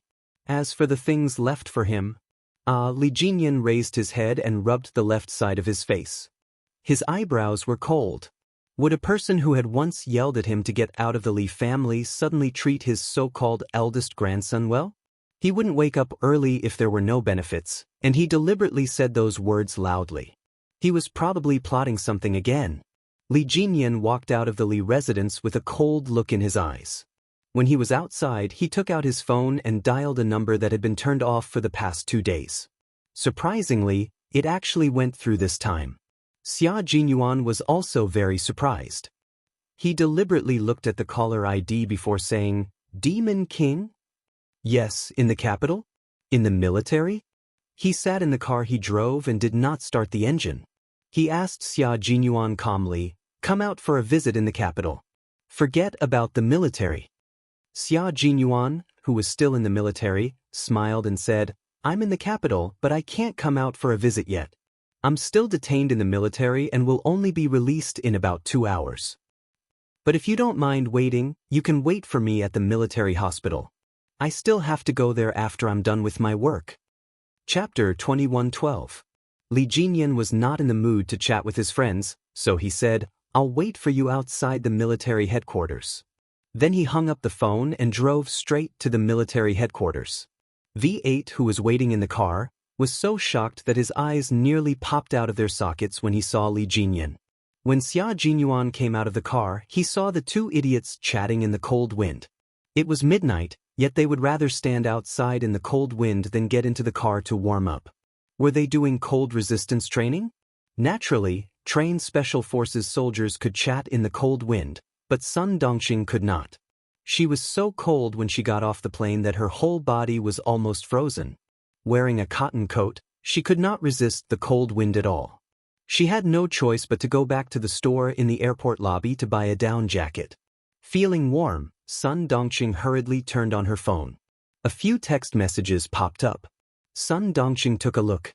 Even though it was already past midnight, she couldn't wait any longer and immediately called Yi Jifan. Yi Jifan was in a daze when he heard the phone on the bedside table vibrate nonstop. He did not turn on the lights, so he reached out to pick up the phone and said in a hoarse voice, Hello. Then he was startled awake by Sun Dongxing's howling. Old Yi, something big happened. Something big happened to Yingying. Yi Jifan's eardrums hurt from her piercing voice. He frowned and said in a deep voice, Yingying is in Beijing with me. What could possibly happen to her? You must be confused from sleeping too much.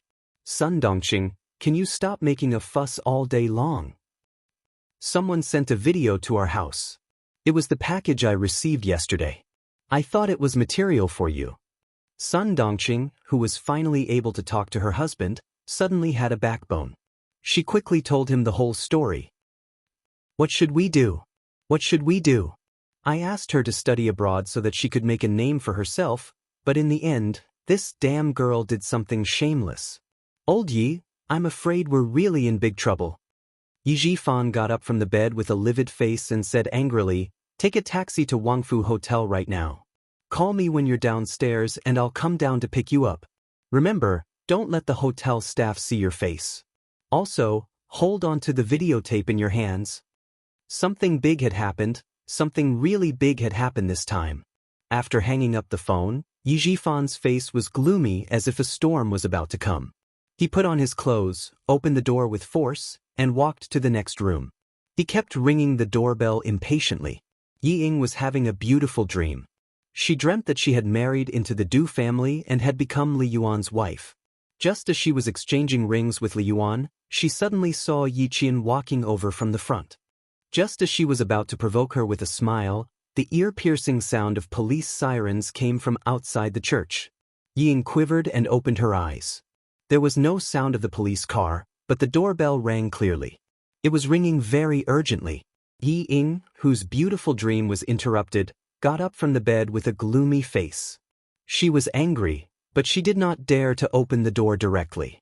She looked through the electronic eye and saw that it was her father. Only then did she suppress the anger in her heart and open the door. Dad, why aren't you asleep yet? She said unhappily.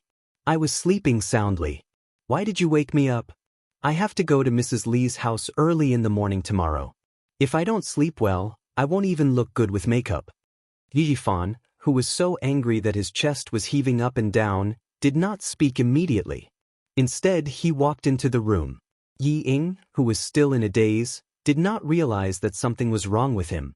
She closed and locked the door. Just as she turned around, a black shadow flashed past her eyes. Pa! She was slapped hard on the face as she was caught off guard. Chapter 21:13. Yi Ying was stunned by the slap. She covered her face and stared at Yi Jifan in disbelief. After a few seconds, she asked loudly, Dad, what are you doing? Instead of sleeping at night, you came here to slap me. What are you trying to do? What did I do wrong? Did I make you unhappy? You still have the cheek to ask me what you did wrong. Yi Jifan slapped Yi Ying's left cheek again without any hesitation. The two slaps left 10 red fingerprints on Yi Ying's cheeks. Yi Ying, whose mouth tasted of rust, widened her eyes. Tears welled up in her almond-shaped eyes. She screamed, Am I your biological daughter? Am I your biological daughter? You came here and slapped me twice without any reason. Dad, are you trying to beat me to death? If you weren't my biological daughter, I would strangle you to death right now. Yi Jifan was so angry that his face turned the color of a pig's liver. After he slapped her with all his strength, his vision turned black. Ying, who felt wronged, wailed, I'm not your daughter. I'm not your daughter. I want to go back to the southern province. I want to find Mommy. She was as wronged as a 5 or 6-year-old child. Since when did you treat me as your biological daughter? All you do is compare me to Yi Qian. You say that I'm not as good as him here and there. You belittle me to the point that I'm worthless. Now you come here and hit me. Dad, since when did you treat me as your daughter? After being slapped twice for no reason, Ying felt as wronged as a child who had lost her parents. She screamed until her eyes were about to pop out. Yi Jifan looked at his daughter coldly. Not only did the anger in his heart not dissipate, it burned even more fiercely. He didn't understand how his daughter had become like this. When she was young, she was clearly smart and clever. She was like a jade carving that was loved by everyone. At that time he thought, forget it. If I don't have a son, so be it. If I have a smart daughter, as long as I nurture her well, she will be better than other people who secretly give birth to a son. He really thought so back then. But now? He regretted it. He regretted it. She regretted not giving birth to a son and bringing him home. She regretted raising such a shameless thing. She still had the cheek to coax him and call him that. She was shameless. Yi Jifan turned on the lights in the room. As soon as the bright and luxurious crystal chandelier lit up the room, Yi Ying, who was screaming, saw clearly how ugly Yi Jifan's expression was. However, she didn't understand what she had done wrong during the day. She couldn't accept being slapped twice in the middle of the night. Tomorrow, she still had to go to the Du family to accompany Madame Li on stage. Tomorrow, she still had to get to know the young masters and young misses of the more powerful families. How could she, who had been slapped twice in the face anyone? You keep saying that I'm your daughter, but do you treat me as your daughter? You clearly know how important tomorrow is to me, but you came up and gave me 2 slaps. How can I face anyone tomorrow? Can you meet anyone? Is that bitch Yi Qian your real daughter? All day long, you only say that she's better than me. When have you ever said that I'm better than her? Never. The more she blamed him, the angrier Yi Jifan became. He pointed at Yi Ying, who still dared to challenge him, and shouted fiercely, tell me everything you did in France. What? France? France? Chapter 21:14. Before she could say anything, Ying was shocked when she heard the word, France. Her screams stopped abruptly, and her almond-shaped eyes, which had been full of grievances, were suddenly filled with panic. You've been wronged, haven't you? Well, tell me all the nonsense you've been doing in France. Changing boyfriends every week? Running to a bar to be hugged by 2 men? Not going back to the dorm in the middle of the night and going to a hotel with a man? Ying, do you still feel wronged? Don't you think you're shameless? Ying was completely shocked. How could it be? How could it be? It was so long ago. How could Dad know about it? Her expression made Yi Jifan even more certain that these things were true. They were all true. Yi Jifan clenched his teeth as the anger in his heart grew stronger. The anger on his face surged directly between his eyebrows. He shot a murderous look at Yi Ying, which made Ying step back in fear. She was scared. She was scared. She was really scared that she wouldn't be able to walk out of the hotel room. Yi Ying's cowardly retreat made Yi Jifan's face burn with anger. Unable to restrain his anger, he lifted his foot and fiercely stomped on the coffee table. Still not satisfied, he picked up the cups and plates on the coffee table and threw them all at Yi Ying. The first coffee cup hit Yi Ying's shoulder, and the frightened Yi Ying came back to her senses. Then she saw several cups and plates being thrown at her. Yi Ying was so scared that she immediately covered her head and screamed, ah, ah. Who told Dad? Who hurt her behind her back? No, she definitely couldn't admit what she did. That's right, she couldn't admit it. What happened in France was in the past. She even called her ex-boyfriends and told them to be gentlemanly and not to talk about it. They all agreed. As long as they didn't say anything, no one would know. Even if Dad went to investigate, he wouldn't be able to find any evidence. She still didn't know that the biggest evidence was in Sun Dongqing's hands. Now, she was on her way to the hotel.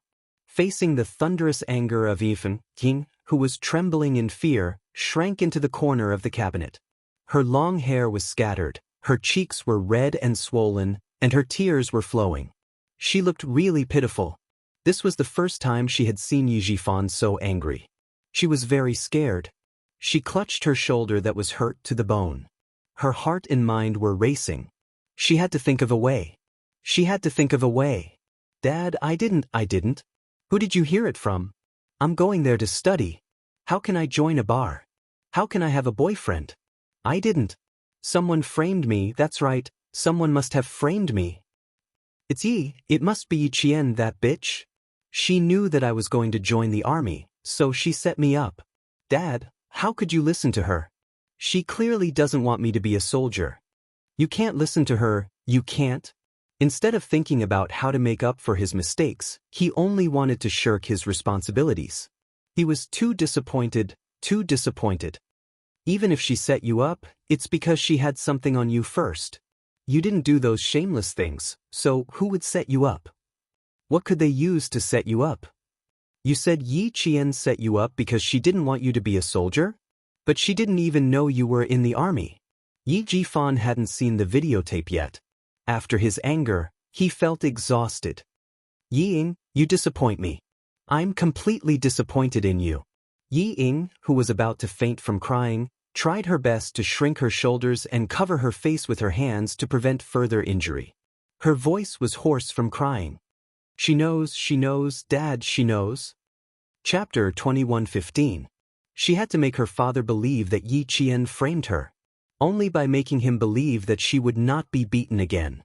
She burst into tears and pushed all the blame onto Yi Qian. She knew, and that's why she framed me. There's no one else other than her. Dad, I really didn't do anything to embarrass you and Mom. I really didn't. Dad, you have to believe me.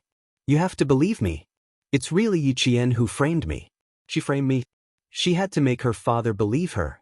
Otherwise, she would not have an easy time tonight. Yi Ying's eyes flashed as she covered her face with her hands. She would never admit to the ridiculous things she did in France. She had to make her father believe that it was Yi Qian who framed her. She had never done anything to embarrass her parents. Suddenly, Ying was glad that she told Yi Qian during her physical examination that time and let her know that she had enlisted. Otherwise, she would not have been able to push all the blame onto her today. Moreover, other than Yi Qian, she could not think of anyone else who would frame her. Yi Qian, how dare you frame me? If I don't have an easy time, you won't have an easy time either. Yi Ying, who hated Yi Qian to the core, only wanted to push Yi Qian out when something happened. Just like when she was young, she only needed to push Yi Qian out whenever she did something wrong. The one who was beaten and scolded was always Yi Qian. It had never had anything to do with her. This time, there was no exception. Yi Ying, who was screaming her grievances, was afraid that Yi Zhifan would do something irrational to her in his rage. She tried her best to reduce her presence. She hugged her shoulders and curled into a ball in a corner. She did look very pitiful. She didn't dare to speak to Yi Zhifan directly. She only glanced at him from time to time. Every time she glanced at him, she would be frightened by Yi Zhifan's ferocious expression. The more scared she was, the more her body trembled. The more she trembled, the more she wanted to use pity and grievance to make Yi Zhifan feel sorry for her. She didn't dare to say that she wasn't Yi Zhifan's daughter anymore. She only hoped that she could get some pity from him so that she could escape this calamity. How could Yi Zhifan, who was so angry that his vision was turning black, feel sorry for him? He really wanted to strangle this disobedient bastard to death with his own hands. How did Yi Qian know that you joined the army? How did she know? How would you know? He slowly sat down on the sofa after standing there for a long time. He stared at the stubborn Yi Ying and asked, how did she find out? How did Yi Qian know? Yi Zhifan already had an answer in his heart. Other than the mother and daughter pair, who else would sue Yi Qian? Who else knew that Yi Ying was about to join the army? To be safe, he didn't even mention it to his colleagues at the bureau. Yi Ying sobbed, tears and snot flowing down her face. I told Mom. Last time, during the physical examination, Mom and I bumped into Yi Qian. We couldn't help but tell him. He had repeatedly warned her not to tell anyone before she actually joined the army. In the end, the mother and daughter pair told Yi Qian. At this moment, Yi Zhifan seemed to have aged a lot. But even if Yi Qian knew about it, she didn't have the ability to get her hands on the videotape unless she had someone backing her up. But would there really be someone like that willing to help Yi Qian? She sent the videotape directly to his home. Did she send it to other places? Did she send it to other people? Or did she send it to his colleagues? What about the provincial government? Chapter 21:16. No, he couldn't just suspect Yi Qian. The most suspicious people should be his political opponents who were trying to sabotage him. Only they had the ability to get their hands on the videotape. However, they weren't trying to sabotage him. They were openly telling him that they had the videotape of his daughter's scandalous deeds. If Yi Ying was innocent and upright, why would they try to sabotage her? A fly wouldn't stare at a flawless egg. He had left evidence that could be used against him. Who could he blame? So, you suspect Yi Qian of sabotaging you? Are you trying to tell me that you didn't do anything that would embarrass the adults in France? Yi Zhifan's gaze was cold as he asked in a low voice, do you dare say that you didn't do anything that would make you a laughingstock and embarrass you? Raise your head. Look at me and answer. Do you dare say that you were sabotaged? Do you dare to say it? Yi Ying's fingers were trembling violently. She didn't dare to raise her head or say it. However, she had to raise her head and say it. She removed her hands from her face and dug her fingers into her palms. I didn't. It was Yi Qian who sabotaged me. Other than him, who else would go to such great lengths to sabotage me? Fine. She was still stubborn even at this point. The look in her eyes said it all, but she still pushed all the blame to Yi Jian. Yifan, whose blood was boiling, nodded coldly.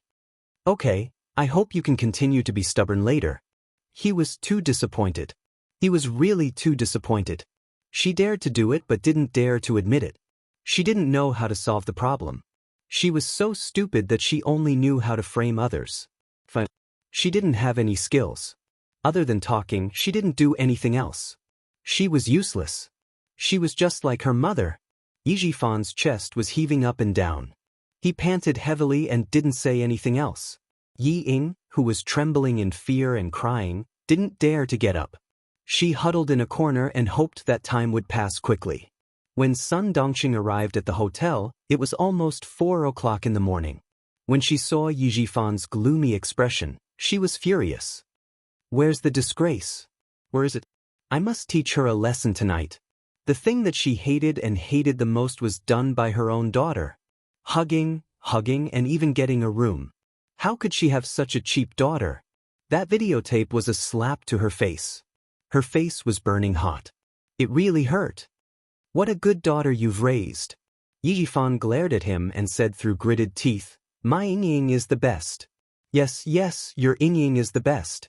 This was her goodness. This is the good that you've taught. I've really learned something new.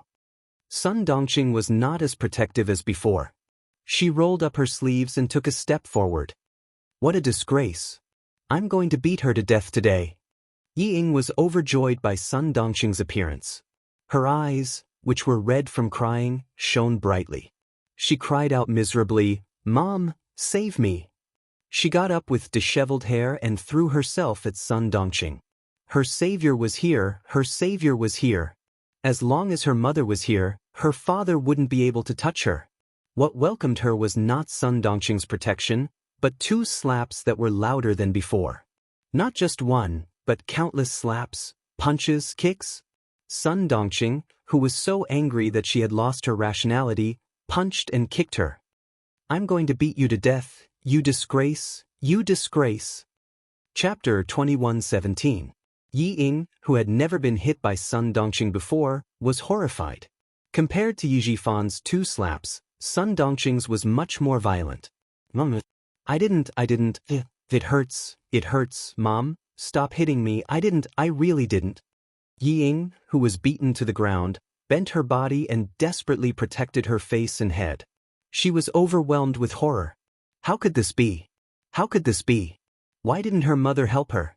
Why? Yi Ying screamed and begged for mercy, but Sun Dongqing beat her even more fiercely. I didn't send you to study abroad so that you could learn to sleep with foreign devils. I didn't want you to be a prostitute. I didn't want you to change your boyfriend every week.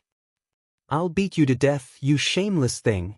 You can live a good life, but you have to humiliate yourself. If you want to find a boyfriend, fine, I won't stop you, but you should find me a boyfriend like Mrs. Li's son. Find a foreign devil to sleep with? Shameless thing, who did you learn this from? Who did you learn this from?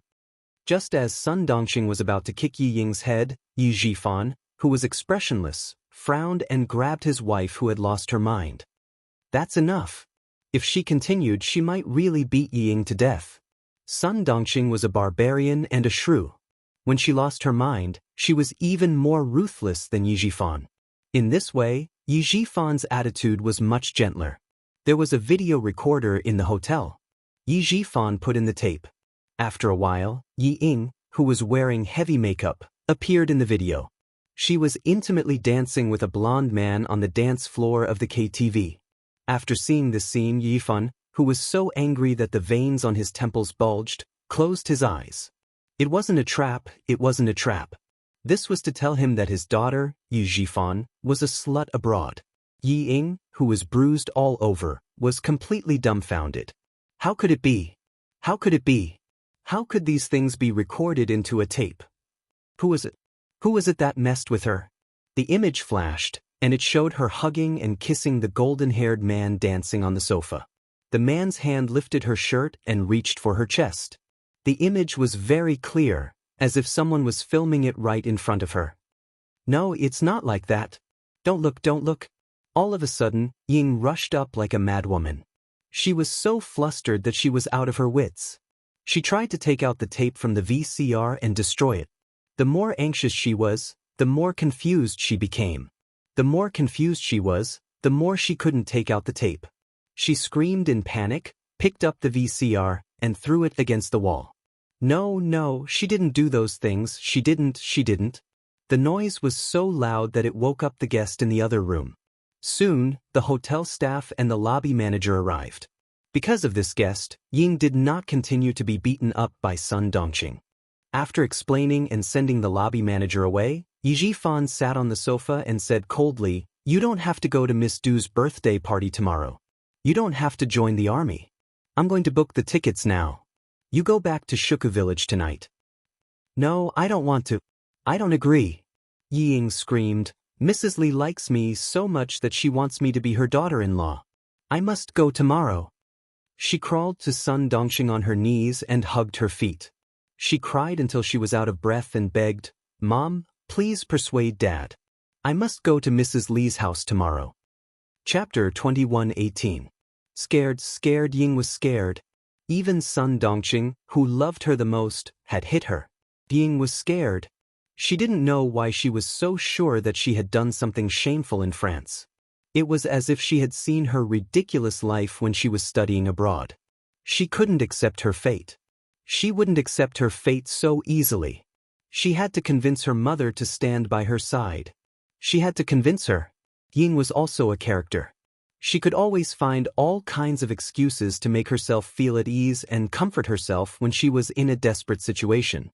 She could also shamelessly think that she had done nothing wrong and that it was all the people who wanted to hurt her who were wrong. The videotape, it didn't matter. Who hadn't been young and frivolous? Who hadn't lost themselves? Li Yuan, just like Li Yuan. He was also studying abroad. She didn't believe that he hadn't had a few girlfriends. Hugging Sun Dongqing's legs, Ying felt like she was hugging a piece of driftwood that wouldn't let her drown. With a red and swollen face, she kept saying, "Didn't you say that if I wanted to find a boyfriend, I should find a boyfriend like Mrs. Li's son? I have a chance. I really have a chance." "Mom, Mrs. Li really said during dinner that she wanted me to be her son's girlfriend. It's true. I didn't lie to you. I didn't lie to you. I want to go. I must go. If I don't go, I won't have a chance. Mom, I'm begging you. Please help me. I'm your daughter. You love me the most. Please help me. Please help me." She begged bitterly. She couldn't go back. It was really over if she went back. Dad would definitely not care about her anymore. He would definitely have another child and raise another child well. She could only stay in the mountains for the rest of her life and become a joke. "I admit that I didn't behave well in France, but it was all the same. I had no choice. I really wanted to study when I went there, but everyone was playing together. If I didn't join in, they isolated me and said that I was pretending to be noble. They even blocked me. Mom, I was scared. You and Dad threw me abroad and thought that I would have a good life. Wrong, it was all wrong. I was scared. I was really scared. But what could I do? When I didn't stay with them, they ganged up on me. Mom, you don't know how scared I was for the past week. They locked me in the toilet, locked me out of the dormitory, changed my shampoo to detergent, and threw my clothes into the toilet. What can I do? I don't want to be bullied. I can only be like them. I was forced. She put the bullying incident on herself and made herself the target of bullying. The more Yi Ying spoke, the more she believed that she was forced to do so. Sun Dongqing had never heard of this before. When she heard Yi Ying's words, she was furious. She turned around and focused on the them that Ying mentioned. "Why didn't you tell us? My daughter, they are forcing you to your death." Looking at her daughter whom she had doted on for 20 years, Sun Dongqing, who had beaten and scolded her, felt her heart soften. She thought that her daughter had abandoned herself, but in the end she was forced to do so. Being forced and abandoning oneself were two completely different things. That was because she did not protect her daughter well. No matter how shameful her daughter was, it was her parents' fault. Olji, Sun Dongqing, whose attitude had softened, was about to speak when she was coldly interrupted by Yi Jifan. Forced you? Yi Ying, you can lie to your mother, but do you think you can lie to me? Chapter 21:19. As soon as Yi Jifan opened his mouth, Ying panicked. I found you a prestigious French university, not some random university. Force you? Yi Ying, you can lie to your mother and yourself. No one can force you. You're the one who degenerated. Every word made Ying feel like she was falling into an abyss. Her heart sank to the bottom. Sun Dongqing, who was holding Yi Ying's shoulders tightly, knew that her husband would not lie to her about this. Then her daughter was lying to her just now. Yi Ying did not dare to say that her shoulders were hurting. She knew that only by crying out in pain could Sun Dongqing's heart soften. She was thinking quickly about how to get away. Yi Jifan, who had decided to give up on Ying, pressed on, Sun Dongqing, do you think the other party only has one videotape? Can you guarantee that they didn't send more videotapes to my station? My colleague? Do you really think it's just a videotape? Sun Dongqing, can you grow a brain? Now, someone doesn't want your daughter to enter the army. Do you understand? He pointed at the videotape that was broken by Yi Ying and growled darkly, can you guarantee that the other party won't send the videotape to the army after Ying enters the army? She did not know. She only knew that her daughter had done something shameful. She had to teach her a lesson so that she would not do something shameful again in the future. As for other things, she did not think about it.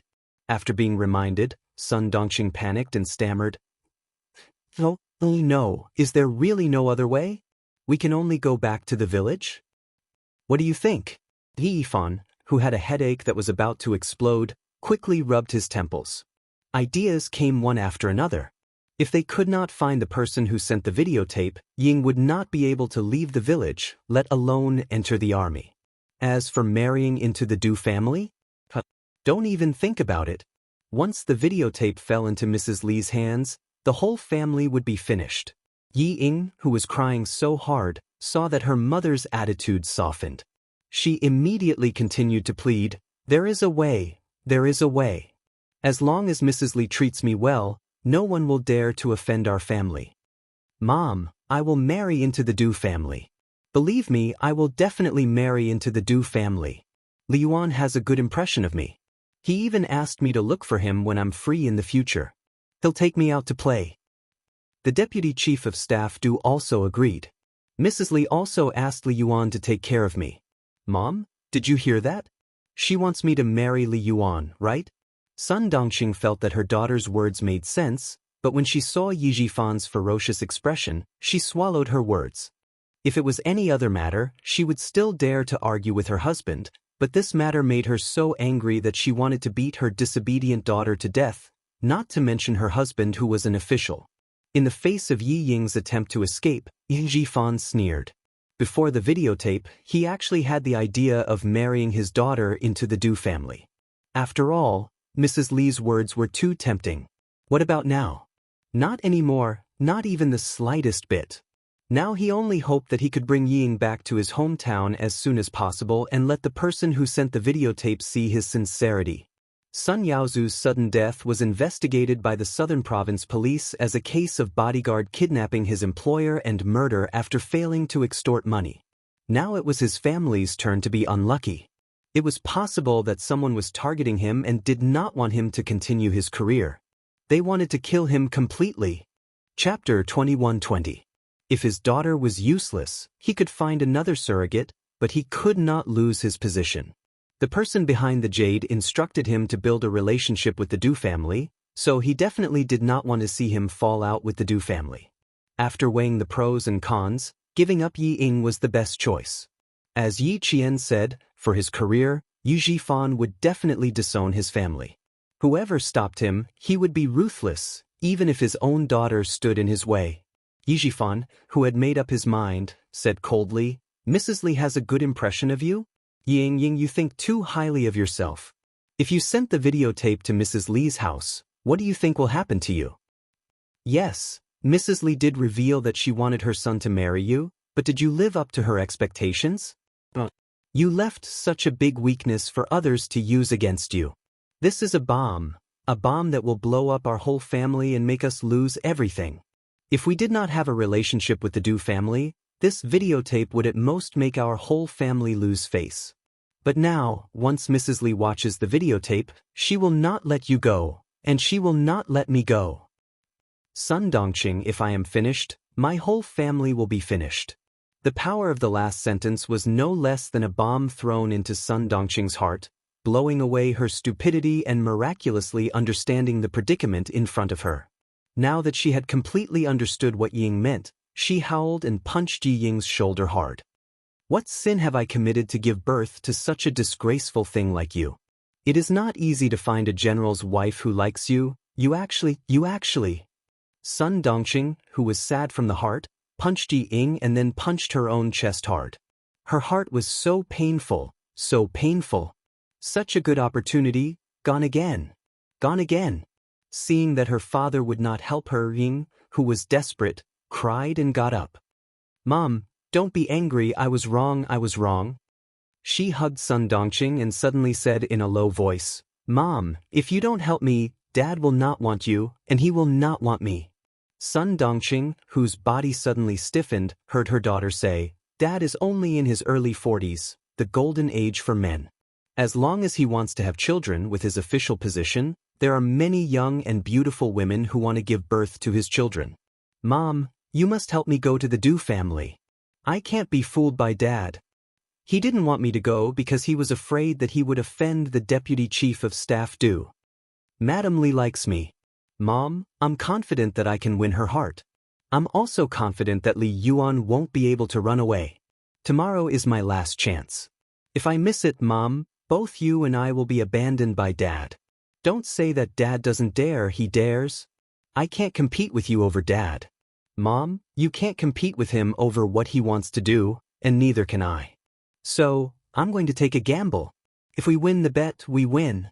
His words touched Sun Dongqing's heart. That's right. Her daughter was right. Once the mother and daughter returned to Shuku village, everything would be over.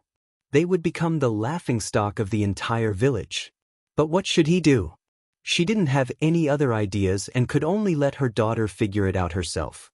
The mother and daughter hugged each other. Yijifan, who had a splitting headache, didn't say anything else. He glanced coldly at Ying, got up, and said to Sun Dongqing, Look after her. I'll go back to my room and book tickets for you two to go home. He didn't know that when he went back to his room to book the tickets, Sun Dongqing and Ying left Wangfu Hotel in a hurry. He also didn't know that the mother and daughter had caused a huge disaster. Chapter 21:21. It was 5 o'clock in the morning, and the cold wind blew through the capital city. Occasionally, there would be some noises on the streets, and after that, there was only the quiet street lights waiting for dawn. Ying did not dare to stay any longer. She staggered into a taxi with Sun Dongqing and gave the driver the name of a chain hotel in the country. She desperately wanted to escape from Yi Jifan's control. What should she do tomorrow? She did not have a solution now. Mom, I have to put ice on my face to reduce the swelling. Forget about my body, I'll wear a long-sleeve dress. Ying quickly spoke to Sun Dongqing in dialect after getting into the taxi. What should she do next? She did not have a solution now. She had to go to the Du family and attend Du Jiai's birthday party first. Then, she took out her phone and quickly sent a text to Li Yuan. The text basically said that her mother was worried and came over. She did not know why she quarreled with her father. She failed to stop them and was accidentally injured. In short, she tried her best to explain the injuries on her body and face. Sun Dongqing glanced at the text and saw that she was a little embarrassed. Her expression made Yi Ying narrow her eyes. Deep resentment flashed through her swollen eyes. Not only did she hate Yi Jifan, but she also hated Sun Dongqing. Sun Dongqing, who was wrapping ice in a towel, did not notice and said, How could I not know that Mrs. Li really wanted you to be her daughter-in-law? When I saw the videotape, I was so angry that I almost fainted. Ying, whether you were forced or not, you did such a thing. Speaking of the videotape, Sun Dongqing was angry again. She pressed the ice in her hand on Yi Ying's face. With this videotape, even if you really marry into the Du family in the future, you will still be on tenterhooks. Mom, why do you keep looking at the past? Do you think everyone is clean? They are all the same. Li Yuan is still studying in the United States, which is a very open country. The number of girlfriends he had could fill several buses. Can you stop talking about it? Seeing her bruised face in the mirror, Ying was irritated. If you keep thinking about the past, why don't you quickly reduce the swelling on my face? When I marry into the Du family, you can just enjoy life with me. It had to be said that Yi Ying was very good at coaxing Sun Dongqing. Sun Dongqing, who originally wanted to strangle Yi Ying to death, was busy getting ice cubes for Yi Ying and spraying anti-inflammatory and pain-relieving spray for Yi Ying. She was so busy that her heels didn't even touch the ground. Li Jinyan was also running around. He didn't expect that he would become Xia Jinyuan's errand boy when he arrived at the hospital. There were examinations, forms, stitches, and medication. By the time they were done, it was already early in the morning. Xia Jinyuan, who had finally cleaned up the pus in the wound and was stitched up again, lay lazily on the hospital bed and chatted with Li Jinyan, who was resting on the hospital bed. You came here in the middle of the night to talk to me about the overseas competition. Is your time that tight? I haven't seen the specific list of people on our side, and the Major General didn't mention to me who will be going either. When the list is out, we will arrange a training session to improve our teamwork. Li Jinyan, who was resting with his eyes closed, just wanted to find someone to talk to. The list was secondary. When he heard Yi Ying, he said calmly, "You are injured now, how are you going to arrange the training? Yi Qian should also be selected. Her schedule isn't easy to arrange." It had been a month since the last training session. She should have started school by now. Chapter 21-22. If she does well this time, the school won't have too many problems. If she doesn't, I'm afraid they won't let her go. After all, the school doesn't know what she's training for. After Xia Jinyuan finished speaking, he thought for a while and said, "Actually, you can say that she's training for the competition.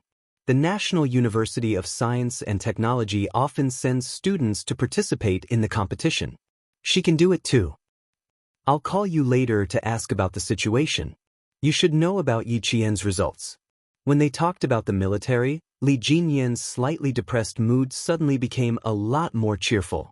After resting for a while, he got up, straightened his military uniform and said calmly, "Rest well. I'll go to the military headquarters for a meeting." Xia Jinyuan, who could tell that he had something on his mind, looked at him meaningfully and said with a half-smile, "You're in a good mood so quickly? Are you sure you don't need to talk to me anymore so that I can talk to you?" Talking to Yi Qian can indeed improve my mood quickly. Faced with his comrade's teasing, the handsome and cold Li Jinyan calmly replied. That one sentence made Major Xia choke in his throat. After he calmed down, Major Xia smiled and said, "Major Li, Yi Qian is my girlfriend. You're late." "So what if she's your girlfriend?" "She's also my comrade." She's also my comrade. She's both my girlfriend and my comrade." Major Xia, who was now the boyfriend, calmly responded to the sudden provocation, "You're not interested in stealing your comrade's girlfriend." He was indeed not interested in being immoral, but Li Jinyan looked at his former opponent, who was now his comrade, and sneered, "Didn't I tell you before? Yi Qian gives me a familiar feeling. Major Xia, wait for me to check it out. When the time comes, it'll be hard to say what your identity and mine will be." "Check it out?" Xia Jinyuan's smile did not fade, but his eyes darkened. He said in a deep voice, "Devil, Yi Qian's situation is a little special. What do you want to check?" "The situation is a little special?" Li Jinyan, who was about to leave, sat back on the bed and asked coldly, "What happened? What I'm investigating here, could it possibly affect her?" His eyes suddenly turned cold and sharp as he said, "Or do you know what I'm investigating? Someone is investigating it too?" This time, it was Xia Jinyuan's turn. His eyes suddenly turned cold and sharp. He stared at Li Jinyan, and even his voice was frosty. "Devil, what did you find out about Yi Jian? He was a major and a marine. What right did he have to investigate Yi Qian? Check the relationship between Yi Qian and my family. Since it was related to Yi Qian, Li Jinyan did not hide anything. I want to know why I feel a sense of familiarity with her. The relationship between the little fox and the Li family? Xia Jinyuan did not expect to be asked such a question. He could not help but chuckle. How could she be related to the Li family? The Li family used to be a warlord. Yi Qian's family has been farmers for 3 generations. How could they have anything to do with you? Knowing that no one was investigating the same thing as him, the sharpness in Li Jinyan's eyes gradually disappeared. That's why I want to check it out. He calmed down and said indifferently, otherwise, I'll always wonder why I feel a sense of familiarity with Yi Qian. It was not a sense of familiarity between a man and a woman. At first glance, he felt a sense of déjà vu, so much so that he misunderstood that he might like Yi Qian. When he found out about the relationship between Xia Jinyuan and Yi Qian, he did not feel sad, nor did he feel jealous. Instead, he felt relieved. These 2 feelings puzzled him, so he had no choice but to investigate. Xia Jinyuan felt that it was a fantasy. How could it be possible? Chapter 21-23. Demon King, perhaps you can think of the so-called sense of familiarity as a kind of appreciation between the strong. Looking at his stubborn comrade, Xia Jinyuan felt helpless. I once conducted a detailed investigation on Yi Qian. The military has also investigated her. Devil, I can tell you with certainty that she has nothing to do with the Li family. If she does, the military will definitely find out. The military has detailed information on 3 generations of her family. You're overthinking it. Li Jinyan only replied calmly to his comrade's advice. I trust my intuition. To hell with your intuition. Xia Jinyuan cursed in his heart. Seeing that he was so insistent, he reminded him, recently Yi Qian has been troubled by something. Since you have to investigate it, I hope you can postpone it for the time being. I don't want to complicate matters because of your investigation. Sure. Li Jinyan nodded. He would definitely be cautious when it came to Yi Qian, but he pursed his lips and asked, what's troubling Yi Qian? What happened to make you so nervous? No, it's not Yi Qian. As for the specific reason, I'm sorry, Devil, I can't tell you. I just hope you can delay your investigation. His intuition told him that Yi Qian had something to do with the Li family. He didn't know what to say. Go ahead, go ahead, go ahead. He wouldn't investigate anymore once he gave up. Li Jinyan, who still had to go to the military, didn't stay any longer. He opened the door and strode out. In the ward, Xia Jinyuan, who had been in a high-intensity battle for more than 10 days, raised his head and rubbed his slightly dizzy temples. Due to the severe lack of sleep, he thought for a while and carefully recalled his investigation of Yi Qian's family. After thinking for a while, he was certain that his little fox had nothing to do with the Li family. If the devil insists on investigating, then so be it. He had already reminded him not to cause trouble for the time being. With his character, he would do it. Xia Jinyuan stopped thinking about it and closed his eyes to rest. He needed to call Hozi later and ask what happened between Yi Jifan and the Du family. As for his little fox, he had to go to the southern province to look for her after he rested. He had a lot of things to deal with, so he had to rest well. Xia Jinyuan, who slept until 8 o'clock, opened his eyes. The first thing he did was to call Hozi in southern province. He needed to know what Yi Jifan and the Du family were up to. Only then did Xia Jinyuan realize that while he was away, Yi Qian had done quite a few big things. Hozi told Xia Jinyuan everything that had happened to Sun Yaozu without exaggerating. First, he shot Sun Yaozu's eyes with a glass shard. Then, he brought him to the mountain and dealt with him. I didn't do anything. Other than cleaning up the mess for her and getting rid of the foreign bodyguards that Sun Yaozu had illegally hired and framing him, the rest is the Southern Province Police's job. Xia Jinyuan did not react much when he explained everything that had happened in a few words. He was fine as long as his little fox was fine. She would not make a move easily. Once she made a move, she would definitely have to make a move. It was fine as long as she was fine. The second thing was the videotape. Xia Jinyuan was even more relieved. Although Little Fox did not directly tell Ho Zi how she was going to deal with the backup tapes, he could guess it based on his understanding of her. Yi Jifan would definitely receive one copy. One copy would most likely be sent to Madame Li because she wanted to cut off Yi Ying's escape route. The other copy would be from the military? Is Old Man Xia? Both were possible. Chapter 21-24. The Deputy Chief of Staff Du had used his power for personal gain to send Yi Ying into the military and even sent her to the Beijing Government Arts and Crafts Regiment. It seemed like the Deputy Chief of Staff Du was very confident in himself and believed that there would be no problems with what he did. Yi Ying entering the military would not only make Yi Jifan's political career more difficult, but it would also be evidence for him to deal with the Deputy Chief of Staff Du in the future. If he wanted to blow up the matter and make Yi Jifan a target of the Du family, he would have to tell Little Fox to endure for a few more days until Yi Ying entered the military and Mrs. Li saw the videotape. At most, she would have to endure for another 10 days. Your girlfriend is very good at taking care of herself. Lalu, you have good taste. Take good care of her and your future will be exciting and fulfilling. You can also rely on each other and won't make a scene because of your career. Ho Zi's mentality was becoming more and more peaceful. It was probably because he had experienced so much and lost so much that he realized that life was actually just two people relying on each other and slowly living the rest of their lives. Xia Jinyuan knew what kind of person he was talking to in the past. When he heard this, he raised his eyebrows and said, "You look like a loving father. How many months is my sister pregnant?" In front of Xia Yiwei, Ho Zi, who had restrained his anger, sighed. "Why don't you believe that I've really changed? She's pregnant for a month. Good news. I have to be a loving father. I'm already in my 40s and I have a child at an old age.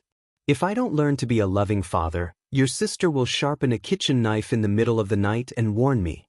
Ho Zi had been in the underworld for more than 20 years and had been a mafia boss for more than 10 years.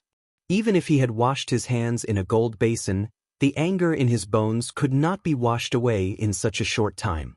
However, he was willing to give up for the person he loved and cultivate for the sake of the little life that was about to come. From his appearance, he was no longer as ruthless as he used to be. At least, when Yi Qian saw him, he almost thought that he had the indifference of sitting in the bamboo forest and looking at the clouds calmly. Xia Jinyuan, on the other hand, saw through Ho Zi and directly exposed him. When he found out that Xia Yiwei had been pregnant for a month, Xia Jinyuan was happy for the two of them. The two of them had an average age of 40, so it was time for them to have a child. After chatting with Xia Yiwei for a while, Xia Jinyuan hung up the phone with a smile on his handsome face. Good things always come in pairs. Xia Jinyuan put his phone back into his pocket with a faint smile and slowly lay back on the bed. He was in a good mood and there was a smile on his face. Sun Yaozu had already been dealt with, and Ho Zi Qingwei was keeping a close eye on him, so he didn't need to pay any attention to him. Now, all that was left was the videotape. Ho Zi gave him the videotape at the right time. Yi Jifan could only watch helplessly as Yi Ying ruined the opportunity that he had worked so hard to get. When the opportunity came, his little fox did not show any mercy and directly attacked. Moreover, it was a sure kill move. Want to enlist? Her character would only bring bad luck to the Deputy Chief of Staff Du. After understanding the situation clearly, Xia Jinyuan began to plan his next step to cooperate with Yi Qian. She should have sent out the videotape by now, right? However, if she had sent it out, Yi Jifan should have received it by now. If he had received the videotape, would he still bring Yi Ying to the capital? It was a little unlikely. Madame Li, who did not tolerate anyone, was not an easy person to get along with. Last night, she even specially held a welcome dinner for Yi Jifan and his daughter. It was obvious that she really liked Yi Ying. However, if she found out that the girl that she thought was gentle and obedient was actually a debauchee, she would definitely make a big fuss. Chapter 21-25. This was interesting. Madame Li cared about her reputation the most. Yi Ying's move was undoubtedly a slap in her face, putting her in an awkward position.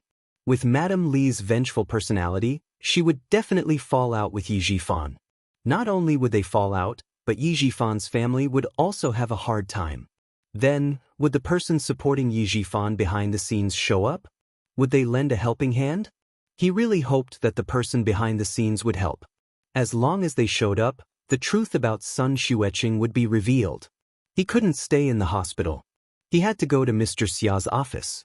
After that, he would go to Southern Province to see Little Fox, who he missed so much. She must have been very worried when they parted in such a hurry last time. Later, he didn't contact anyone outside. She must be very anxious. Now that he had returned to China, he naturally had to see her. After a few bottles of anti-inflammatory drips, Xia Jinyuan pulled out the needle himself. Then, he put on the military uniform and coat sent by V8 and strode out of the hospital while avoiding the eyes of the nurses. According to the doctor's advice, it was best for him to go to the hospital for 3 days to prevent the wound from being infected and suppurated again. For Xia Jinyuan, 3 days was too long. 3 hours was enough. Commander-in-Chief Xia, who got out of the car, was still far away when he saw a familiar figure standing by the flower bed. Even if the other party was wearing tattered clothes, he could still recognize the figure. At first glance, wasn't the person looking for him? You're so capable. Stay in the hospital for 3 days. You'll come out in 3 hours. Aren't you afraid that you'll faint on the way? When father and son met, they would start by insulting each other. Commander-in-Chief Xia frowned a little. He took off his military cap and put it on the desk. He stared at the boy who didn't listen to the doctor's advice and said coldly, "Why didn't you stay in the hospital? Why did you come here? Don't tell me you missed me and came here specially." He couldn't talk to his son, who gave him a headache. The only person who could deal with him was Xiao Yi. The penetrating wound on his waist was not treated properly, and the wound was infected and suppurated. As a soldier, he could understand that there were no better conditions to treat the wound during a mission. But now that he had returned to the country, the doctor had specially instructed him not to move around as he pleased and that he had to stay in the hospital for 3 days, but he still didn't listen. In the office, the difference between a superior and a subordinate, between a general and a major, Xia Jinyuan, who was standing in front of the desk, respectfully saluted the sitting commander-in-chief. All right, let's sit down and talk. After all, he was his son. Commander-in-Chief Xia was worried when he heard that his son was injured. He waved his hand and gestured for him to sit down first, lest he reopen the wound if he stood for too long. Long story short, you have a meeting to attend at 9:30. Xia Jinyuan, who had wanted to ask a few more questions, immediately explained the purpose of his visit. I wanted to ask if you received the videotape from Yi Qian? I've received a copy of the recording. As for the videotape, wait a moment. Commander-in-Chief Xia saw that his son's expression was cold, so he took the intercom and asked the clerk, "Check if there are any mails from Southern Province. If there are, send them to me now." Mail and parcels that could be sent directly to Commander-in-Chief Xia were checked by specially designated personnel in order to prevent dangerous items from being carried. After waiting for about 5 minutes, the clerk came over with a package that was confirmed to be safe. It was the videotape that Yi Qian had sent to Commander-in-Chief Xia. Commander-in-Chief Xia didn't play it immediately. He directly asked, "What's in it?" Chapter 21-26. It's about the private life of a recruit before she joined the army. This recruit was diagnosed with a heart condition in junior high school, and it was recorded in her personal file. On the day of the college entrance examination, she framed Yi Qian for cheating to avenge her personal grudge. After an investigation by the Education Bureau, this recruit was banned from taking the college entrance examination for 5 years. In less than half a year, this recruit suddenly joined the army again, and it was very likely that she would enter the Beijing Government Arts and Crafts Regiment. The person who helped her to join the army was none other than Deputy Chief of Staff Du, Xia Jinyuan, who was reporting seriously, glanced coldly at the videotape. His dark eyes flashed with a cold light. A recruit like this is not qualified to join the army. Deputy Chief of Staff Du not only allowed her to join the army without investigating the matter clearly, he even used special recruitment as an excuse to let her join the army in advance. Commander-in-Chief, if this person really joins the army, once her private life and past actions are reported by the media, our army's image will be seriously damaged. Commander-in-Chief Xia already knew who the recruit he was talking about was.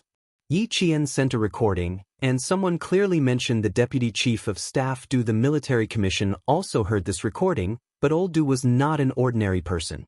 Without more conclusive evidence, no one, including himself, could easily touch old Du. This videotape also could not prove that there was something wrong with old Du's. Special recruitment was not an exercise of privilege, and real people could indeed join the army in advance. Old Du only dared to do this because he knew about it. Yi Jifan's daughter joined the army because of her immoral character. If this matter was exposed, old Du would at most be criticized at the conference as not investigated. Rather than startling old Du now, it was better to hold back for the time being. Commander-in-Chief Xia looked at the videotape again. However, since his daughter-in-law sent the videotape to him, he could not ignore it. Commander-in-Chief Xia, who had long regarded Yi Qian as his daughter-in-law, seemed to have thought of something and said something that seemed to have nothing to do with the topic. Xiao Yi didn't just send me the videotape, right? Who else did she send it to besides me? You have one box. One box was sent to Yi Jifan, and the other box was sent to the wife of the Deputy Chief of Staff Du. Xia Jinyuan did not want to hide what Yi Qian had done from his father. Since the old man asked about it, he must have some plans. Yi Jifan and his daughter arrived in Beijing yesterday. Mrs. Li personally welcomed them. Ho Zi also told me that Mrs. Li likes Yi Ying very much. Xia Jinyuan paused for a few seconds to add on. Commander-in-Chief Xia looked at him thoughtfully for a moment and said, "This recruit hasn't joined the army yet, right? Let's talk about it after we enlist." Xia Jinyuan raised his eyebrows. Since the old man said so, it meant that the father and son had the same idea. He wanted Yi Ying to enlist because he wanted to anger Mrs. Li so that she could settle the score with Yi Ying and Yi Jifan for deceiving him. Mrs. Li was famous for her ruthlessness. Every military and political family in Beijing knew about it. Old man Xia knew that the videotape and Yi Ying joining the army would not make the Deputy Chief of Staff do anything, but he still let Yi Ying join the army first. It was obvious that he had the same idea as him. He smiled and joked, "Yi Qian hasn't even married into our family, Xia, and you're already protecting her. I must tell her how much you care about her." Commander-in-Chief Xia did think so. Yi Jifan was in politics. He could not reach out his hands, so he would let Mrs. Li, who liked to reach out, do it. After losing so much face, old Du's wife would not let the matter rest. Chapter 21-27. If I don't take good care of Xiao Yi, I'm really afraid that another guy with foresight will snatch him away from you. Commander-in-Chief Xia didn't spare any effort to attack his son. In exchange, Xia Jinyuan looked at him indifferently, so Commander-in-Chief Xia didn't mention it. Yi Qian trusted him, and he trusted Yi Qian. If he said too much, the two of them would laugh at him. Well, his son was much more reliable than before, so he shouldn't worry too much. As long as Major General Yang mentioned him, he would add, "Commander-in-Chief, it's all thanks to your hard work back then that Xia Jinyuan became what he is today." In fact, he only did it twice back then, and Major General Yang happened to meet him both times. As for what Xia Jinyuan is today, to be honest, it was all because of Xia Jinyuan's own hard work, and it had nothing to do with him. Now that he had found Yi Qian as his girlfriend, he probably didn't need to do anything in the future. The two of them could solve their own problems by themselves. But now that he could help, he would naturally help. As for old Du, you and Yi Qian are not allowed to interfere. Now, we should focus on investigating Yi Qian's mother, Martyr's son Xueqing. Commander-in-Chief Xia felt that the most important thing was not to bring down Yi Jifan, but to investigate Martyr's son Xueqing. On the third day of the new year, the military commission asked Yi Qian to come to Beijing. The words military commission made Xia Jinyuan's eyes turn cold. Why did they ask her to come? One of Martyr's son Xueqing's comrades with the surname Kai, who is now the director of a city's public security bureau, is also investigating. He returned to his original unit to take some of the information from the investigation back then. Coincidentally, the military was also retrieving the original information, so they found this director. For the sake of caution, the military asked Yi Qian to come to the military commission to find out how much she knew about Martyr's son Xueqing. Yi Qian was very calm.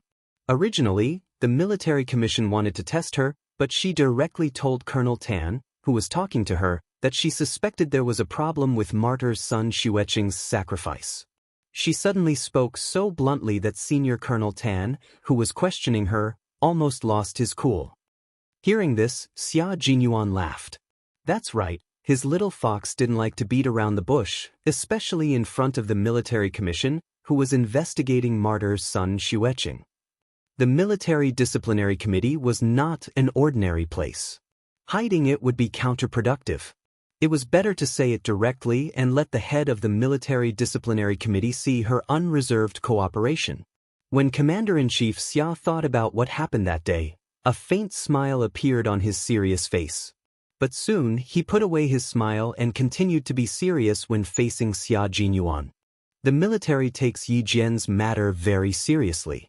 Now, everything is on the right track. You should remind her not to act rashly so as not to ruin her future. Yi Jifan's case has been investigated by the Discipline Inspection Commission. According to the current information, there are a few minor problems, but there are no major problems for the time being. Don't worry, it's only been 10 days. We don't expect to find a big problem immediately. Give the military commission some time. The military commission, and the military commission acted quickly. Little Fox didn't need to do anything. Once the videotape was sent out, they could sit back and watch the storm. Xia Jinyuan was very satisfied with the current situation. Commander-in-Chief Xia frowned when he saw the faint smile on his face. How can you still smile? Hurry up and go back to the hospital. Stay in the hospital for 3 days. Don't move around without my permission. It's a puncture wound, not a scratch. Don't mess around. Chapter 21-28. Sorry to disappoint you. I've never thought of going back since I was discharged from the hospital. Major Xia, who had finished his business, got up lazily. His thin lips curled into a slightly roguish smile. Faced with Commander-in-Chief's military might, he said calmly, I plan to go to the airport and head to the southern province now. I have to see your daughter-in-law first. Otherwise, I'm really afraid that the daughter-in-law I finally got will be taken away by another man.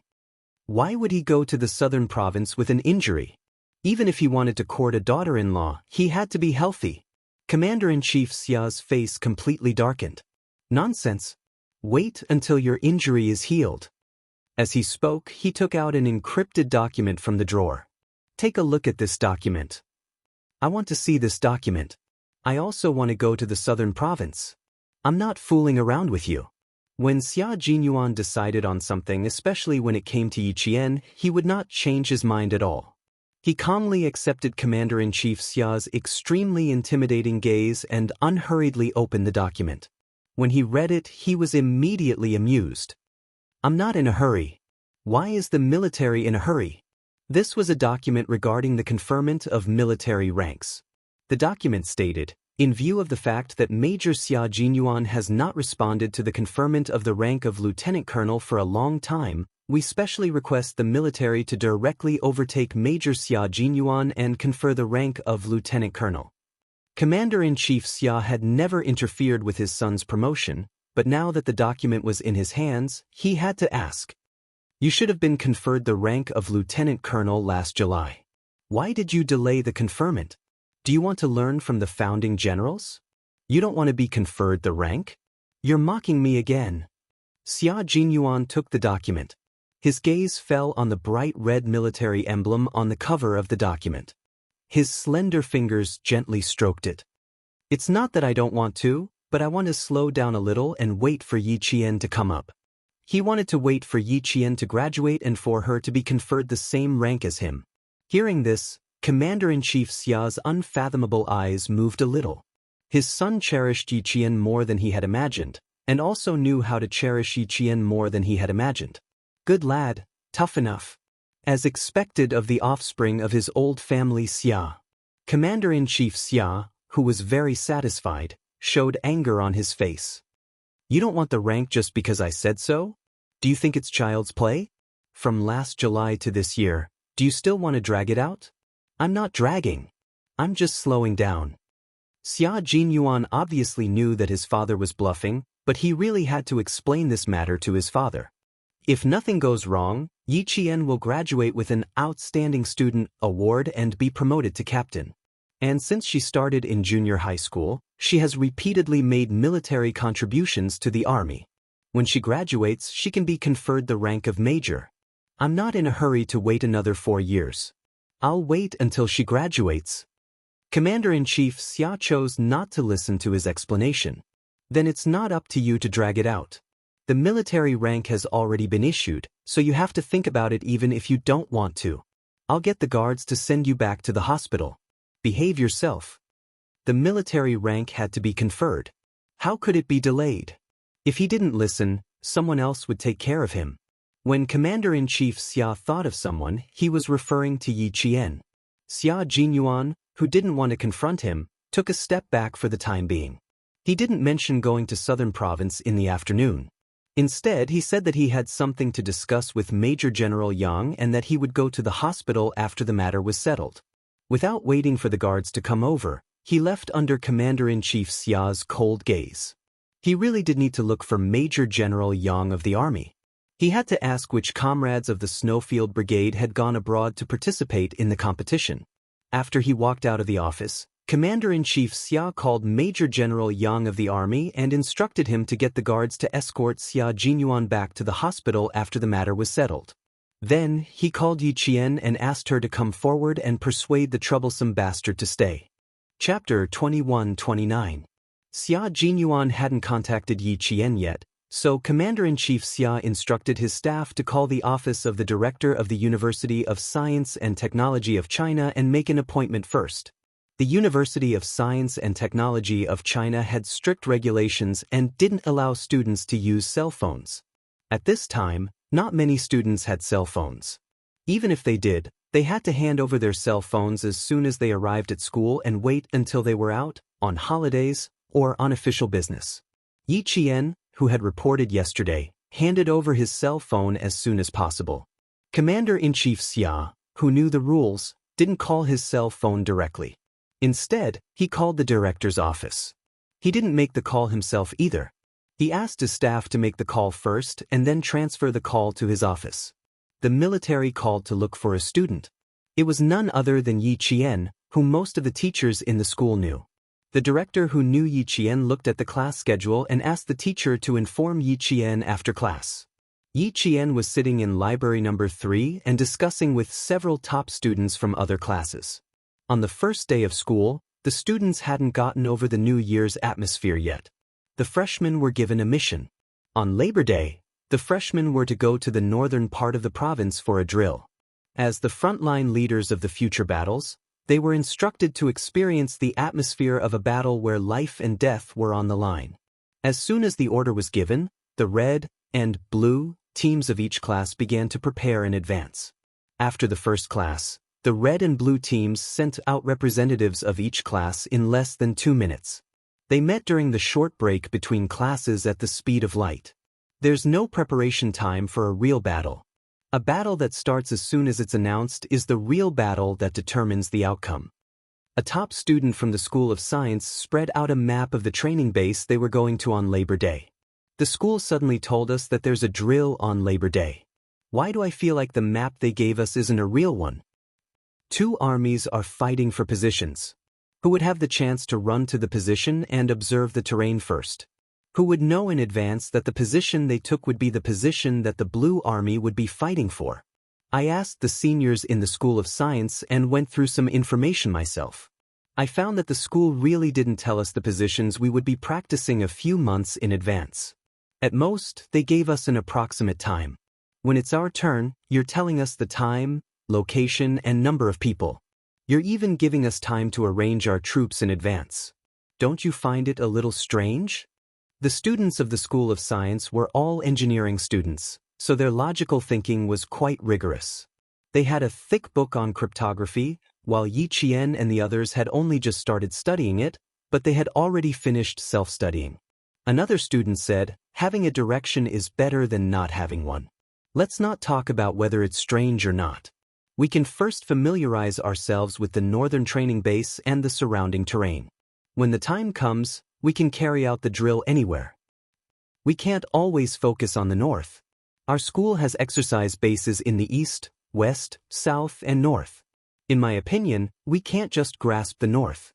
We have to grasp the exercise bases in the east, west, south, and north. Only in this way, no matter where the exercise is, we won't have to improvise. Sun Tzu said in The Art of War, make a plan before you act. Know when to stop and you will gain. I agree with this student's point of view. Some students agreed. Only by not fighting an unprepared war can one be invincible. This had been the case in all wars since ancient times. Yi Qian didn't speak immediately. Although she had actual combat experience and had participated in a real battle between two armies, she had never participated in a drill involving hundreds of people. Regarding this, she decided to listen first and then express her opinion. Chapter 21:30.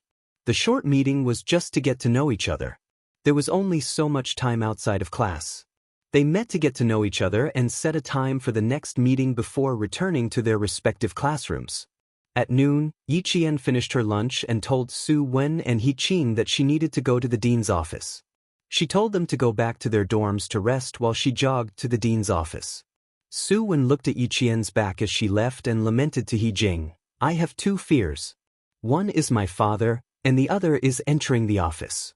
Every time I see a classmate entering the office, I always feel like the wind is blowing and the water is freezing. The hero will never return. As long as you improve your physical fitness, you will never have the chance to go to the office. He Jing pointed out her classmate's weakness without giving her any face. During the scolding session this morning, as long as your physical fitness was mentioned, I saw our instructor's gaze sweep over you. Why are you so weak? You're second from the bottom in the class. You're quite capable. You eat so much every day. If you don't gain strength, you'll only gain weight. What's the use of gaining weight? It's not like you can be slaughtered to buy meat. Su Wen was horrified. I gained weight again? No way. I just went back for the new year and I gained weight again? My father dug me out of bed at 5 in the morning to run. How can I gain weight? Facing the classmate who completely missed the point, He Jing patted her shoulder and sighed with emotion. The wind is bleak and the water is cold. Once a hero leaves, he will never return. Classmate, take care.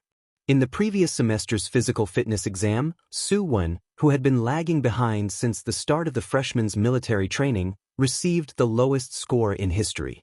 Her instructor and captain were shocked. It could be predicted that Su Wen's life would be tragic this semester. Your grades in the military academy could not be too good, but your physical fitness had to be very, very good. Otherwise, you would only have more miserable days ahead of you.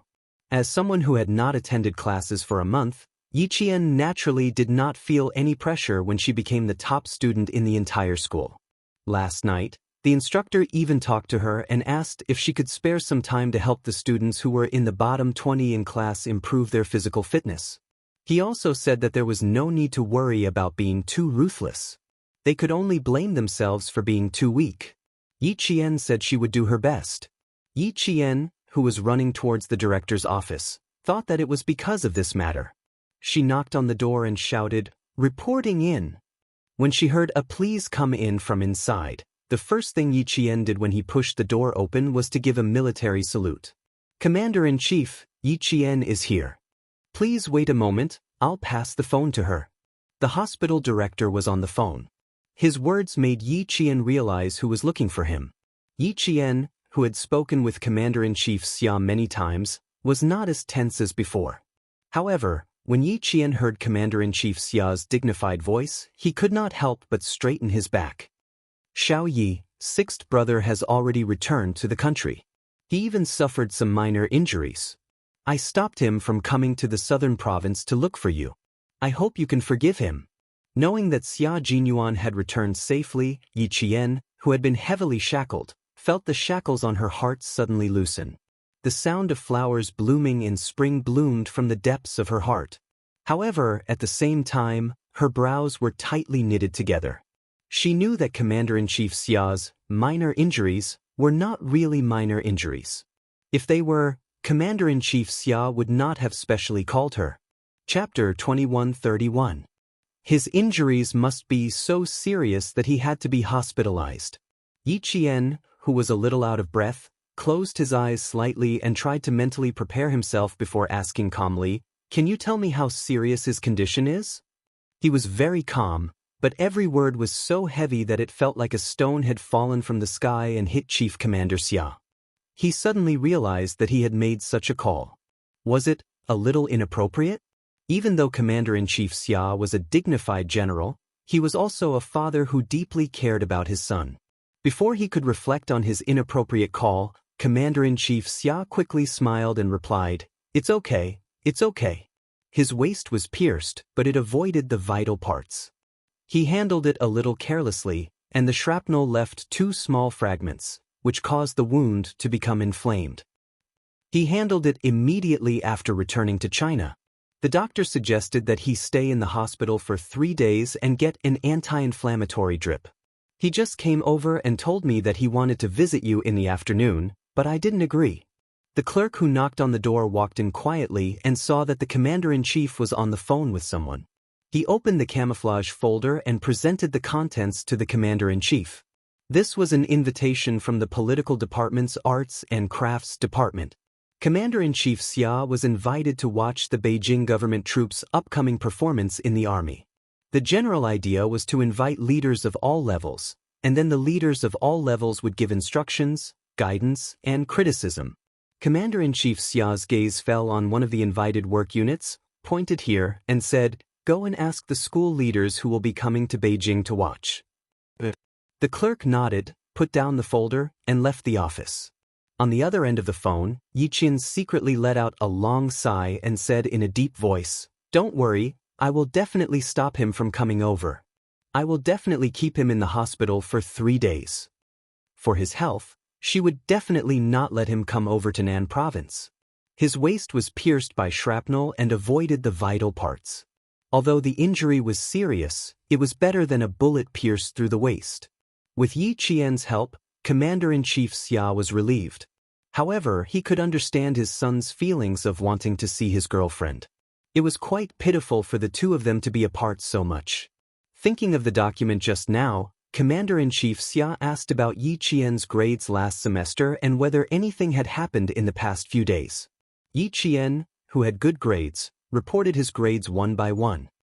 "My overall grades are okay. There's not much to do in the next few days. The main classes haven't started yet, so I'll focus on physical fitness for the time being." Focus on physical fitness for the time being. That's easy. With an idea in mind, Commander-in-Chief Xia praised Yi Jian first. He smiled and said, "Not bad, not bad. No wonder Old Six told me confidently that you would definitely get the title of outstanding student. Little Yi, you're very good. You let us all be at ease. Since you don't have classes these few days, and it's Saturday and Sunday in 3 days, how about this?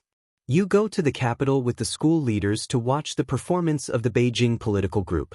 At the same time, you go to the hospital to visit Six's brother, lest he sneaks into the southern province to look for someone and make everyone uneasy."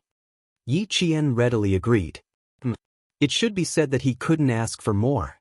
She really wanted to see Captain Xia. She really missed him. Lovesickness seeped into her bones, and she was deeply sentimental.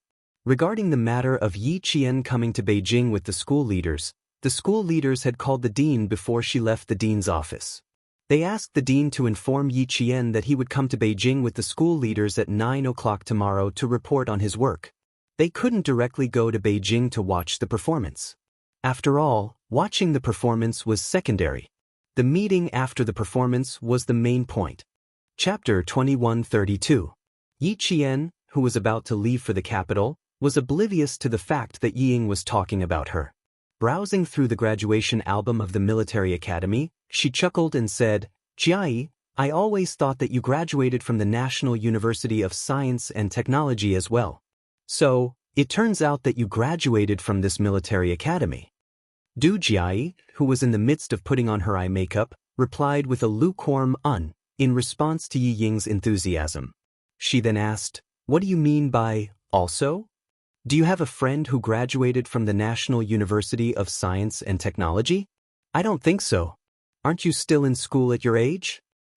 "I don't know anyone who graduated, but I do know someone who is still in school." We aren't friends, so our relationship is just SOSO.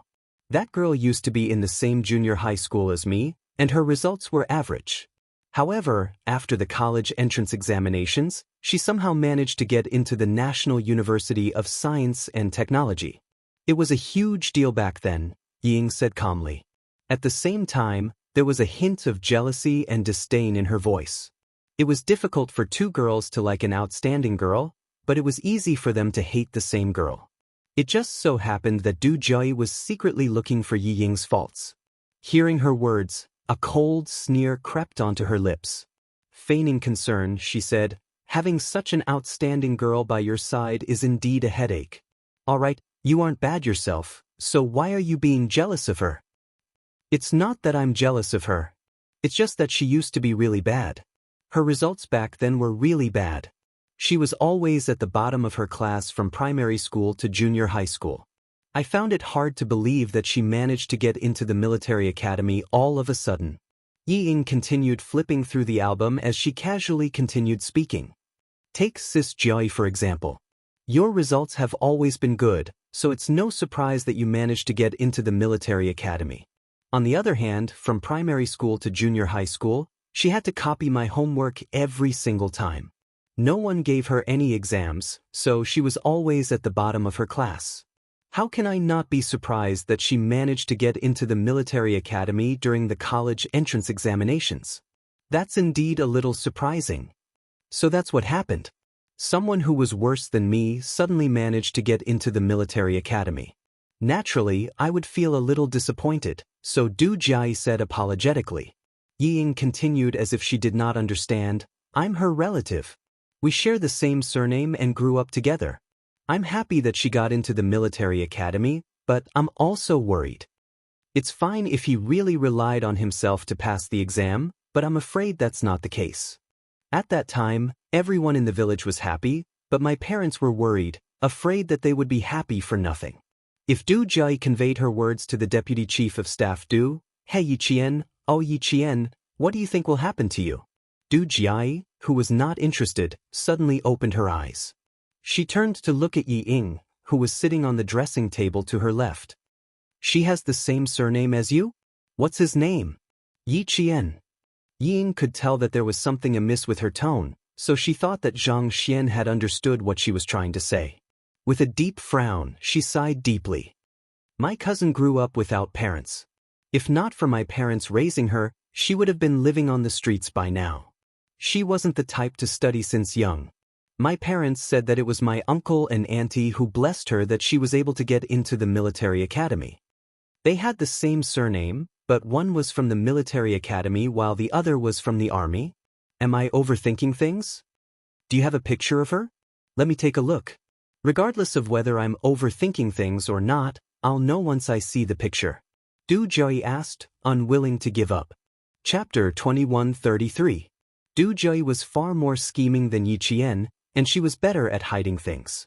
She didn't want others to know that she knew Yi Qian, and she also didn't want others to see her abnormality.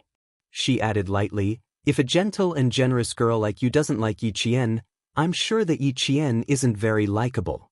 Yi Ying hoped that Du Jiayi would stand on her side. Hearing this, she smiled and said, "I don't hate her, but I don't like her either. After all, she and I are still family. I also hope that she doesn't do anything wrong and doesn't always think of taking shortcuts." Hearing this, Du Jiayi almost couldn't help but laugh out loud. What right did she have to criticize others? Wasn't she the same? The two sisters were the same. If the Yi Qian she was talking about was the same person as the Yi Qian she knew, then it really was. Du Jiayi's eyes darkened as she played with the eyebrow pencil. If it really was the same person, she had to admit that Yi Qian was undoubtedly much better than Yi Ying. However, they had one thing in common, and that was that she didn't like either of them. She was from a small family, yet she wanted to marry into a big family. She was dreaming. As for the other one, she always tried to be brave, but all the male soldiers fell for her tricks. Did she think that she was a flower in the army and wanted to stand out and make all the female soldiers feel inferior? Du Jiayi's mind flashed with the image of a face that was as beautiful as the moon, even if she was dirty. Her eyes flashed with a ruthless look, and her mood instantly sank. But she threw the eyebrow pencil in her hand onto the dressing table. I'm sorry, Miss Du." The makeup artist thought that she had applied too much eye makeup and made Du Jiai uncomfortable. She was so frightened that she quickly apologized. Du Jiai had a habit of venting her anger on others, but she never did it in front of others.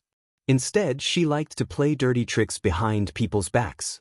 This matter had nothing to do with the makeup artist, so she didn't need to vent her anger on a mere makeup artist. She raised her hand, indicating that it had nothing to do with her. However, Ying misunderstood. She thought that Du Jiai was standing up for her and said softly, "Jiai, don't be angry. I don't care anymore.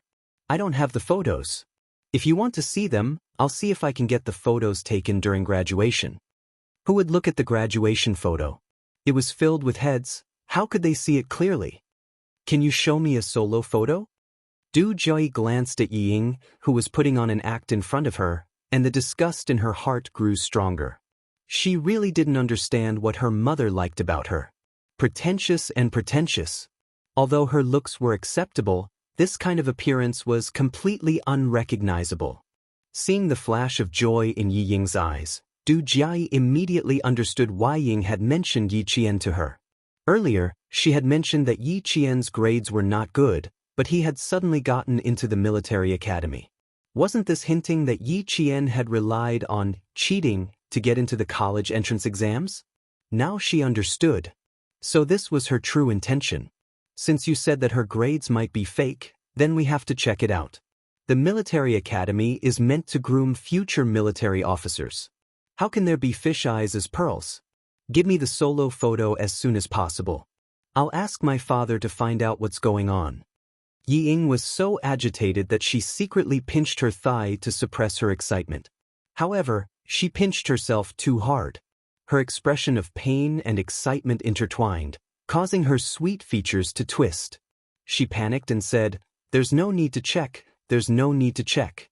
She's doing very well now.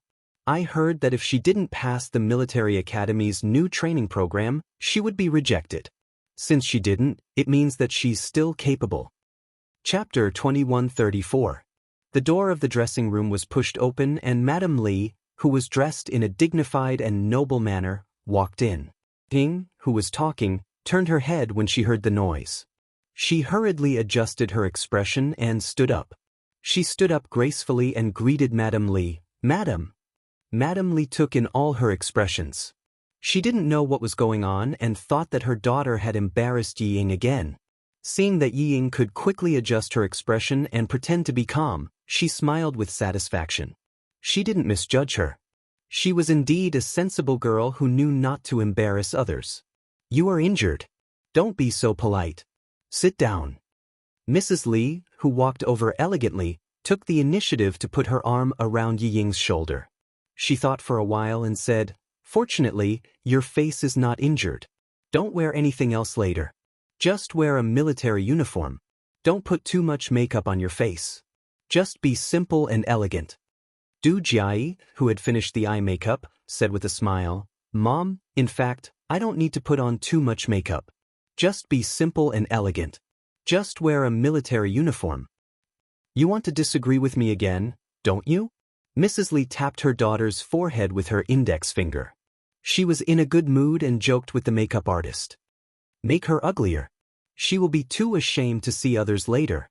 The makeup artist hurriedly said respectfully, "Miss Du is born beautiful. She is very beautiful without makeup." Did you hear that, Mom? You have to listen to the opinions of the people and the voices of the people. Du Jiai, who was smiling like a flower, raised her eyebrows like a girl and pulled Yi Ying into the topic. "Tell me, who is prettier, me or Ying?" Mrs. Li liked Du Jiai's coquettishness very much. It was not coquettish, but coquettishness that made her laugh. Hearing this, Mrs. Li looked at her and then at Yi Ying. Each has her own merits. However, Ying is more well-behaved. Look at her. She's well-behaved.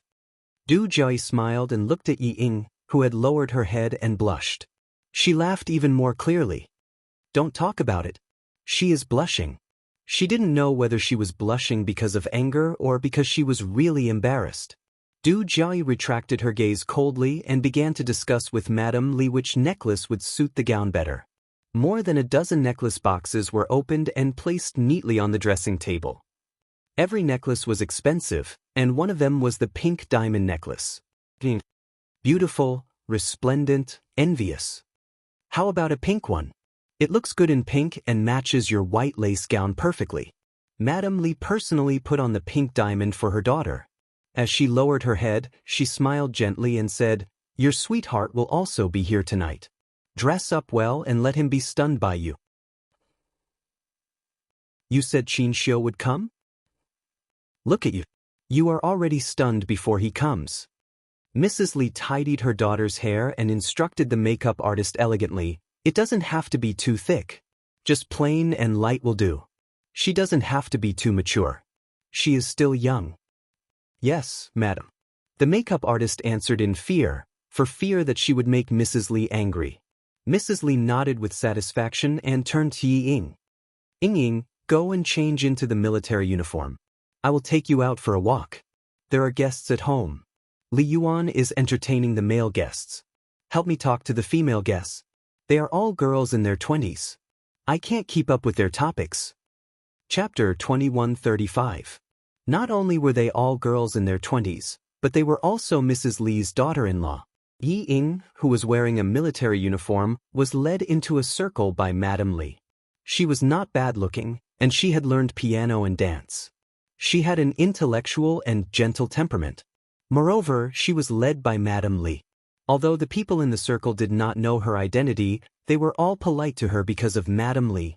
Mrs. Li did not take Yi Ying with her all the time. After introducing her to the daughters of several friends in the circle, she went to do her own thing. Although Du Jiayi's birthday party was held by her own family and only friends of both parties were invited, those who came were either rich or noble. They came with their children. In the evening, the hall of the villa under Li Yuan's name was very lively. It's good to be young. Look at them, they are all having fun. If it were us, we wouldn't be able to get out of bed the next day. They are in a good era and have a place to play. In our era, who dared to play? They could be criticized. That's right. At that time, there was no fun or food. Mrs. Li was better. She was born with a silver spoon in her mouth and was a real daughter of a famous family. Come on, Mrs. Li, this toast is for you. A lady who was good at talking and usually played mahjong with Mrs. Li held a crystal goblet filled with red wine and took the lead to toast. With her as the beginning, the other ladies followed. When Du Jiayi appeared, all the people in the room applauded. Then Yi Ying listened to the applause and looked at the crowd.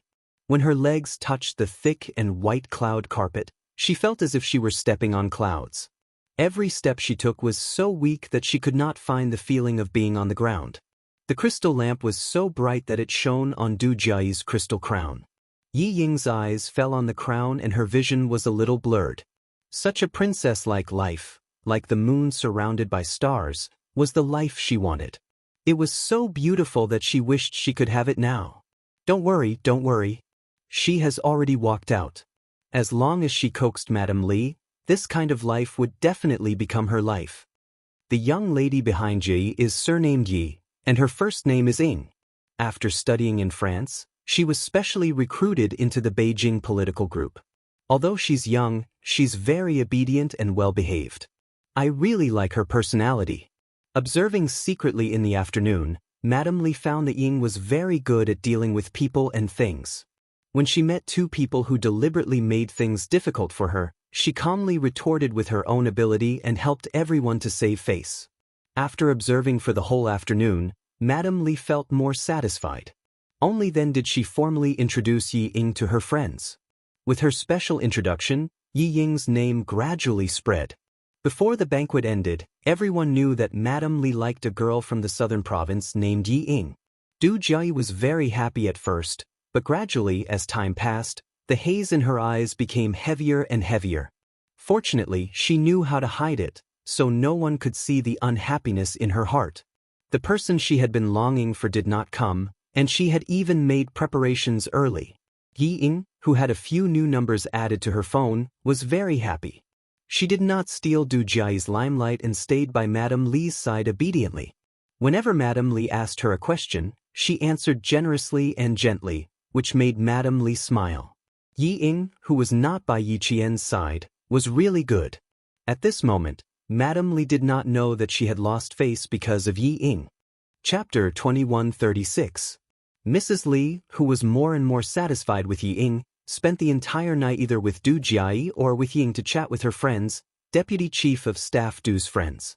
At the end of the banquet, Mrs. Li even asked Ying to send off the female soldiers from the capital government regiment. They were friends with Du Jiayi, and because of Mrs. Li's introduction, they didn't dislike Yi Ying and didn't have much interest in interacting with her. Even so, Yi Ying was very happy. Yi Jifan was so angry that he was sent to the hospital. He drank a little too much last night, and in the middle of the night he was furious because of the videotape. When he woke up and knocked on the door, he found out that his wife and daughter had sneaked out behind his back. Shocked and angry, he searched outside in thin clothes. At noon, he had a stuffy nose, fever, and cough. Why are you angry with Ying? As long as she can make it up to you, everything will be fine. Sun Dongqing, who received the call from the hospital, was so scared that she rushed over. She complained about her husband's unreasonable behavior. I hit and scolded her last night. Ying knows that she was wrong. She is our only daughter. Did you really beat her to death? I was very angry. At that time, I wanted to beat her to death as well. It was better than continuing to embarrass myself. But now, we have Mrs. Li and the Du family. As long as Mrs. Li likes her, what is there to be afraid of? As she spoke, Sun Dongqing gritted her teeth and said fiercely, "We must find that damned bastard who harmed our family. If we don't teach him a lesson, he will think that we are easy to bully." Ying said that it was Yi Qian, that wretched girl. I thought about it and couldn't think of anyone else other than her. She must be jealous that Ying joined the army, so she came up with such a vicious method to harm Ying. After being brainwashed by Yi Ying, Sun Dongqing believed that all this was caused by Yi Qian. At this time, Yi Jifan was already disheartened. He didn't want to see this stupid woman in front of him, nor did he want to see Yi Ying, who wanted to climb up the social ladder but couldn't achieve anything. Yes, you and your daughter are smart. You are the smartest in the world. Everyone else is a fool. Well, now that your daughter has gone to the Du family to show off and make Madame Li happy, Sun Dongqing, hurry up and be happy, otherwise, I'm afraid you won't have time to be happy. The sarcastic Yi Jifan closed his eyes and pointed at the door. You can get lost now. Don't let me see you again. Scram. Dad! Yi Ying, who had been listening outside for a long time, pushed the door open and came in angrily. How can you say such terrible things? If Mom leaves, who will take care of you? Tomorrow morning, Li Yuan will accompany me to report. After reporting in the morning, I will go with the Beijing political group to perform for the military leaders at all levels in the afternoon. You always say that I will embarrass you, but when have I ever embarrassed you? Today, Madame Li introduced me to many madams of influential families, not just the wives of high-ranking generals in the army. I also made many new friends, including a few from the political group in the capital. Did I embarrass you? I'm giving you face. Long face? Yi Jifan, who always had a strong sense of crisis, felt a wave of despair in his heart when he heard this. It was over, it was over. Everything was really over now.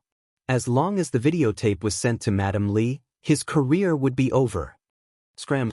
For the sake of his career, Yi Jifan, who had worked hard for nearly 20 years, let out a desperate and violent roar.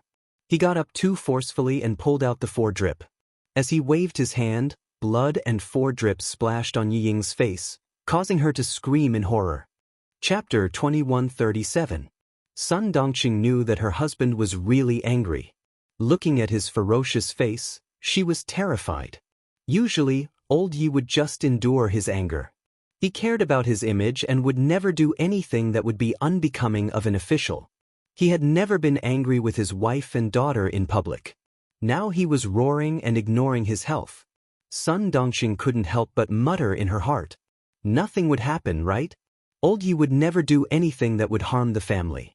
No matter how she quarreled with him, he would never say anything bad. Sun Dongqing, who was suddenly scared, comforted her husband for the first time. Old Yi, calm down. Don't be angry with a child. Ying knows that you are sick and hurried to see you. Just let it go for the sake of her filial piety. Don't you always say that the family is noisy? What are you talking about? Now Ying has won Mrs. Li's favor and Li Yuan sent her to the hospital. Doesn't it mean that Mrs. Li really wants Ying to marry into the Du family? As long as Ying marries into the Du family, what are you afraid of? It's not our family that is afraid, but the person who sent the videotape should be afraid. If he knew that Ying would marry into the Du family, he wouldn't dare to do anything to her. He dares to go against the Du family. As his mother-in-law, how could Mrs. Li let him go? It was rare for Sun Dongqing to persuade her husband, but what she said was still not clear. The reason why she was so confident was that she was sure that Ying would marry into the Du family. She was sure that Mrs. Li liked her daughter and would not let anyone bully her. But what she didn't expect was that Mrs. Li liked Ying only because Ying looked pure, well-behaved, and obedient. Later, she secretly investigated Ying and asked Yu Jifan's colleagues and friends.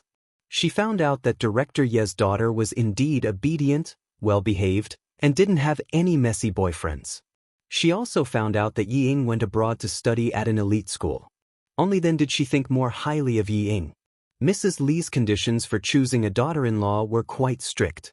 The most important one was that her daughter must be pure and not tainted. Yi Jifan's position as an official, Ying's obedience, and all other aspects combined made Madame Li see him in a different light. But once Ying's true colors were exposed and her dissolute private life was exposed to Madame Li, how could Madame Li help Ying just because she liked Ying? She was not Ying's mother. How could she forgive Ying's deceit so easily like Sun Dongqing? Sun Dongqing thought that Mrs. Li liked Ying as her daughter-in-law, but she didn't expect that Ying. Sun Dongqing, who was immersed in Ying's beautiful dream, only thought of beautiful things and completely ignored the consequences of deceiving Madame Li. Like mother, Yi was. He. Yi Jifan glared at Sun Dongqing with his bloodshot eyes. His wife was still daydreaming about the consequences of her actions. Divorce. Yi Jifan yelled at Sun Dongqing. Go back to the Nan province to file for divorce. Go back to the Nan province now. After shouting, only Yi Jifan's heavy breathing could be heard in the ward. Sun Dongqing and Ying were shocked by Yi Jifan's words.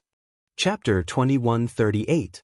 This was the first time Yi Jifan had asked for a divorce, and it was under such circumstances. Ying found it unbelievable. After a while, she screamed, "Dad, are you crazy? I'm about to marry into the Du family, and you're asking for a divorce at this time. What are you trying to do? You don't know how much Mrs. Li likes me. Today, she introduced me to some of her best friends and asked them to take care of me. She instructed Du Jiai's friends to take good care of me since they're all from the capital's political group. When I came to the hospital, Mrs. Li didn't even ask the driver to send me. She asked her son, Li Yuan, to send me. Dad, do you know what this means? It means that Mrs. Li told Li Yuan that I'm the daughter-in-law she wants. What kind of family is the Du family? I won't talk about the deputy chief of staff Du, and I won't talk about her eldest son either. You know, let me tell you, Mrs. Li's family used to be a warlord. Mrs. Li has an older brother, who is the leader of your province. She also has a younger brother, who is a great painter who can sell his paintings for 6 figures. Mrs. Li from such a powerful family likes me and wants me to be her daughter-in-law. This is the Yi family's ancestors' matter. You even want to divorce my mother. Fine, as long as you divorce my mother, I'll change my surname to Sun immediately. Sun Dongqing hadn't recovered from her husband's divorce, and her heart skipped a few beats when she was shocked by her daughter's words. What nonsense! Your dad said that out of anger. Divorce? Impossible. If she divorced old Yi, who would she rely on for the rest of her life? Find her daughter? Her daughter had to take care of her husband's family. She would never divorce old Yi. Ying, who was trembling with anger, stubbornly raised her chin and screamed fearlessly, "What nonsense am I talking about? Is he still my father? Is there a father who can't bear to see me do well? No, he's not my father. Other fathers want their daughters to marry well and dress well, but what about him? He's afraid that I'll marry well. Is he my father? Is he my biological father? Faced with the stubborn mother and daughter, Yi Jifan, who had been so angry that he roared before, calmed down. He had to calm down. Otherwise, he would be as unlucky as the mother and daughter. Sure, I don't want anything after the divorce. I'll give you all my assets. I only need to bring my household register and ID card. I don't want a single cent. I'll leave my wallet to you and your mother. You can change your surname. I'll ask my friend in charge of household registration to change your surname to Suning.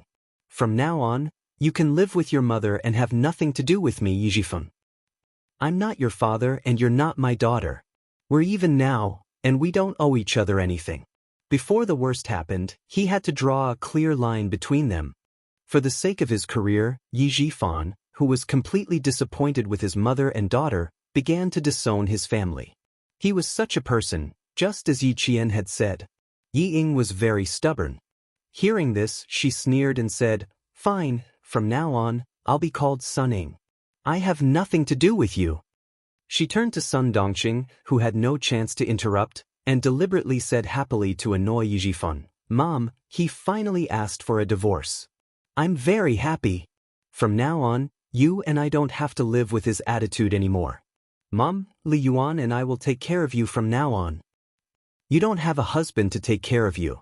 It's okay. Li Yuan and I will take care of you. He's just the director of the Provincial City Construction Bureau, so what? I'll ask Li Yuan to get you a higher position." Chapter 2139. Yi Jifan, who was trying to suppress his cough, did not feel any pain in his heart. He only felt that he was going to be liberated. He married Sun Dongqing and raised a daughter who didn't know the immensity of heaven and earth. She was so stupid that she refused to change. This was the biggest failure of his life. He had to divorce her quickly. After the divorce, he could still find a better and younger one. As long as the Du family did not make things difficult for him, he could think of a way for his career. He did not care about the person behind the jade pendant. It didn't matter if they came for Yi Jifan or Yi Ying, he didn't care. He had been an official for nearly 20 years and had never been greedy. He only owned shares in a few companies. Even if the disciplinary committee came to investigate, he was not afraid. Yi Jifan, who was calmly thinking of a way out, threw both mother and daughter out of his life. He did not care even if she was his own daughter. He raised an ingrate. What else did he care about? Sun Dongqing would never agree to a divorce. This was something that would embarrass her. How could she agree? This time, no matter what Ying said, she was not moved. "Old Yi, you want a divorce? Over my dead body?" Sun Dongqing crossed her arms and sat on the bed. "Yi Ying is your daughter, and she is also my daughter. Divorce? Dream on." Sun Dongqing did not make a fuss. She only stared coldly at Yi Jifan. "Don't even think about it. I am a member of the Yi family. I will be a ghost of the Yi family even if I die." Her refusal made Yi Ying anxious. She rushed over and pulled Sun Dongqing up. "Let's go, Mom. Let's go. I won't beg him anymore. I won't beg him anymore. I will do my best for you. I won't let you down. I will definitely let you live a good life. He doesn't even acknowledge me. Why should I acknowledge him? Mom, go back to the southern province and divorce him. Divorce him."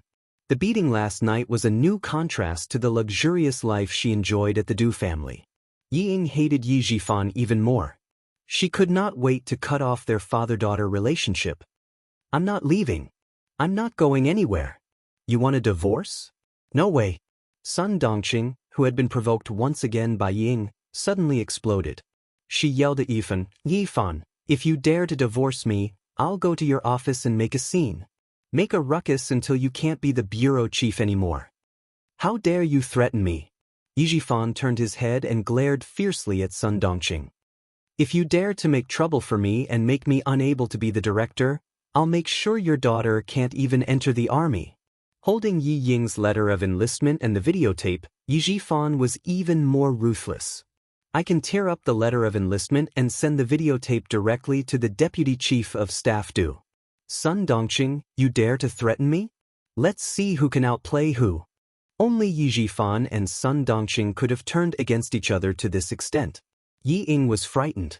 She hugged Sun Dongqing's arm and cried, "Mom, please, please divorce him. I'm your daughter. For me, please divorce him quickly. I have to report at 12 tomorrow.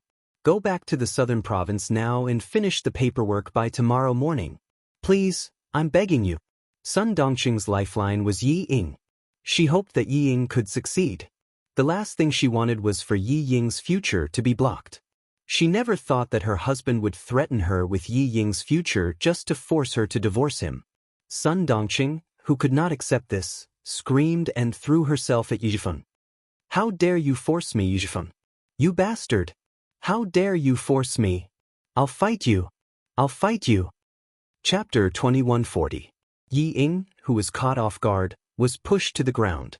Seeing the chaos, she didn't try to stop them. Instead, she stared at the videotape in Yijifan's hand and her notice of enlistment. She wanted to grab it. Although Yijifan was sick, he was not so sick that Sun Dongqing could pounce on him.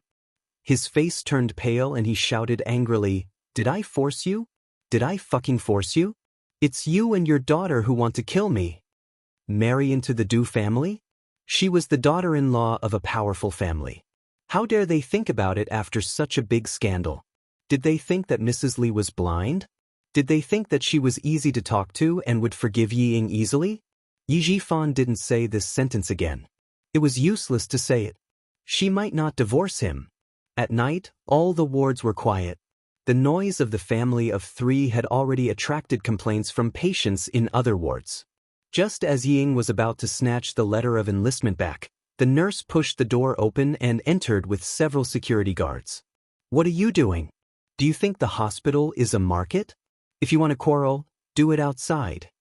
The security guards rushed in and quickly separated Yi Ying and Sun Dongqing. Yijifan covered the back of his hand, coughed and gasped, "My ex-wife brought her daughter here to make a scene. Please help me ask them to leave. Also, my heart is beating fast and my head hurts. My blood pressure may be unstable. Please check it for me. Thank you." She had become his ex-wife without a divorce? Sun Dongqing was so angry that she pointed at Yijifan's nose and shouted, "Yijifan, you bastard! When did I become your ex-wife? Threatening your daughter? I'll fight with you, I'll fight with you." Seeing the security guards and nurses come in, Ying felt a little guilty. She was afraid that it would become a joke and reach Mrs. Li's ears. "Mom, let's go first." She got up and tried to support Sun Dongqing, who seemed to have gone crazy, and kept persuading her, "He won't care about us anymore. I told you he won't care about us anymore. Get divorced, get divorced." One day, she would make him regret driving his daughter out. Yi Ying's eyes darkened as she gritted her teeth. She didn't believe that she couldn't accomplish anything without him. With Madame Li's appreciation, as long as she could marry into the Du family, she would make everyone who looked down on her regret. Sun Dongqing did not want to leave, no matter how much Yi Ying persuaded her. Seeing that there were so many security guards, she acted like a shrew and rolled on the ground. What the heartless man!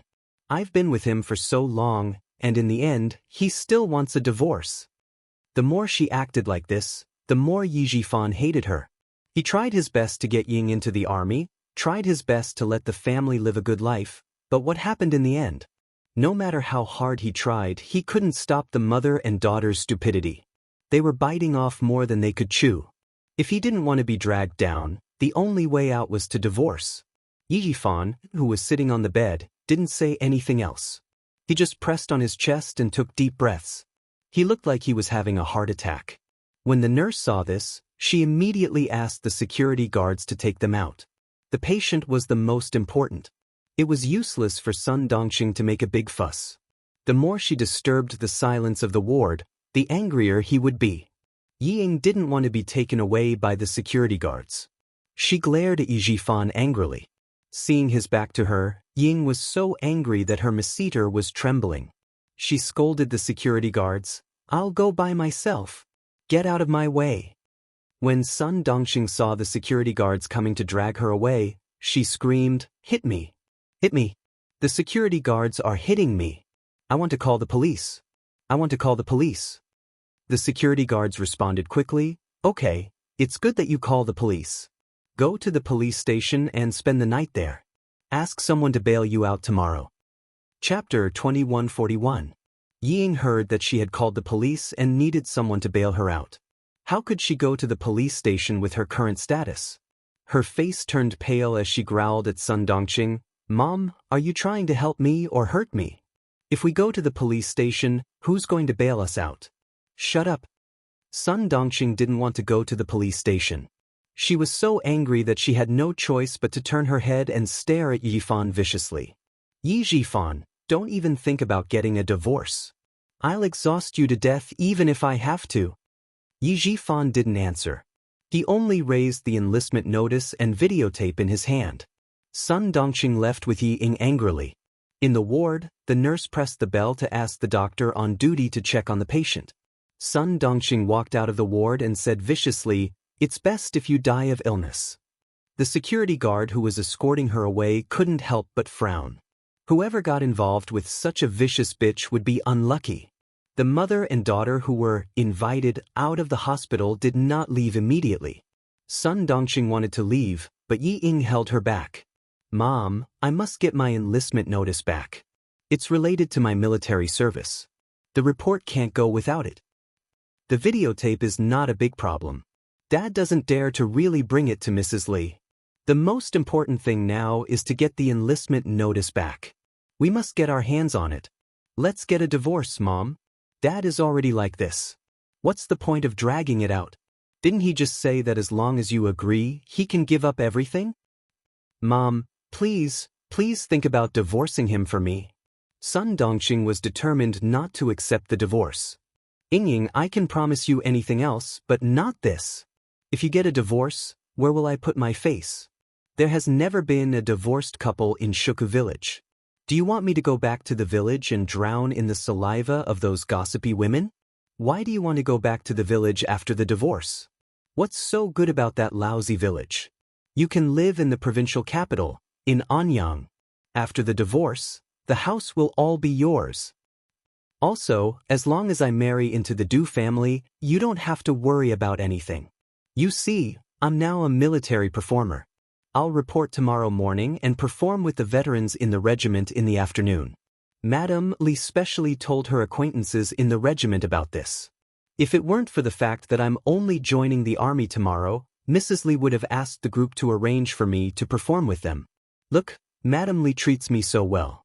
Are you still afraid that you won't have a good life after the divorce?" Every time Ying thought of the enlistment notice and the videotape, her heart would burn with anxiety. She kept trying to persuade Sun Dongqing, but Sun Dongqing still wouldn't nod her head. After talking for nearly an hour, Ying finally knelt down with a plop. "Mom, you must help me. I beg you. You must help me. I don't want to lose everything. I don't want to lose to Yi Qian. I don't want to be suppressed by Yi Qian for the rest of my life. Daughter, I beg you, I beg you." She was just short of kowtowing. Yi Jifan also didn't want to delay any longer. After the nurse and doctor left, he took out his phone and called Sun Dongqing. "Have you thought about it? If you don't give me a reply, I'll tear up the enlistment notice and call the deputy chief of staff due to ask the guards to come and take the videotape away. I'd like to see if your precious daughter can still join the army. You'd better agree to my divorce before I want to drive you to the brink of death." Yi Ying begged bitterly and Yi Jifan pressured her step by step. Sun Dongqing finally agreed to the divorce. Chapter 2142.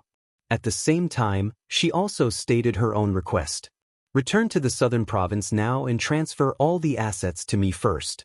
Then we'll go through the divorce procedures." Yi Jifan, who had no feelings for Sun Dongqing, nodded without hesitation. These assets were not considered assets. "After the divorce procedures are done, I'll immediately tell Yi Ying where the enlistment notice and videotape are. I guarantee that she can enlist before 12 o'clock tomorrow. It won't affect her performance in the afternoon." When it came to negotiations, Sun Dongqing and her daughter were no match for Yi Jifan. Soon, both parties agreed verbally. Yi Jifan handed the enlistment notice and videotape to a nurse in the hospital and gave the nurse a few hundred yuan for storage. He booked the plane tickets overnight and flew back to the southern province with Sun Dongqing. "What? Director Yi just finished the divorce procedures with his wife?" Xia Yiwei, who was nursing her pregnancy at home, was so shocked that she sat up from the sofa. Ho Zi, who was peeling an apple, was so shocked that her expression changed. She threw the apple and knife aside and quickly supported Xia Yiwei. Why are you so shocked when they're divorced? Lie down. An elderly pregnant woman with signs of miscarriage scared Ho Zi. She was so scared that she did not even go to the office. She was afraid that something would happen to the mother and child. Xia Yiwei then remembered that she was pregnant. She quickly lay down on the sofa and calmed herself down before asking, "What happened? Why did they suddenly get divorced?" "I don't know. I only found out when I saw the divorce certificate in the drawer. It was done this morning. There was no news at all." The secretary on the phone whispered. He was also confused about this. The director was in a good mood before he went to the capital 2 days ago. Why did he suddenly fall out with the director's wife? He returned to the southern province at 1 o'clock in the morning last night. He asked me to go to the office to send the household register to his house. There was no warning today and they suddenly got divorced. Did something happen in the capital? The bureau doesn't know yet. I'm probably the only one who knows. Everything was fine. Why did they suddenly get divorced? Secretary Xia, why don't I ask around? What happened in the capital? Xia Yiwei thought about it and smiled. Forget it. Divorce is not a big deal. You don't have to ask around. Just pretend that you don't know. The sudden divorce probably had something to do with the video that Xiao Yi sent out. She had to tell Sixth brother about it. Sixth's mood had been at its lowest since yesterday. He was locked up in the hospital and guarded by 2 guards. At the same time, he was also guarded by 3 of his comrades and Li Jinyan. There were 6 people guarding him and an injured person, to the point where he couldn't escape even if he had wings. After receiving Xia Yiwei's call, Xia Jinyuan, who was lying in bed with her heart already in Yiqian, did not have much interest in listening to the conversation. It wasn't easy for Yi Jifan to endure the divorce until now. So be it. It won't affect him much. It's true that the divorce won't affect him much, but he went to the capital and suddenly rushed back overnight. He finished the divorce procedures this morning. You can find out what happened to him in the capital. I suspect that it has something to do with the video that Xiao Yi sent. This sentence piqued Xia Jinyuan's interest. He smiled and said, "Okay, I got it. Take care of yourself. I'll keep an eye on him." The 4 comrades in the ward who were playing Level Up did not hear the other words clearly, but they heard the words, "keep an eye on him," very clearly. Han Zheng asked, "Who asked an injured person like you to keep an eye on him?" Chapter 2143. Xia Jinyuan had been in a bad mood since yesterday. He was locked up in the hospital and was guarded by 2 guards. At the same time, 3 of his comrades and Li Jinyan were guarding him. There were 6 people guarding him and an injured person. In order to prevent him from leaving the hospital and running to Nan province, the 6 of them guarded him until he couldn't escape. After receiving Xia Yiwei's call, Xia Jinyuan, who was lying in bed with his heart already in Yiqian, lost interest in listening. It wasn't easy for Yi Jifan to endure the divorce until now. So be it. It won't affect him much. The divorce won't affect him much, but he went to Beijing and suddenly rushed back overnight. He finished the divorce procedures this morning. You can find out what happened to him in Beijing. I suspect it has something to do with the videotape Xiao Yi sent. Xia Jinyuan's interest was piqued. He smiled and said, "Okay, I got it. Take care of yourself. I'll keep an eye on him." The 4 comrades in the ward who were playing Level Up didn't hear much except for the words, "keep an eye on him." Han Zheng asked, "Who asked an injured person like you to keep an eye on him?" "It's not a person. It's a private matter. I have to keep an eye on Yi Qian to prevent him from being snatched away." Xia Jinyuan put down his phone and looked at his comrades who were brazenly playing Level Up in front of him. His thin lips curled up slightly, revealing an elegant smile. "Why don't you play with a little money? If you don't play big, a few yuan per round is fine." Li Jinyan, who had played a card, coldly exposed his comrade's plan. "You want us to go back to the military headquarters to drink cold water and sit in a dark room, right? No matter how big the game was, gambling was prohibited in the military." "Captain, you're so evil. I almost fell for it," Han Zheng said as he held down the K7 card with one hand. Wait, I still have a pair of spades. My two of spades is the biggest. Are you kidding me? We agreed not to remember the cards. Do I even need to remember the cards? I remember it with one look. Do I need to remember the cards? Remember at a glance? Isn't that just memorizing the cards? Han Zheng and V8 laughed and reprimanded each other. Although it was a little boring to watch over the disobedient wounded, it was still okay to play cards. They had been fighting since yesterday and took turns to rest at night. They had been fighting since the morning and it was almost time for lunch. Xia Jinyuan looked at the group of comrades he could not defeat alone. He pressed his slender fingers against his forehead and then asked Han Zheng, "Help me find out something urgent." He wanted Han Zheng to find out if Yi Jifan had any conflicts with the Du family since he came to Beijing. Du family? How are you related to the Du family? The Du family celebrated Du Jiai's birthday last night and held a small birthday party. The people who attended were all acquaintances and friends of the Du family. One of my friends and his sister also went. Wait a moment, I'll call and ask. Han Zheng had a lot of good-for-nothing friends. If he had anything to ask, he could definitely find out everything. He picked up his phone and was about to go outside to make a call. As he walked out, he said, "Hello," to his friend. When he looked up, he saw a slender figure walking toward him. She saw him in advance and smiled faintly. "Are you going out to work?" "Damn. I'm not busy. Help me find out if anything big happened at Du Jiai's birthday party last night. I have to go now, something urgent came up. Goodbye." She finished her sentence in 3 seconds. Then she smiled widely at Yi Qian. I'm not busy. Didn't I know you were coming, so I specially came to pick you up?"